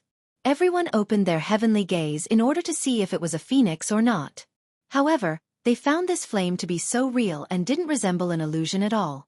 Screech! The bird soared around the sky, leaving a blazing trail in its path. The Samadhi flame could even burn the void itself. Nothing could stop its terrorizing power. Is that really a phoenix? Both the high gods were perplexed, filled with uncertainties. First, it was a golden dragon created from the spring. Now, it was a statue turning into a phoenix. This technique was even more devilish than turning rock into gold. No, even more unbelievable than summoning a phoenix or dragon. After reaching a certain level, it wasn't hard for a cultivator to turn rock into gold. Summoning a divine beast was much harder, virtually impossible, but there was still a chance. For example, if an emperor had groomed or tamed a phoenix or dragon, then he could summon either one. Plus, this type of summoning is predicated on having the beasts beforehand. Otherwise, what non-existent beasts would they be calling out? However, Li Qiye had nothing of that sorts. There could be an argument made for the golden dragon, that Li Qiye had one beforehand. However, everyone saw him rub the phoenix statue back to life. This was the strangest part.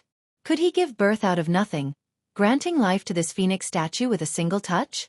This was impossible and outside the realm of living beings. Only the heaven and earth could bestow life. Even emperors couldn't do so because they were unable to create life. Alas, a real, living phoenix was flying before their very eyes. No way! Both the high gods were in disbelief. If Li Qiye had the ability to create life, then he would be the high heaven, not a mortal. The high heaven was one and only. This brat certainly wasn't it. The only explanation was that they were mere illusions, or that this brat had an extraordinary technique of turning illusion into a pseudo-reality, such as this phoenix. Alas, this was far from the truth. The single-thought creation let Li Qiye use his intent to turn the statue into a full-power phoenix. This was due to his powerful Tao heart, capable of shouldering the creation of this phoenix. Otherwise, he would be the first victim to its samadhi flame. Screech! The phoenix jumped into the sky of the battlefield before plunging down for the sovereign and attacking with its flame. Rumble! The sky was completely ravaged by the torrential samadhi flame, resulting in a spectacle of carnage.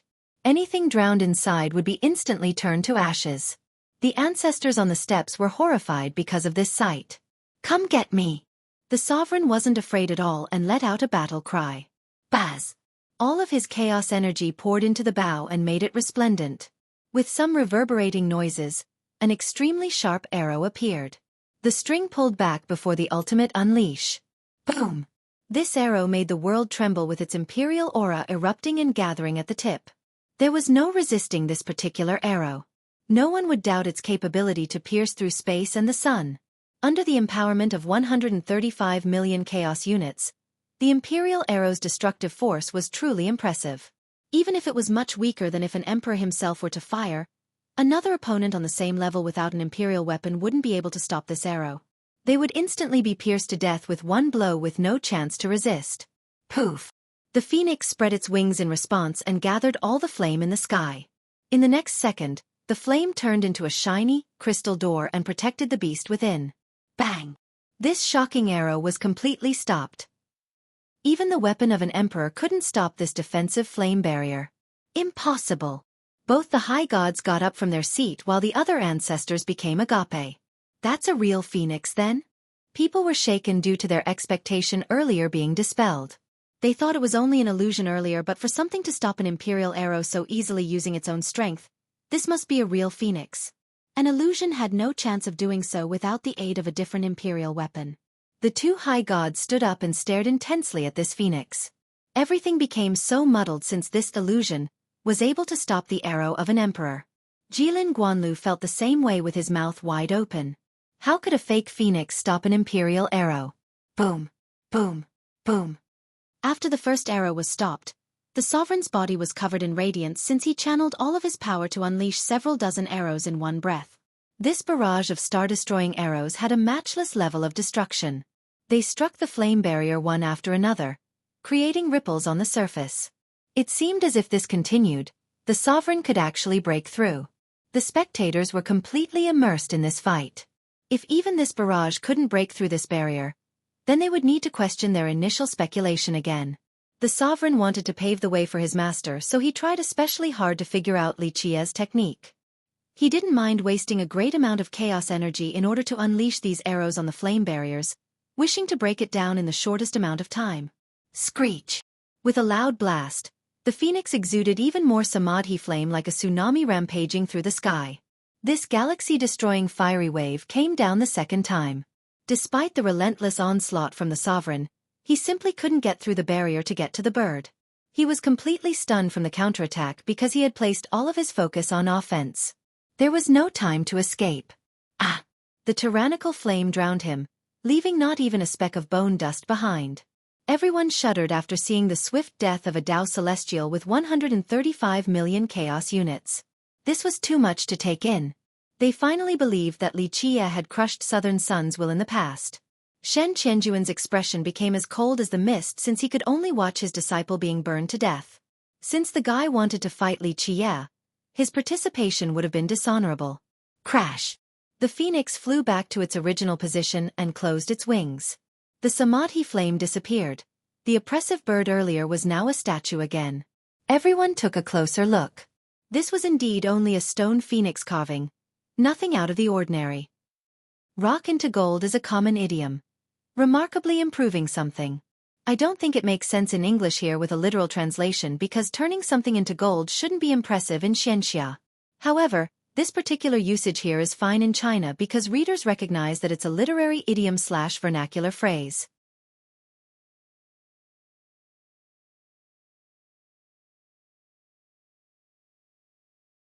Chapter 1818.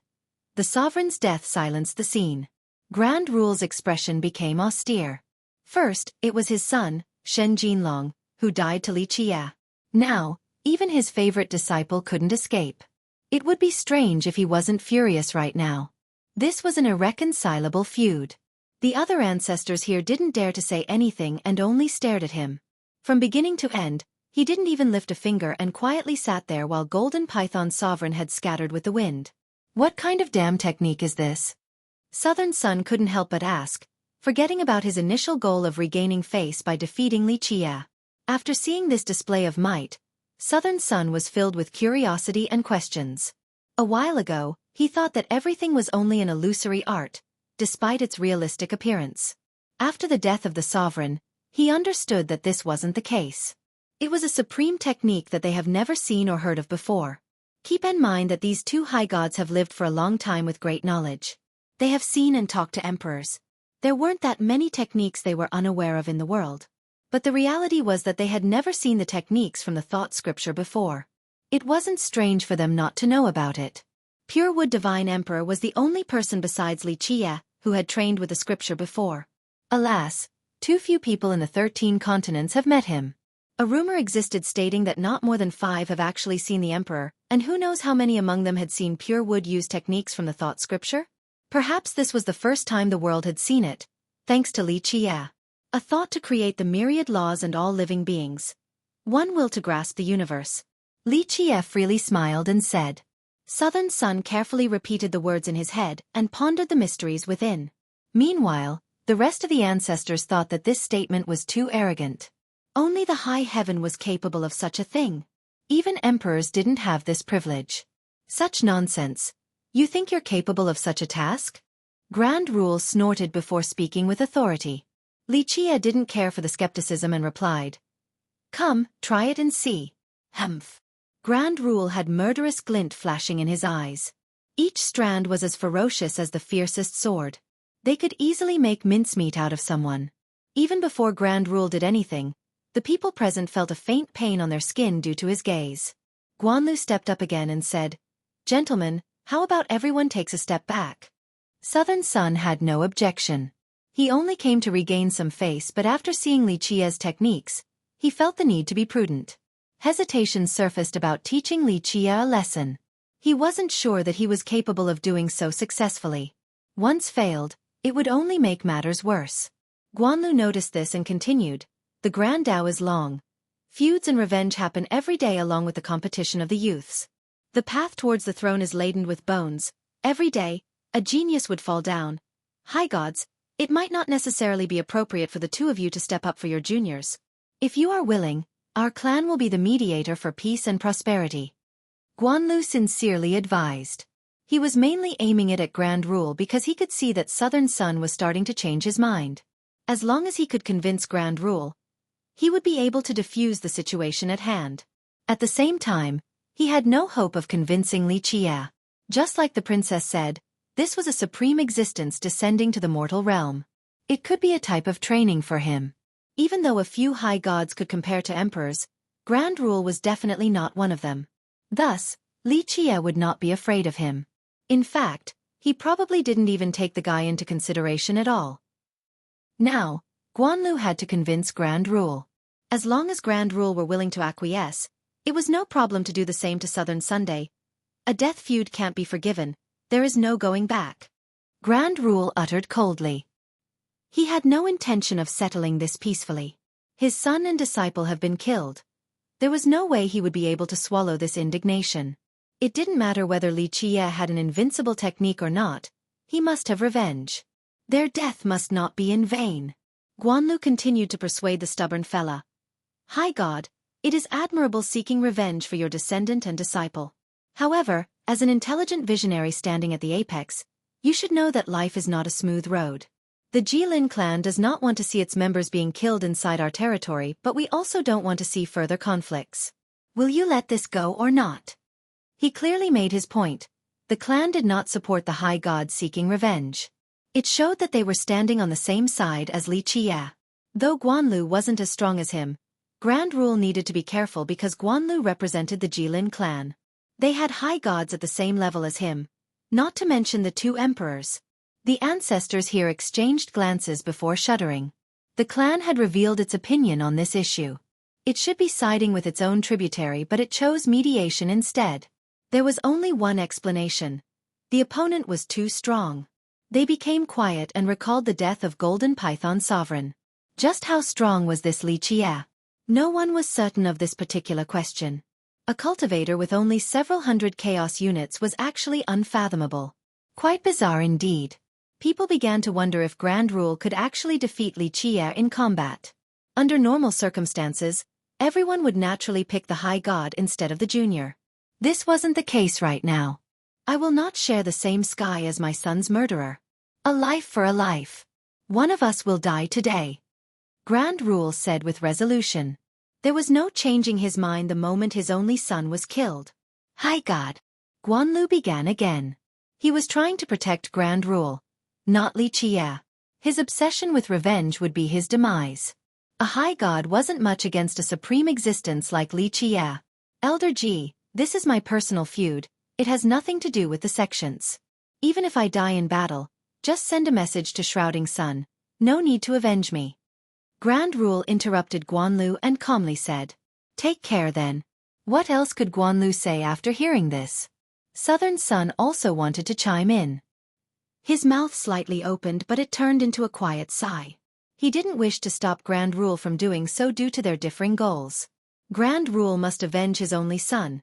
Even if the boy didn't accept him as a father, he was willing to do anything for Jinlong.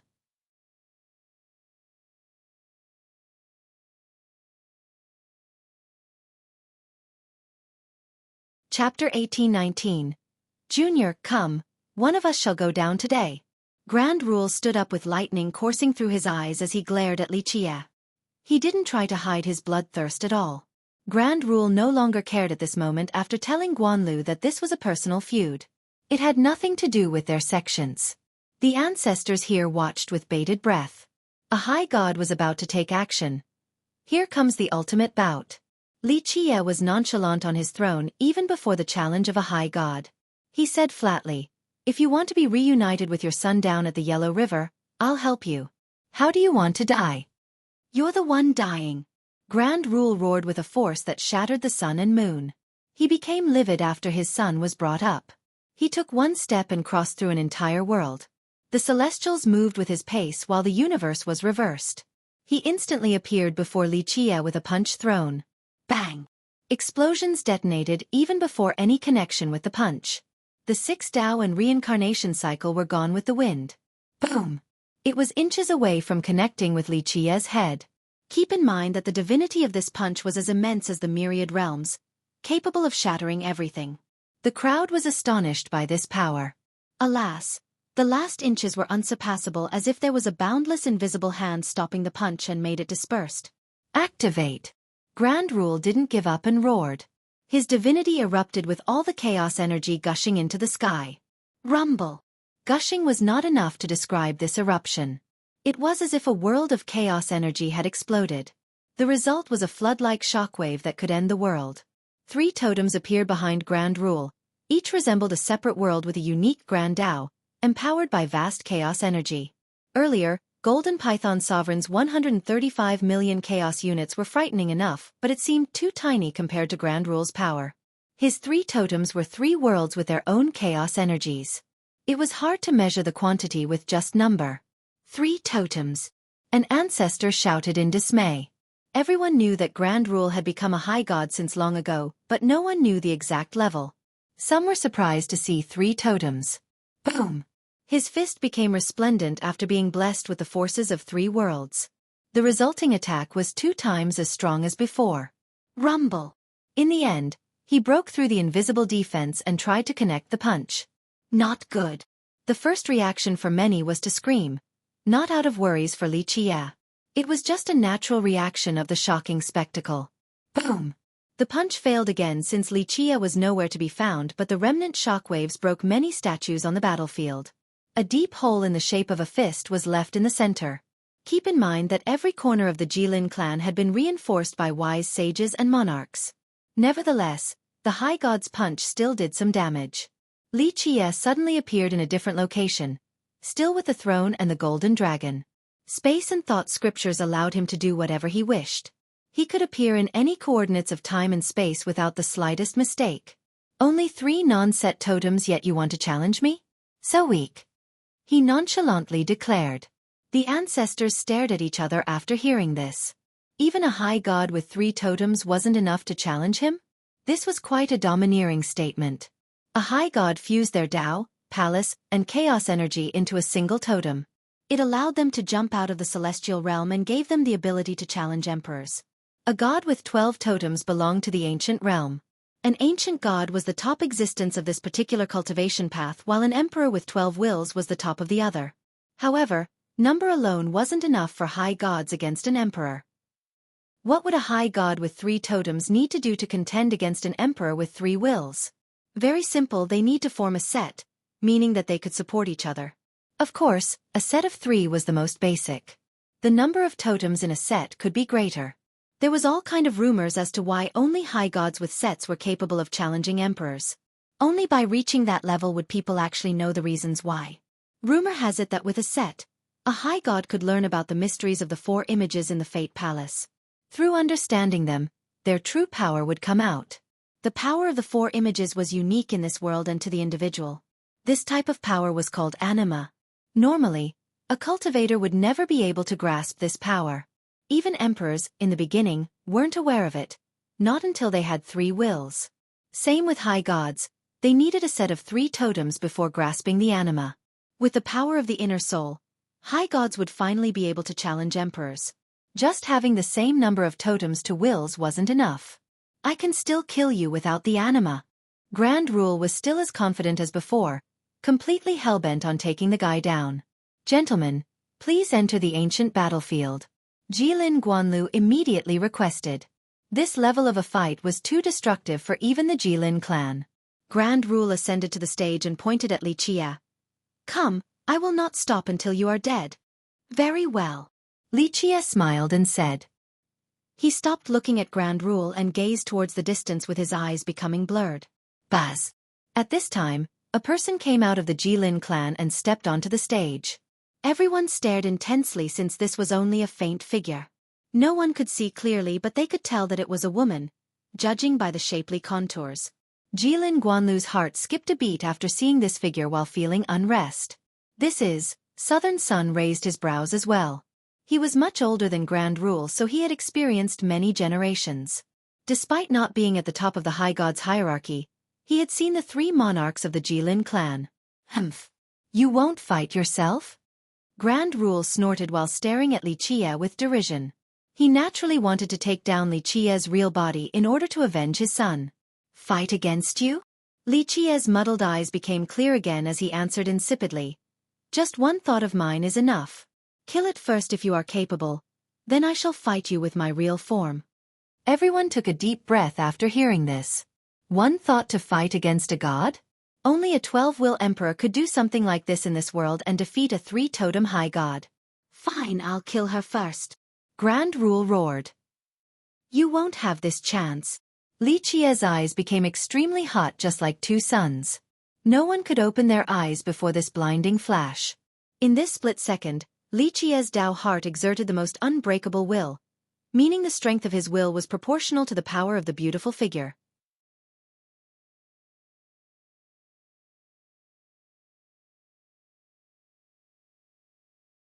Chapter 1820. Buzz. The figure took action instantly and raised its hand, creating a disc-like galaxy that flew straight for the high god. The impact of countless stars shattered the fabric of time and space where he was standing and made him fall into chaotic space. Arre! He crazily howled as the 3 totems behind him became resplendent. The chaos energy inside immediately turned into a great wall spanning across space and time for millions of miles and thousands of years. Rumble! The stars continued to break down this great wall, trying to reach out of the chaotic space. Even the power of the totems couldn't stop the first attack of this figure. Die! The high god didn't wait as he watched the wall crumbled section by section. He tried to regain the initiative by thrusting with a spear. Clank! The thrust carried his supreme intent while possessing 8 variations. Each carried a massive momentum. The name was breaking momentum, his proud spear technique and one of the top divine arts. Bang! Bang! Bang! The stars in the galaxy were being destroyed by the 8 variations. It was quite magnificent to see each thrust destroying a star, resulting in a destruction resembling fireworks each time. The ancestors here were mentally shaken. The power of this high god could easily take down a great power. Even though the ancient battlefield was hovering above them, the fight wasn't taking place in the same spatial sphere. Otherwise, the explosion of thousands of stars could greatly damage the Jilin clan. After taking care of the stars, the 8 variations fused together into one straight thrust, piercing through the fabrics of reality straight for the female figure. It was virtually impossible to describe the speed of this attack. Before one knows it, the tip was next to the figure's throat. Boom! Sparks flew everywhere. If this was happening in the world, each spark could spell doom to a country instantly. Time seemed to have stopped. 2 beautiful fingers were holding the tip of the spear and robbed the shimmering brilliance from the spear. Grand Rule was astounded to see this. This ferocious spear was of the high god level at the heaven bestowment grade. Crack! She tightened her fingers and found no trouble in breaking the spear. It felt no different than a small branch. Just a little bit of force from her was enough. Not good. Grand Rule immediately retreated. In this blink of an eye, the figure floated upward and spread out her arms, creating an illusion that she had countless of them. She moved them up and down. Each cycle seemed to be the reincarnation cycle of a world. Boom! The battlefield fell into darkness. There was no escaping this terrible entrapment and suppression. A door was opened in this black world with strands of light pouring down. It was as if there was a beautiful moon in the sky shining down on this world. However, these strands were murderous ray with a will of destruction from an emperor. It could destroy everything in this world. Time, space, and the Grand Tao. Activate! The stunned high god howled. The 3 totems intertwined with each other as 3 Grand Tao rushed out. They also coiled together to form a massive ocean above the high god in order to stop the incoming rays. Pluff! Pluff! Pluff! Numerous holes were pieced so the defensive ocean looked just like a sieve. Even though this defensive barrier made from 3 Grand Tao was unimaginably thick, it was penetrated all the same. This was the intent of an emperor. How could a high god's defensive Tao stop it? Nevertheless, the power of the rays still weakened a bit after the penetration but was still enough to kill top experts. The panicking Grand Rule roared and formed the strongest defensive wings that covered his entire body. At the same time, he took out an ancient bell on top of that and placed it over himself. Rumble! The wings were penetrated and rays fell upon the bell. Tiny holes were formed on the surface, but it was a successful stop. He was still blown flying through several stars in the process. The explosion from the impact made him vomit blood. So strong! A spectator said. 3 defensive barriers were taken down and the high god still suffered damage from the incredible moon days. Southern Sun in the chamber finally stood up and stared at the ethereal woman in disbelief. He took a deep breath and contemplated about this night sky. He immediately thought of someone after seeing this scene because it was the ultimate move of a particular monarch. Though he hasn't seen it in person, he had heard of its power. Buzz! The moon on the night sky poured light down again with the force of a torrential river. This ray was unstoppable and nothing could exist under its current. Clank! The high god roared and adorned a set of armor, also consisting of a shield in his left hand and a sword in his right. Supreme symbols emerged around him with the endless power of the origin erupting. His 3 totems imprinted themselves on the armor and empowered it with chaos energy. A majestic figure appeared with wills behind him. He stood above the symbols and became the mightiest defensive measure in this world. Boom! The supreme symbols finally stopped the river of light to protect the high god.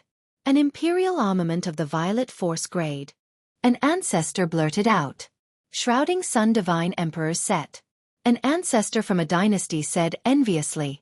He was Shrouding Sun's progenitor with 6 palaces and 3 wills. Despite having 3 totems, Grand Rule was much weaker than his emperor because the emperor had anima while his totems couldn't become a set. The moment the emperor used his anima, the high god could only stand there and be crushed. This particular armament was used by the emperor during his youth. It was nothing for an emperor since it only was a postnatal violet force with only 3 fetuses. 4 vagabonds and cultivators from small sects. A violet force armament was quite precious. Contrary to this, powerful cultivators only saw them as ordinary uniforms. The truth was that after becoming strong, the emperor had much better armaments. Alas, This one had sentimental value since it kept him company during his most wretched and difficult hours. That's why he couldn't bear to throw it away. After he became a Grand Emperor with 3 wills, he still refined it and turned it into an imperial armament. Most emperors wouldn't take the time and effort to polish such a common piece of gear. Nevertheless, his great efforts still turned the armament into something impressive. He used special means to temper it in order to stimulate its utmost potential. Because he had better ones, he gave this armament to his descendants. It eventually made its way to Grand Rule, and rightfully so, because Grand Rule loved it despite its mediocre grade.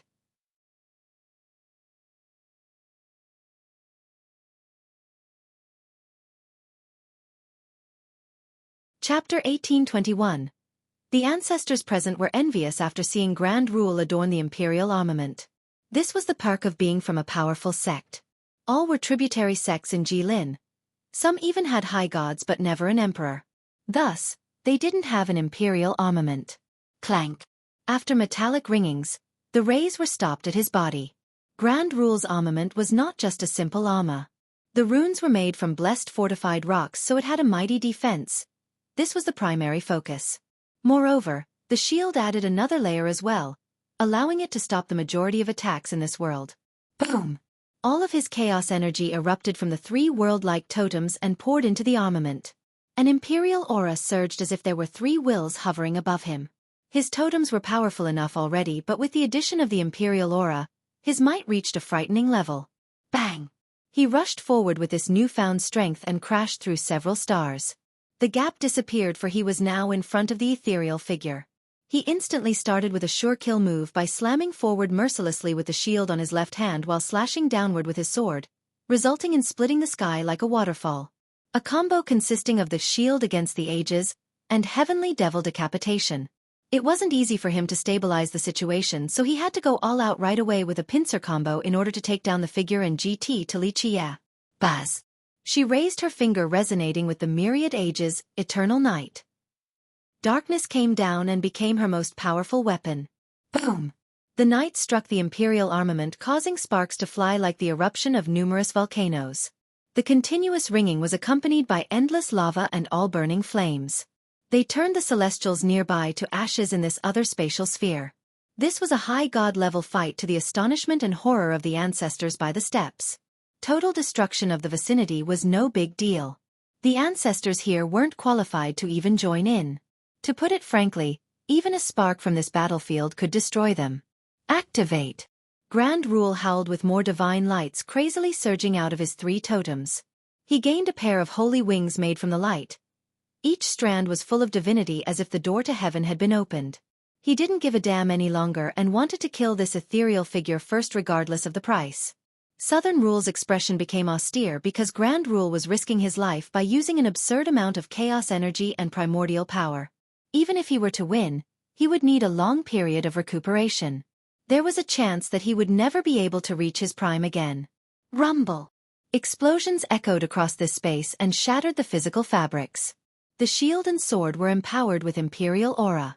They tried to overwhelm and shatter the entire darkness. Buzz! He finally gained the upper hand after expending all of his energy in this reckless retaliation. The black curtain receded like the tide and became smaller and smaller. If this continued, the ethereal figure might finally be taken down. Li Qie chuckled after seeing this. A bit capable for a non-set 3 totems to reach this level, how rare. Okay, watch. Looks like you won't give up until the last second. Having said that, his eyes poured out endless brilliance. Boom! Next, the thing producing light was no longer his eyes but his chest, right at the heart area.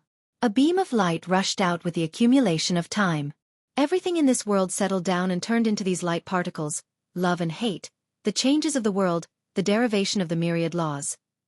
Everything was encompassed in this beam. Boom!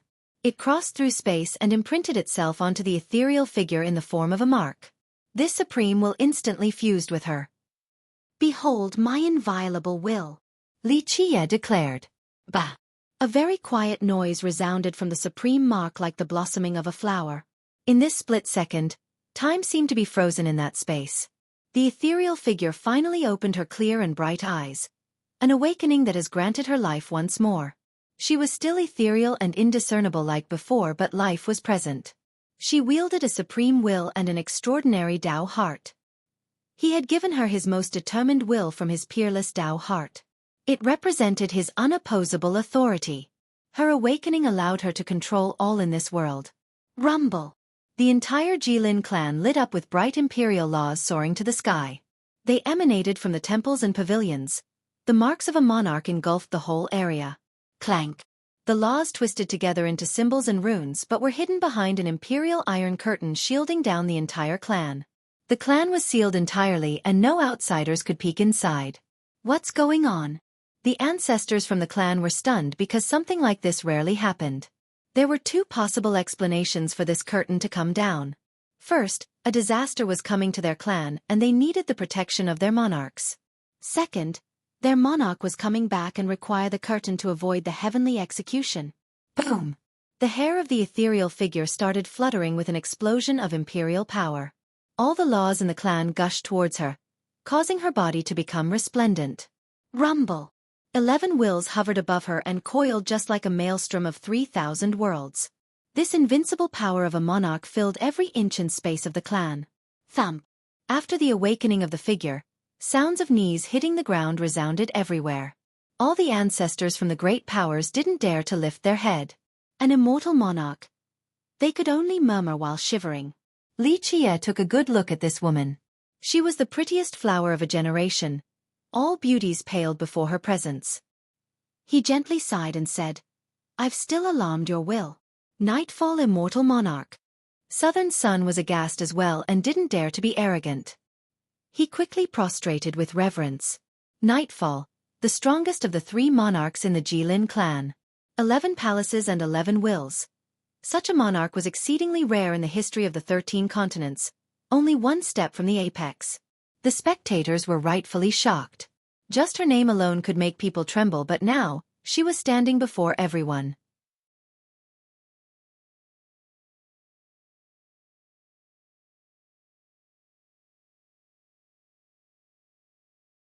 Chapter 1822. Nightfall, immortal monarch had swept through the 13 continents before, instilling respect and notoriety into her name. She challenged the other gods and the emperors while wearing a proud smile.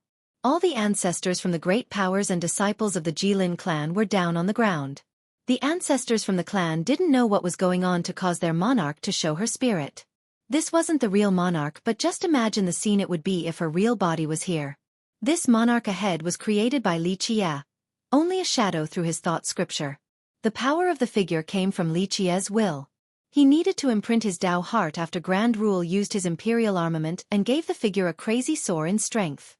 This triggered an awakening. With this eruption of power, the will and intents of the monarch herself congregated into the figure. Keep in mind that this was the place where she grew up, her home. She had left her footprints in many locations in this place and blessed them later on. Traces of her were all around the clan. On this night, they were awakened and gathered on this figure before turning into the 11 wills hovering above. She seemed to be here in person with an unbeatable might. The sun and moon followed the whims of her eyes. Before her potency, even high gods seemed insignificant. Southern Sun was shocked to see this since he had seen the monarch in person before. Today, she was still as wondrous and awe-inspiring as before. Her eyes were shimmering stars that could illuminate a generation. When she reached out with her slender and long arm, stars of the night sky appeared in her palm. At this moment, the night curtain encompassed all spatial spheres and even the river of time itself. Omnipresent darkness covered everything in the world with an incalculable weight. The gods and devils would be crushed to dust. No! Grand Rule roared and started to burn his own longevity blood and chaos energy. But it was futile. Li Jie's unstoppable will on top of the monarch's own intents resulted in an earth-destroying force. It was at the level of a 12-will emperor, not something a high god without access to anima could stop. Crack! His imperial armament started to crack in many places. Blood oozed out of his body resembling a broken porcelain vase. Boom! The armament finally collapsed completely, unable to withstand the night. Ah! Grand Rule's amazing techniques were useless now without the protection of the armament. He was crushed into a bloody mist. It eventually dispersed. No corpse was left behind in this world. A high god was taken down just like that. The ancestors here trembled like crazy and was scared out of their mind. That was an imperial armament and a three-totem high god, yet they were crushed into nothingness. They would never be able to escape the shadow of the horrifying spectacle today. They remained on the ground in a submissive pose, no longer daring to steal a glance. Southern Sun himself turned pale, since he was aware that even without the anima, Grand Rule was quite powerful due to the armament. This figure seemed as if she was a real 11-will monarch coming back to life. The entire place fell into a serenity. Everyone held their breath, yet they didn't dare to blatantly watch the next event. The ancestors from the Jilin clan were no exception either. Xueqi sat on his throne while staring at the beautiful monarch. Images of the past surfaced in his mind, each grimace and smile, as if it was just yesterday. However, they have become so unreachable, separated completely with no way of seeing each other again. Even his amazing means and her invincible self couldn't change any of this. The figure was also staring at Xueqi. Their locked gazes froze time itself, as a million years seemed to have passed by. The gentle breezes didn't dare to disturb them. Time didn't dare to annoy them. Thus, everything came to a halt. The spectators didn't wish to break this eternal peace either. In the end, the figure withdrew her gaze and entered the clan once more to return to the earth. She wasn't the real monarch, only her remnant wills and undying intents. Xueqi gently sighed at his helplessness in life. They didn't even have a chance to say goodbye. People finally heaved a sigh of relief after the figure dispersed, since her suppressive aura was finally lifted, allowing them to get up from the ground. Boom! This didn't last long due to a mighty explosion. Time and space were ravaged again, with another set of imperial laws descending down to the clan. A majestic force filled the place. It was full of life, like the arrival of a real monarch. Even though no one could see him, they could sense that there was a monarch present in the clan. My ancestor! The ancestors from the Jilin clan cried out after feeling this vibrant aura. The progenitor! The disciples from the clan kneeled once more in astonishment. Immortal monarch Jilin. The ancestors on the steps were amazed. They have just sent off nightfall, but now, Jilin himself was here. Jilin had 10 palaces and 8 wills, not quite a top monarch but still very talented. After creating the Jilin clan, he had been reclusive and chose not to interfere with the mundane world. His sudden appearance shocked all the ancestors present. 2 of their monarchs have appeared today. This was completely unprecedented. Southern Sun, heed my decree. A dignified voice came from above. The monarch didn't arrive completely. He was only watching the clan in a distant space and sent down an imperial decree. Southern Sun hastily got out of the chamber and kneeled in the middle of the yard. He respectfully raised both hands and said, "Your unworthy disciple hears your guidance, master." The ancestors from the great powers were quite surprised. No one knew that he was actually immortal monarch Jilin's disciple. The high god himself and everyone else had never talked about this. The truth was that he was really only a pseudo-disciple. The monarch didn't take him in as a disciple or accepted him into his faction. However, the high god at a young age had met the monarch and received some pointers.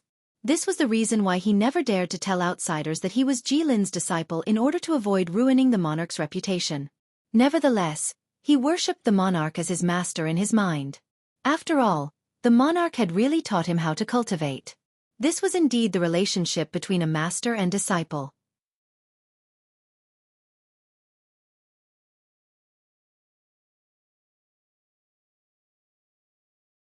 Chapter 1823.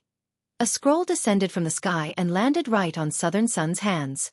Everyone watched with bated breath, including the Jilin ancestors as well. The sudden decree from their progenitor was truly shocking.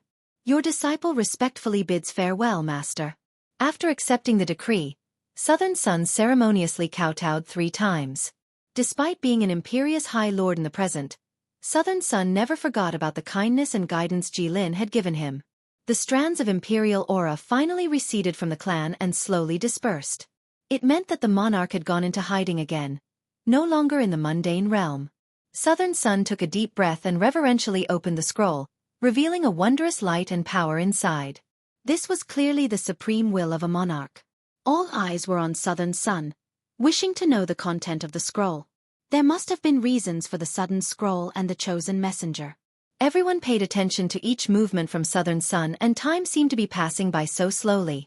Each minute lasted for as long as a generation. After reading the decree, the high god assumed a dignified and solemn expression. This made the crowd even more curious. Just what the hell was written on this decree? In the end, the high god carefully rolled the scroll up again and tidied up his attire. He floated up to Li Qia's throne and prostrated respectfully. This lowly god was a frog under the well, unable to recognize your excellency's arrival, unaware of the immensity of the heaven and earth. I gladly accept your punishment. All were stunned by this scene with jaws dropping to the ground. No one could close their mouth. This was a high god kneeling so respectfully in front of Li Qia. Some ancestors rubbed their eyes and thought that they were only seeing things. Li Qia gently nodded in response. Ignorance is not a sin, I pardon you. He waved his sleeve afterward. After being granted forgiveness, Southern Sun finally stood up with piety in his eyes. The crowd was still in disbelief. Earlier just now, Southern Sun wanted to teach Li Qia a lesson, so his shift in attitude only invoked further curiosity about the content of Immortal Monarch Jilin's scroll. For Southern Sun, this sudden shift wasn't shameful at all because he was facing an overlord of the 10th world who once fought against the emperors of the 3 races. Moreover, this was someone who worked for the 100 races and obtained peerless merits. Just this alone was enough for the high god to worship him. I shall stay at the Jilin clan for the next few days. Li Qia spoke with a dignified tone towards Jilin Guanlu. Young noble, no, your excellency. Your presence is our honor. Guanlu quickly responded. Li Qia nodded and got down from his imperial throne. Southern Sun quickly said, this lowly god will entertain you for the next few days in my master's stead. Just let me know if you require anything, your excellency. Li Qia accepted. I shall accept Immortal Monarch Jilin's goodwill and shall meet him later. The monarch wasn't in a position to come into being, so he sent down this decree, telling his pseudo-disciple to handle the reception. Southern Sun didn't speak twice and supported Li Qia's arm before leading the way. They didn't get far because Li Qia turned around and told Guanlu. Tell the geezers from your clan that I want to see that thing. Absolutely. Guanlu hurriedly replied. We will arrange it, your excellency. He didn't dare to refuse at this moment. Li Qia finally left with Southern Sun leading the way. Guanlu breathed a sigh of relief. A supreme overlord, an ancient existence on the same level as their progenitor. He became quite excited at this moment. That little princess was indeed smart and guessed Li Qia's identity correctly. Otherwise, their clan could have been involved in this mess. At that point, even their forefathers might not be able to save the offending juniors. Meanwhile, the other ancestors present had an even harder time calming down. Even if they couldn't guess Li Qia's true identity, judging from the monarch's decree and Southern Sun's attitude, this Li Qia was definitely at the overlord level. Only such a being could alarm a monarch. Gentlemen, watch your words. Guanlu slowly told all of the ancestors present. Don't recklessly talk about today's matters. I'm sure no one wants to invite a sect-destroying disaster. He wasn't trying to threaten them, merely speaking the truth. A supreme overlord entering the mundane world for an unknown reason? He must have an earth-shattering purpose, something beyond their ability to speculate. This wasn't the topic for a casual chat. It could have something to do with the 103 races or even the monarchs and emperors. Thus, running one's mouth could end up offending somebody who was easily capable of annihilating a great power. Brother Guanlu, we'll keep it in mind. One ancestor shuddered before solemnly answering. First, let's not even bring up Li Qia's identity. Just the scroll from Immortal Monarch Jilin alone was a taboo subject. There was no need for the monarch to do anything himself. His clan would take care of the leakers. The other ancestors hastily chimed in accordance, not daring to take this situation lightly. That's for the best. Guanlu nodded and said. In fact, he also took this matter very seriously due to its mystique. After all, an overlord coming into being was truly shocking. Remember that it was prohibitively difficult for any emperor and monarch to come into being since a heavenly execution could come at any moment. But now, an overlord even destroyed his own cultivation to avoid the execution for an unknown purpose? Something incredible was about to happen. It took a while before the iron curtain blotting out the sky dispersed. The ancestors from the clan finally breathed easier. The young disciples from the clan were curious about this great matter, but they couldn't ask anything after seeing their senior's austere expression. Even if a junior was bold enough to ask about it, all they would get is a scolding to not do it again. In the depth of the clan with brilliant sceneries, immortal lights were oscillating everywhere. Birds were flying in this auspicious place with deers resting. Lingji was everywhere next to the divine trees. An ordinary person couldn't stay at such a paradise. Not even ancestors from the clan. Only forefathers were allowed in this place, such as the monarchs and high gods. However, these high-level beings weren't staying at the clan. Their descendants wanted nothing more than for their forefathers to return to this wondrous place for a few days. Alas, after their monarchs went into seclusion, they have never returned to this place. Occasionally, some high gods would visit for a few days. Even the individual blade of grass was familiar to Xueqi, stirring emotions in his heart. The grasses and trees were still here, but what about the familiar faces? The Jilin clan was different now. It was still as prosperous as before, but he couldn't find the same emotions as before. The tinge of closeness and familiarity was gone. After a long time, a knock came from outside. Xueqi casually said, "Enter." The Jilin princess came in while holding a large wooden trunk. She placed it in front of Xueqi and took out an item from inside. This is the item that came down from the outer realm. The high god ancestors from Out sect said that it has something to do with our Nightfall immortal monarch. Please have a look, young noble. With that, she carefully placed the item in front of him.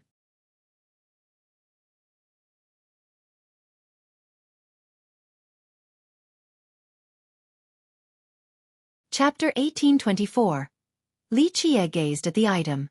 It looked quite ordinary and seemed to be a rock that has been burnt to a crisp and full of cuts. These cuts couldn't have been done by the juniors of the clan since they were formed naturally at its inception. Upon closer inspection, one would find that the charred appearance wasn't due to heat. They were laws of the Grand Tao twisting together and causing uneven surfaces. Inside these surfaces were ancient runes. The ancestors from the Jilin clan have never seen them before. It directly flew to the clan? Xueqi mentally shuddered after seeing this and asked.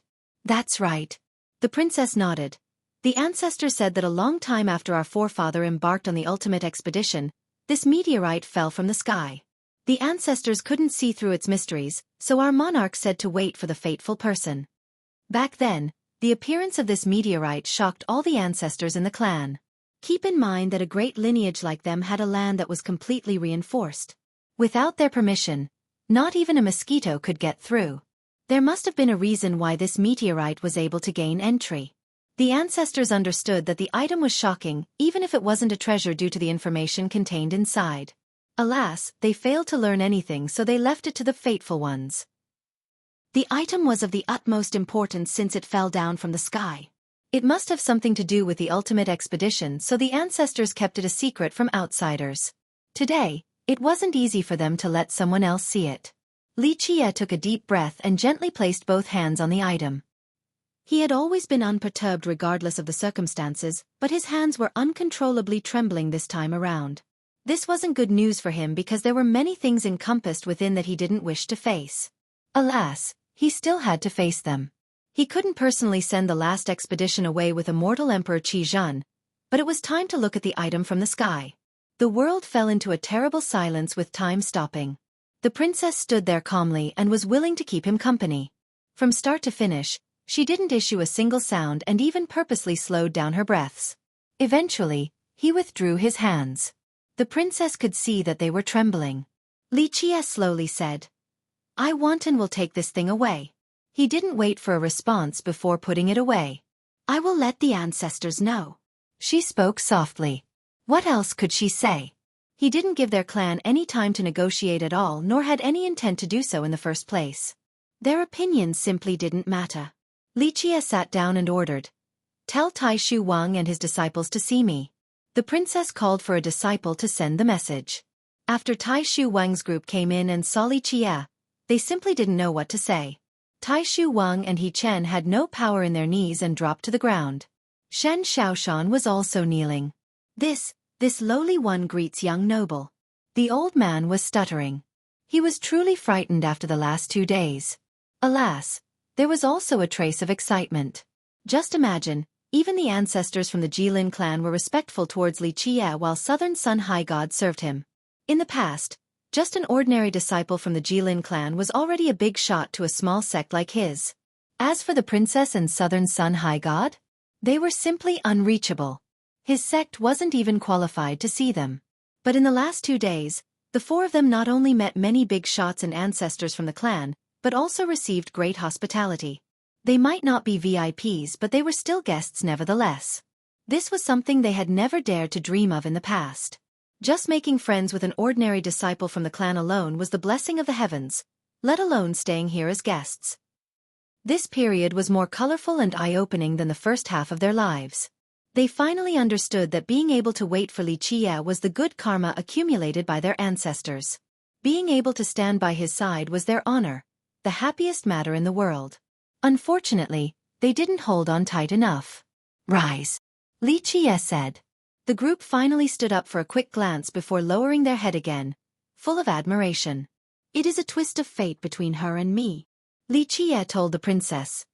"Let her cultivate at the clan. Her future achievements will be up to her own fortune." Shen Xiaoshan stood there in a daze and thought that she had misheard him. She pointed at herself in confusion and asked, "Young noble, you're talking about me?" After seeing a nod from him, she became even more out of it. Tai Shu Wang's group were astounded as well. Such a good thing came too swiftly and caught them unprepared. "Rest assured, young noble. I will find her a suitable master." The princess agreed right away. The clan didn't lack disciples like Xiaoshan. In fact, someone of her level needed to pass many assessments before entering. An exception was being made here. It took a while before the group could calm down. They felt crazily happy afterward since they were already satisfied with visiting the clan. Being able to see the ancestors was a fortune in and of itself. These meetings allowed their sect to have a firm position back at West Bank. At the very least, West Bank wouldn't dare to destroy them or do whatever they pleased like in the past. It needed to think twice now against this tiny sect. Thus, Tai Shu Wang had already accomplished his goal with this trip. But now, his disciple could actually enter the clan and have the princess find her a master? It meant that their sect status at West Bank had soared. One could even say that they wouldn't need to rely on West Bank any longer and could establish their own businesses. Shen Xiaoshan entering the direct branch of the clan meant that Sago Palm had a fundamental boost in status. "Thank you for your grace, young noble." Wang and his disciples kowtowed. Li Qie waved his sleeve. "Go back from whence you came. This is a type of fate." Wang took a deep breath and kowtowed again, realizing that this was the end of their connection. Nevertheless, he was already satisfied and wouldn't ask for anything else.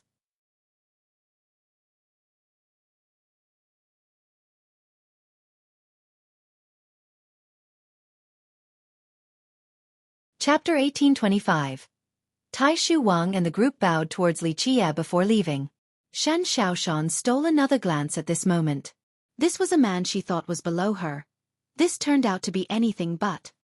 He was at a height that she would never be able to reach for a lifetime, and she could only watch in the distance. She understood how lucky she was to be able to wait on him earlier. Even if she wanted to now, she wasn't qualified to do so. The ones who wanted to be his servants would make a very long line, and she wouldn't be a forerunner in terms of qualification. All kind of emotions ran in her mind, and words weren't enough to describe them. Perhaps later on in her life, she would still remember the happy memories that this man had brought to her. "Young noble, will I be able to see you again?" Shen Xiaoshan summed up all of her emotions and thoughts with this one line. It represented hope in her mind. Li Qie sighed in his mind but still slowly answered, "The Grand Tao is endless and many years are still to come. We will meet again if it is meant to be. I'm sure that day will come." "I understand, I'll try my best." She took a deep breath and nodded with determination. Her answer wasn't only for him to hear but also herself. This was the end for the two of them. She needed to work hard to become powerful in order to meet him again. Power was necessary to be his companion. Otherwise, she would only be an ant, unable to scale the height. "I believe you." Li Qie nodded and showed his support. Shen Xiaoshan gripped her fists after seeing this and said, "I understand." She left immediately, not wanting to cry or for him to see her tears. However, she didn't even make it to the door before turning around and gave him a tight hug using courage she didn't even know she had. Tears finally overflowed as she grabbed his shoulders. This might be the last time for her. Li Qie gently sighed and patted her soft hair. "Go, you will need to continue forward on this long path. See you, young noble." She mustered even more audacity to kiss him on the lips before leaving against her will. Li Qie shook his head after her departure. He could take goodbyes easier than most due to his own experience. Each time this happened, a part of his heart would grow numb. He stayed at the clan for several days and focused on training outside of thinking about the item from the outer realm. In this second, he was sitting on his bed to absorb primordial and chaos energies. They were surging within his fate palaces as if an animated new world was being born. Rumble! His chaos energy was rampaging like thousands of stallions. They turned into a maelstrom to gestate his grand Tao and true fate. He had more than 700 units of chaos energy at this moment to go from Tao ant to Tao insect. Cultivation didn't overly matter to him, but nevertheless, this was a necessary procedure regardless of his other abilities. He had no way of going from Tao dust all the way to Grand Emperor. Of course, he had methods to accelerate his cultivation speed, but the early logic applied. One must do this one step at a time to become an unprecedented existence. Each step must be firm and polished 1,000 times in order to go even further. Only by bravely facing one's demon and inevitable disasters would one be able to gain the necessary perseverance. Xueqi could rise from Tao dust to Grand Emperor in 1 or 2 years, but this absurd boost in cultivation would leave behind fatal flaws. There was no way of becoming a perfect emperor in this manner. This was indeed the truth. Many geniuses in history had frightening cultivation speed, but more often than not, they fell down on the path. On the other hand, average cultivators who took their time polishing themselves were able to ascend to the throne. Cultivation was an arduous path that could require more than 10,000 years of experience. Without a Tao heart capable of withstanding hardship, a cultivator wouldn't be able to find the greatest success. Xueqi followed this belief in the 9 worlds and continued in the 10th. He was thinking about creating an unprecedented cultivation method in order to start an epoch. There must be a metamorphosis from the foundation of the old world, removing the old while in with the new. Nevertheless, without personally going through the steps, it would only be hollow principles and theories. He wished to train in the cultivation methods of 2 worlds in order to build up his own, a completely new system. After absorbing sufficient energy, his fire of life jumped inside his palace. It was pure without any flaws. This seemed to be the greatest fire seed in the world as it continued to refine some Tao fetuses. The process was gentle and harmonizing, just like the melting of snow. The Tao fetuses being refined with a white armament taken from Mad God ominous ground. It hasn't been refined in the past, so each fetus was still perfect and in its initial state. Mad God didn't start his process because he wanted to use anima to refine it. This was another reason why he wanted to become an ancient god so quickly. He had lived for a long time since he was a high god with 11 totems. He shouldn't have rushed to become an ancient god since he had a great probability of becoming one anyway. Alas, his impatience made him take the wrong path in devouring the world. It eventually led to his demise. Anima was a very profound domain that only emperors and high gods can reach after they were at a certain level. The unique power of this domain was created by the 4 images of the Fate Palace. There were all types of power in this world, such as the origin power of the primordial chaos energy or the supreme power of the Grand Tao. Then there were the forces belonging to the 7 emotions and 6 desires of the mundane world and the tribulation power of the high heaven. However, these things didn't belong to the cultivators themselves. They were either created in this world or sent down by the high heaven. This was not the case for anima. This power truly belonged to the cultivators, not part of the word. A grand emperor once said that only by grasping the anima would one truly be able to free themselves from all shackles. Otherwise, even an invincible emperor didn't possess his own power without the anima. This was the reason why Mad God wanted to become an ancient god so quickly. He wanted to use anima to refine his white armament. Anima was not a problem for Xueqi since he had already taken the first step forward with his nirvana heavens when he got his 13 palaces before becoming an emperor. He already understood the profundity of the 4 images. Rumble. The 88,888 Tao fetuses changed continuously under the tempering of the fire of life, resulting in a magnificent spectacle. Any spectator would be shocked to see something like this. White adornment was the lowest level among the ranks of Tao weapons. However, after reaching a certain level, it was still quite powerful. For example, Holy Emperor's ultimate armament was stronger than any emperor's armament.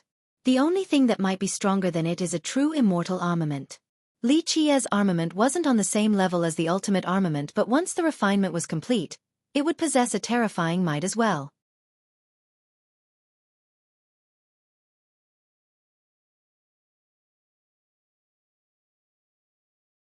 Chapter 1826. After staying at Jilin in the last several days, Li Qie was ready to leave since the time was right. He wanted to see old friends at Jilin, but alas, he didn't even get a chance to say goodbye. Your Excellency, may I ask where you are heading to? If you don't mind, this lowly god is willing to follow you. Southern Sun respectfully said. Despite being an amazing high god, he assumed the position of a junior when speaking to Li Qie. In fact, this wasn't shameful at all. There were so many emperors from both the 9th and 10th worlds who considered themselves as Li Qie's juniors. This was an existence who started Emperor Hunt. He gave commands to the emperors from the 100 races. Only World Emperor could stand on the same level as him. The other emperors had no chance. Thus, a god like him was no different than an insect before this supreme existence. Li Qie smiled and chuckled. Even though the chance for a heavenly execution is very low for a high god and virtually non-existent for one without anima, the chance is still there. He looked at the high god and continued. Knowing propriety is rare, so that's commendable on your part. You have a way to go before grasping anima, since it isn't easy to turn your totems into a set. Right you are, Your Excellency. When a high god has a set and anima, there will be a chance of contending against emperors, but it isn't easy to reach that step. Southern Sun said with a tinge of emotion. Very well, out of appreciation for your good judgment, I have written about anima in the last 2 days. Try your best to learn it, since it will be quite beneficial. Li Qie took out a manuscript and handed it to the high god. Southern Sun was startled to see this. Each emperor and powerful high god had their own method with anima. This particular domain was too important and laden with secrets. These powerful beings wouldn't pass their technique down so easily. But now, Li Qie casually gave him some knowledge on anima.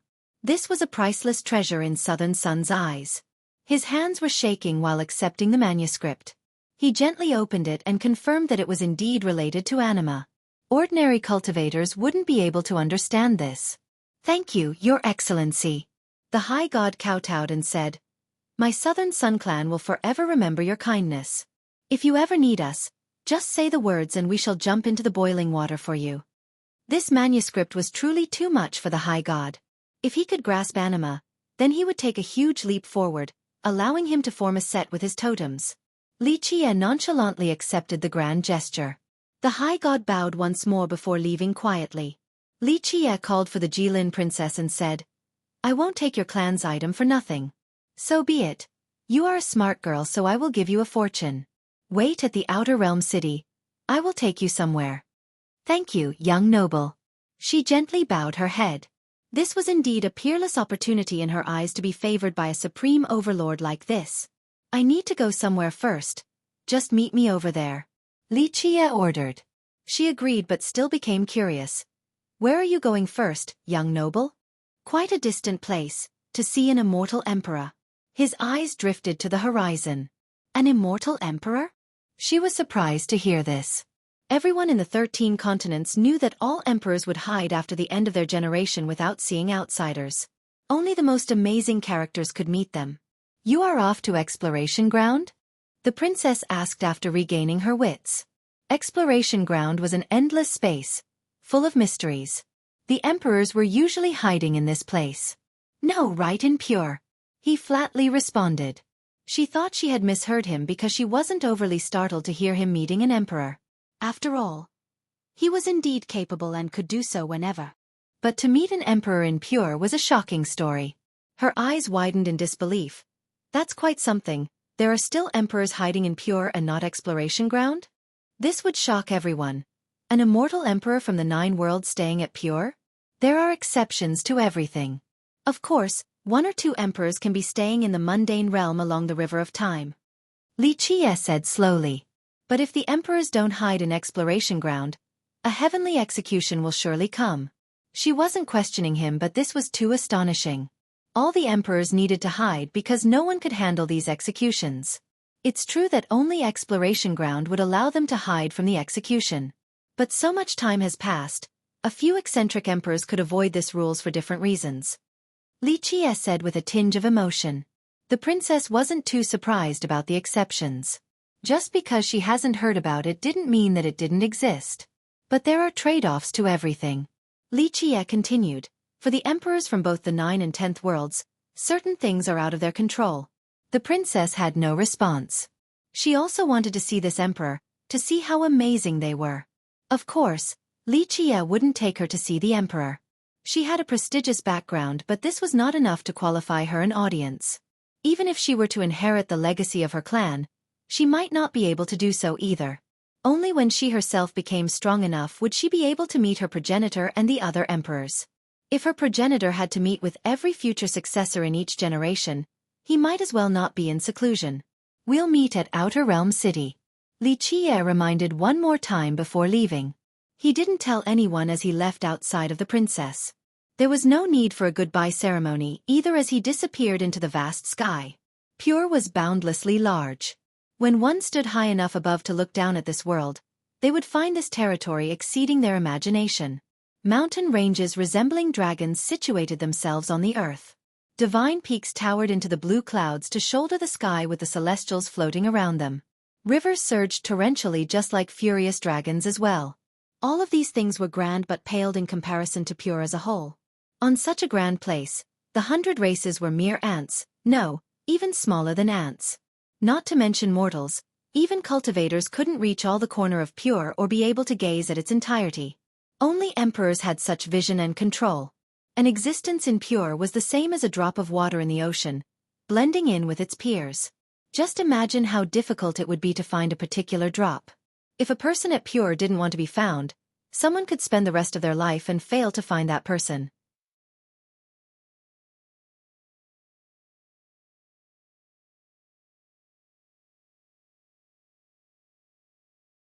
Chapter 1827. People were rarely found in desolate and barren regions, not fit for agriculture. Briars and vines were everywhere. They were the only things that could grow on this dried-up land. The sun didn't show any mercy either. Whether it be the sparse vegetation or the occasional bird and fish, all had to hide under the breeze and gasped for air. Everything was fading away in this place.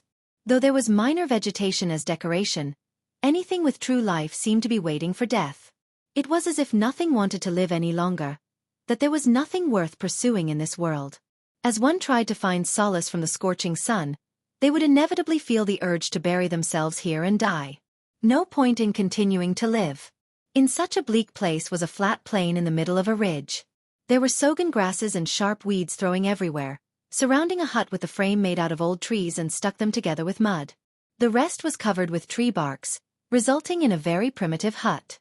From the house, one could extrapolate the level of poverty its master was suffering, a life of destitution. The door was slightly opened and would quietly creak at the slightest breeze. There was a path in front of the house, but calling it a path was the polite way of putting it. It was covered in briars with no visible pathway, but because people could walk through it, it could still barely qualify as a path. This remote path finally had a traveler today. A youth was pushing through the bushes from the base to this hut at the ridge. This was naturally Li Qie, who smiled after seeing the hut. There was a vegetable and potato farm right next to the hut. An old man was working on the field. He wasn't that old, only around 50 if he was immortal. However, he also appeared weather-beaten with a sad temperament. His gray robe was turning white from being repeatedly washed. Due to the long years, it became old and dirty despite his meticulous effort. There weren't that many wrinkles on his face, but his complexion was yellow while the rest of his skin was tanned. From this, one could see that he lacked proper nutrition on top of working on the farm for many years now. He brushed his sparse gray hair every day, but they still became a bit disorderly from working. When he opened his mouth, one would find that there weren't that many teeth left. Even the ones left were stained and had cavities. This old man lived in this desolate place, working in the day and resting during the night. He relied on this little plot of land to barely not starve to death while living one day at a time. Just imagine, an old man living all alone without neighbors, friends, or any children to speak of in this desolate place. Toiling on the yellow soil during the day while sleeping on his bleak wooden bed at night. Such a poor and lonely way to live. He was swinging his old hoe at the moment by the sweet potato section. Due to his old age, each swing took a lot of effort. A young one could dig up enough soil to get a potato out with one swing, while he needed at least 8 for the same result. After doing so, he squatted down to flatten the area and threw the potato into an old bamboo basket. He gasped for air from exhaustion after taking each potato out. Li Qie chuckled after seeing this and didn't go strike up a conversation. Instead, he began picking up the potatoes and put them into the basket. Just like that, The old man worked the soil with his hoe while Lichia searched for potatoes. He would need to rest after 3 to 5 swings, but Lichia was having fun with his scavenging game. The two worked flawlessly together without uttering a single word. It was as if this was how it should be, the normality of things. After half a day, the old man managed to get out 6 to 7 pieces. He grabbed the basket and hoe before returning to his hut. Lichia came in uninvited and was met with a dark scene despite it being the day. It wouldn't be easy to get acquainted with the sudden change. There weren't that many things in the hut, nothing inessential. There was a wooden bed to the left and the blanket had black spots despite being constantly washed. To the right was the kitchen stove with a rusty pot on top. Next to the window was a table that could seat 2 or 3 people. All meals and tea time were done on this table. Lichia sat down on this simple table and looked at the wildlands outside on top of the sickly vegetation while resting his chin on his hands. He eventually fell into a drowsiness. The old man had started a fire to boil the potatoes. The flame on the stove might be the only thing that can survive in this place. When it jumped, it lets the spectators know that they were still alive. The old man sat motionlessly in front of the stove and occasionally added some sogan grasses to the fire. He was just like a withered tree without any emotion. His only goal in life was to wait for death. A long time passed in this grim manner. This was eventually interrupted by the sweet fragrance of the potatoes, bringing life to this world. The growling of the hungry stomach was replaced with a newfound strength after smelling the potatoes. The sleepy Lichia finally opened his eyes and sat straight. The old man placed the boiled potatoes into a pan and brought it to the table. Before he could even sit down, Lichia took the first one without any hesitation and ate it after peeling off the skin. The old man did the same, except he ate very slowly as if his teeth were failing him. Lichia spoke after he filled his stomach with one potato. Some people want to leave the rowdy scenes but not in this solitude. At the very least, he would have an old man selling meat bun or an old woman selling salt. I suppose that such a life isn't so lonely, just one way of making it through. However, your world lacks any inhabitants. Not this salt-selling woman or meat bun vendor. Only you are around. The old man continued to eat as if he wasn't used to expressing himself. This is the apex of solitude. Lichia smiled wryly. Emperors might be hiding in the exploration ground, but they are still famous with peerless prestige. This is only a type of avoidance from the heavenly execution. But today, when we're sitting here eating potatoes, this is the ultimate seclusion. The old man continued to eat without responding. In fact, he didn't even remember the last time he had a conversation. Lichia grabbed another potato and took his time eating. After finishing, he looked up and asked, "When are you going to die?" The old man was relishing this meal that didn't come by easily, so he put all of his heart into eating. After a long time, he finally licked his fingers and said, "I don't know, I'm still waiting for the day of death." Lichia smiled and shook his head. "I see. Your only reason for living is to wait for death." Back in the 9 worlds, I told the kid from the U clan that you also have a shop with wine even worse than his horse urine crap. His waiting for death is nothing like this since he had many things he could see in the mundane world. You're taking it to the next level though by inhibiting all your senses. Alas, it's not that easy to die. You're tuning in to the Xueqi's Martial Arts Saga YouTube channel. Don't forget to subscribe and join us on this journey to catch the most captivating stories.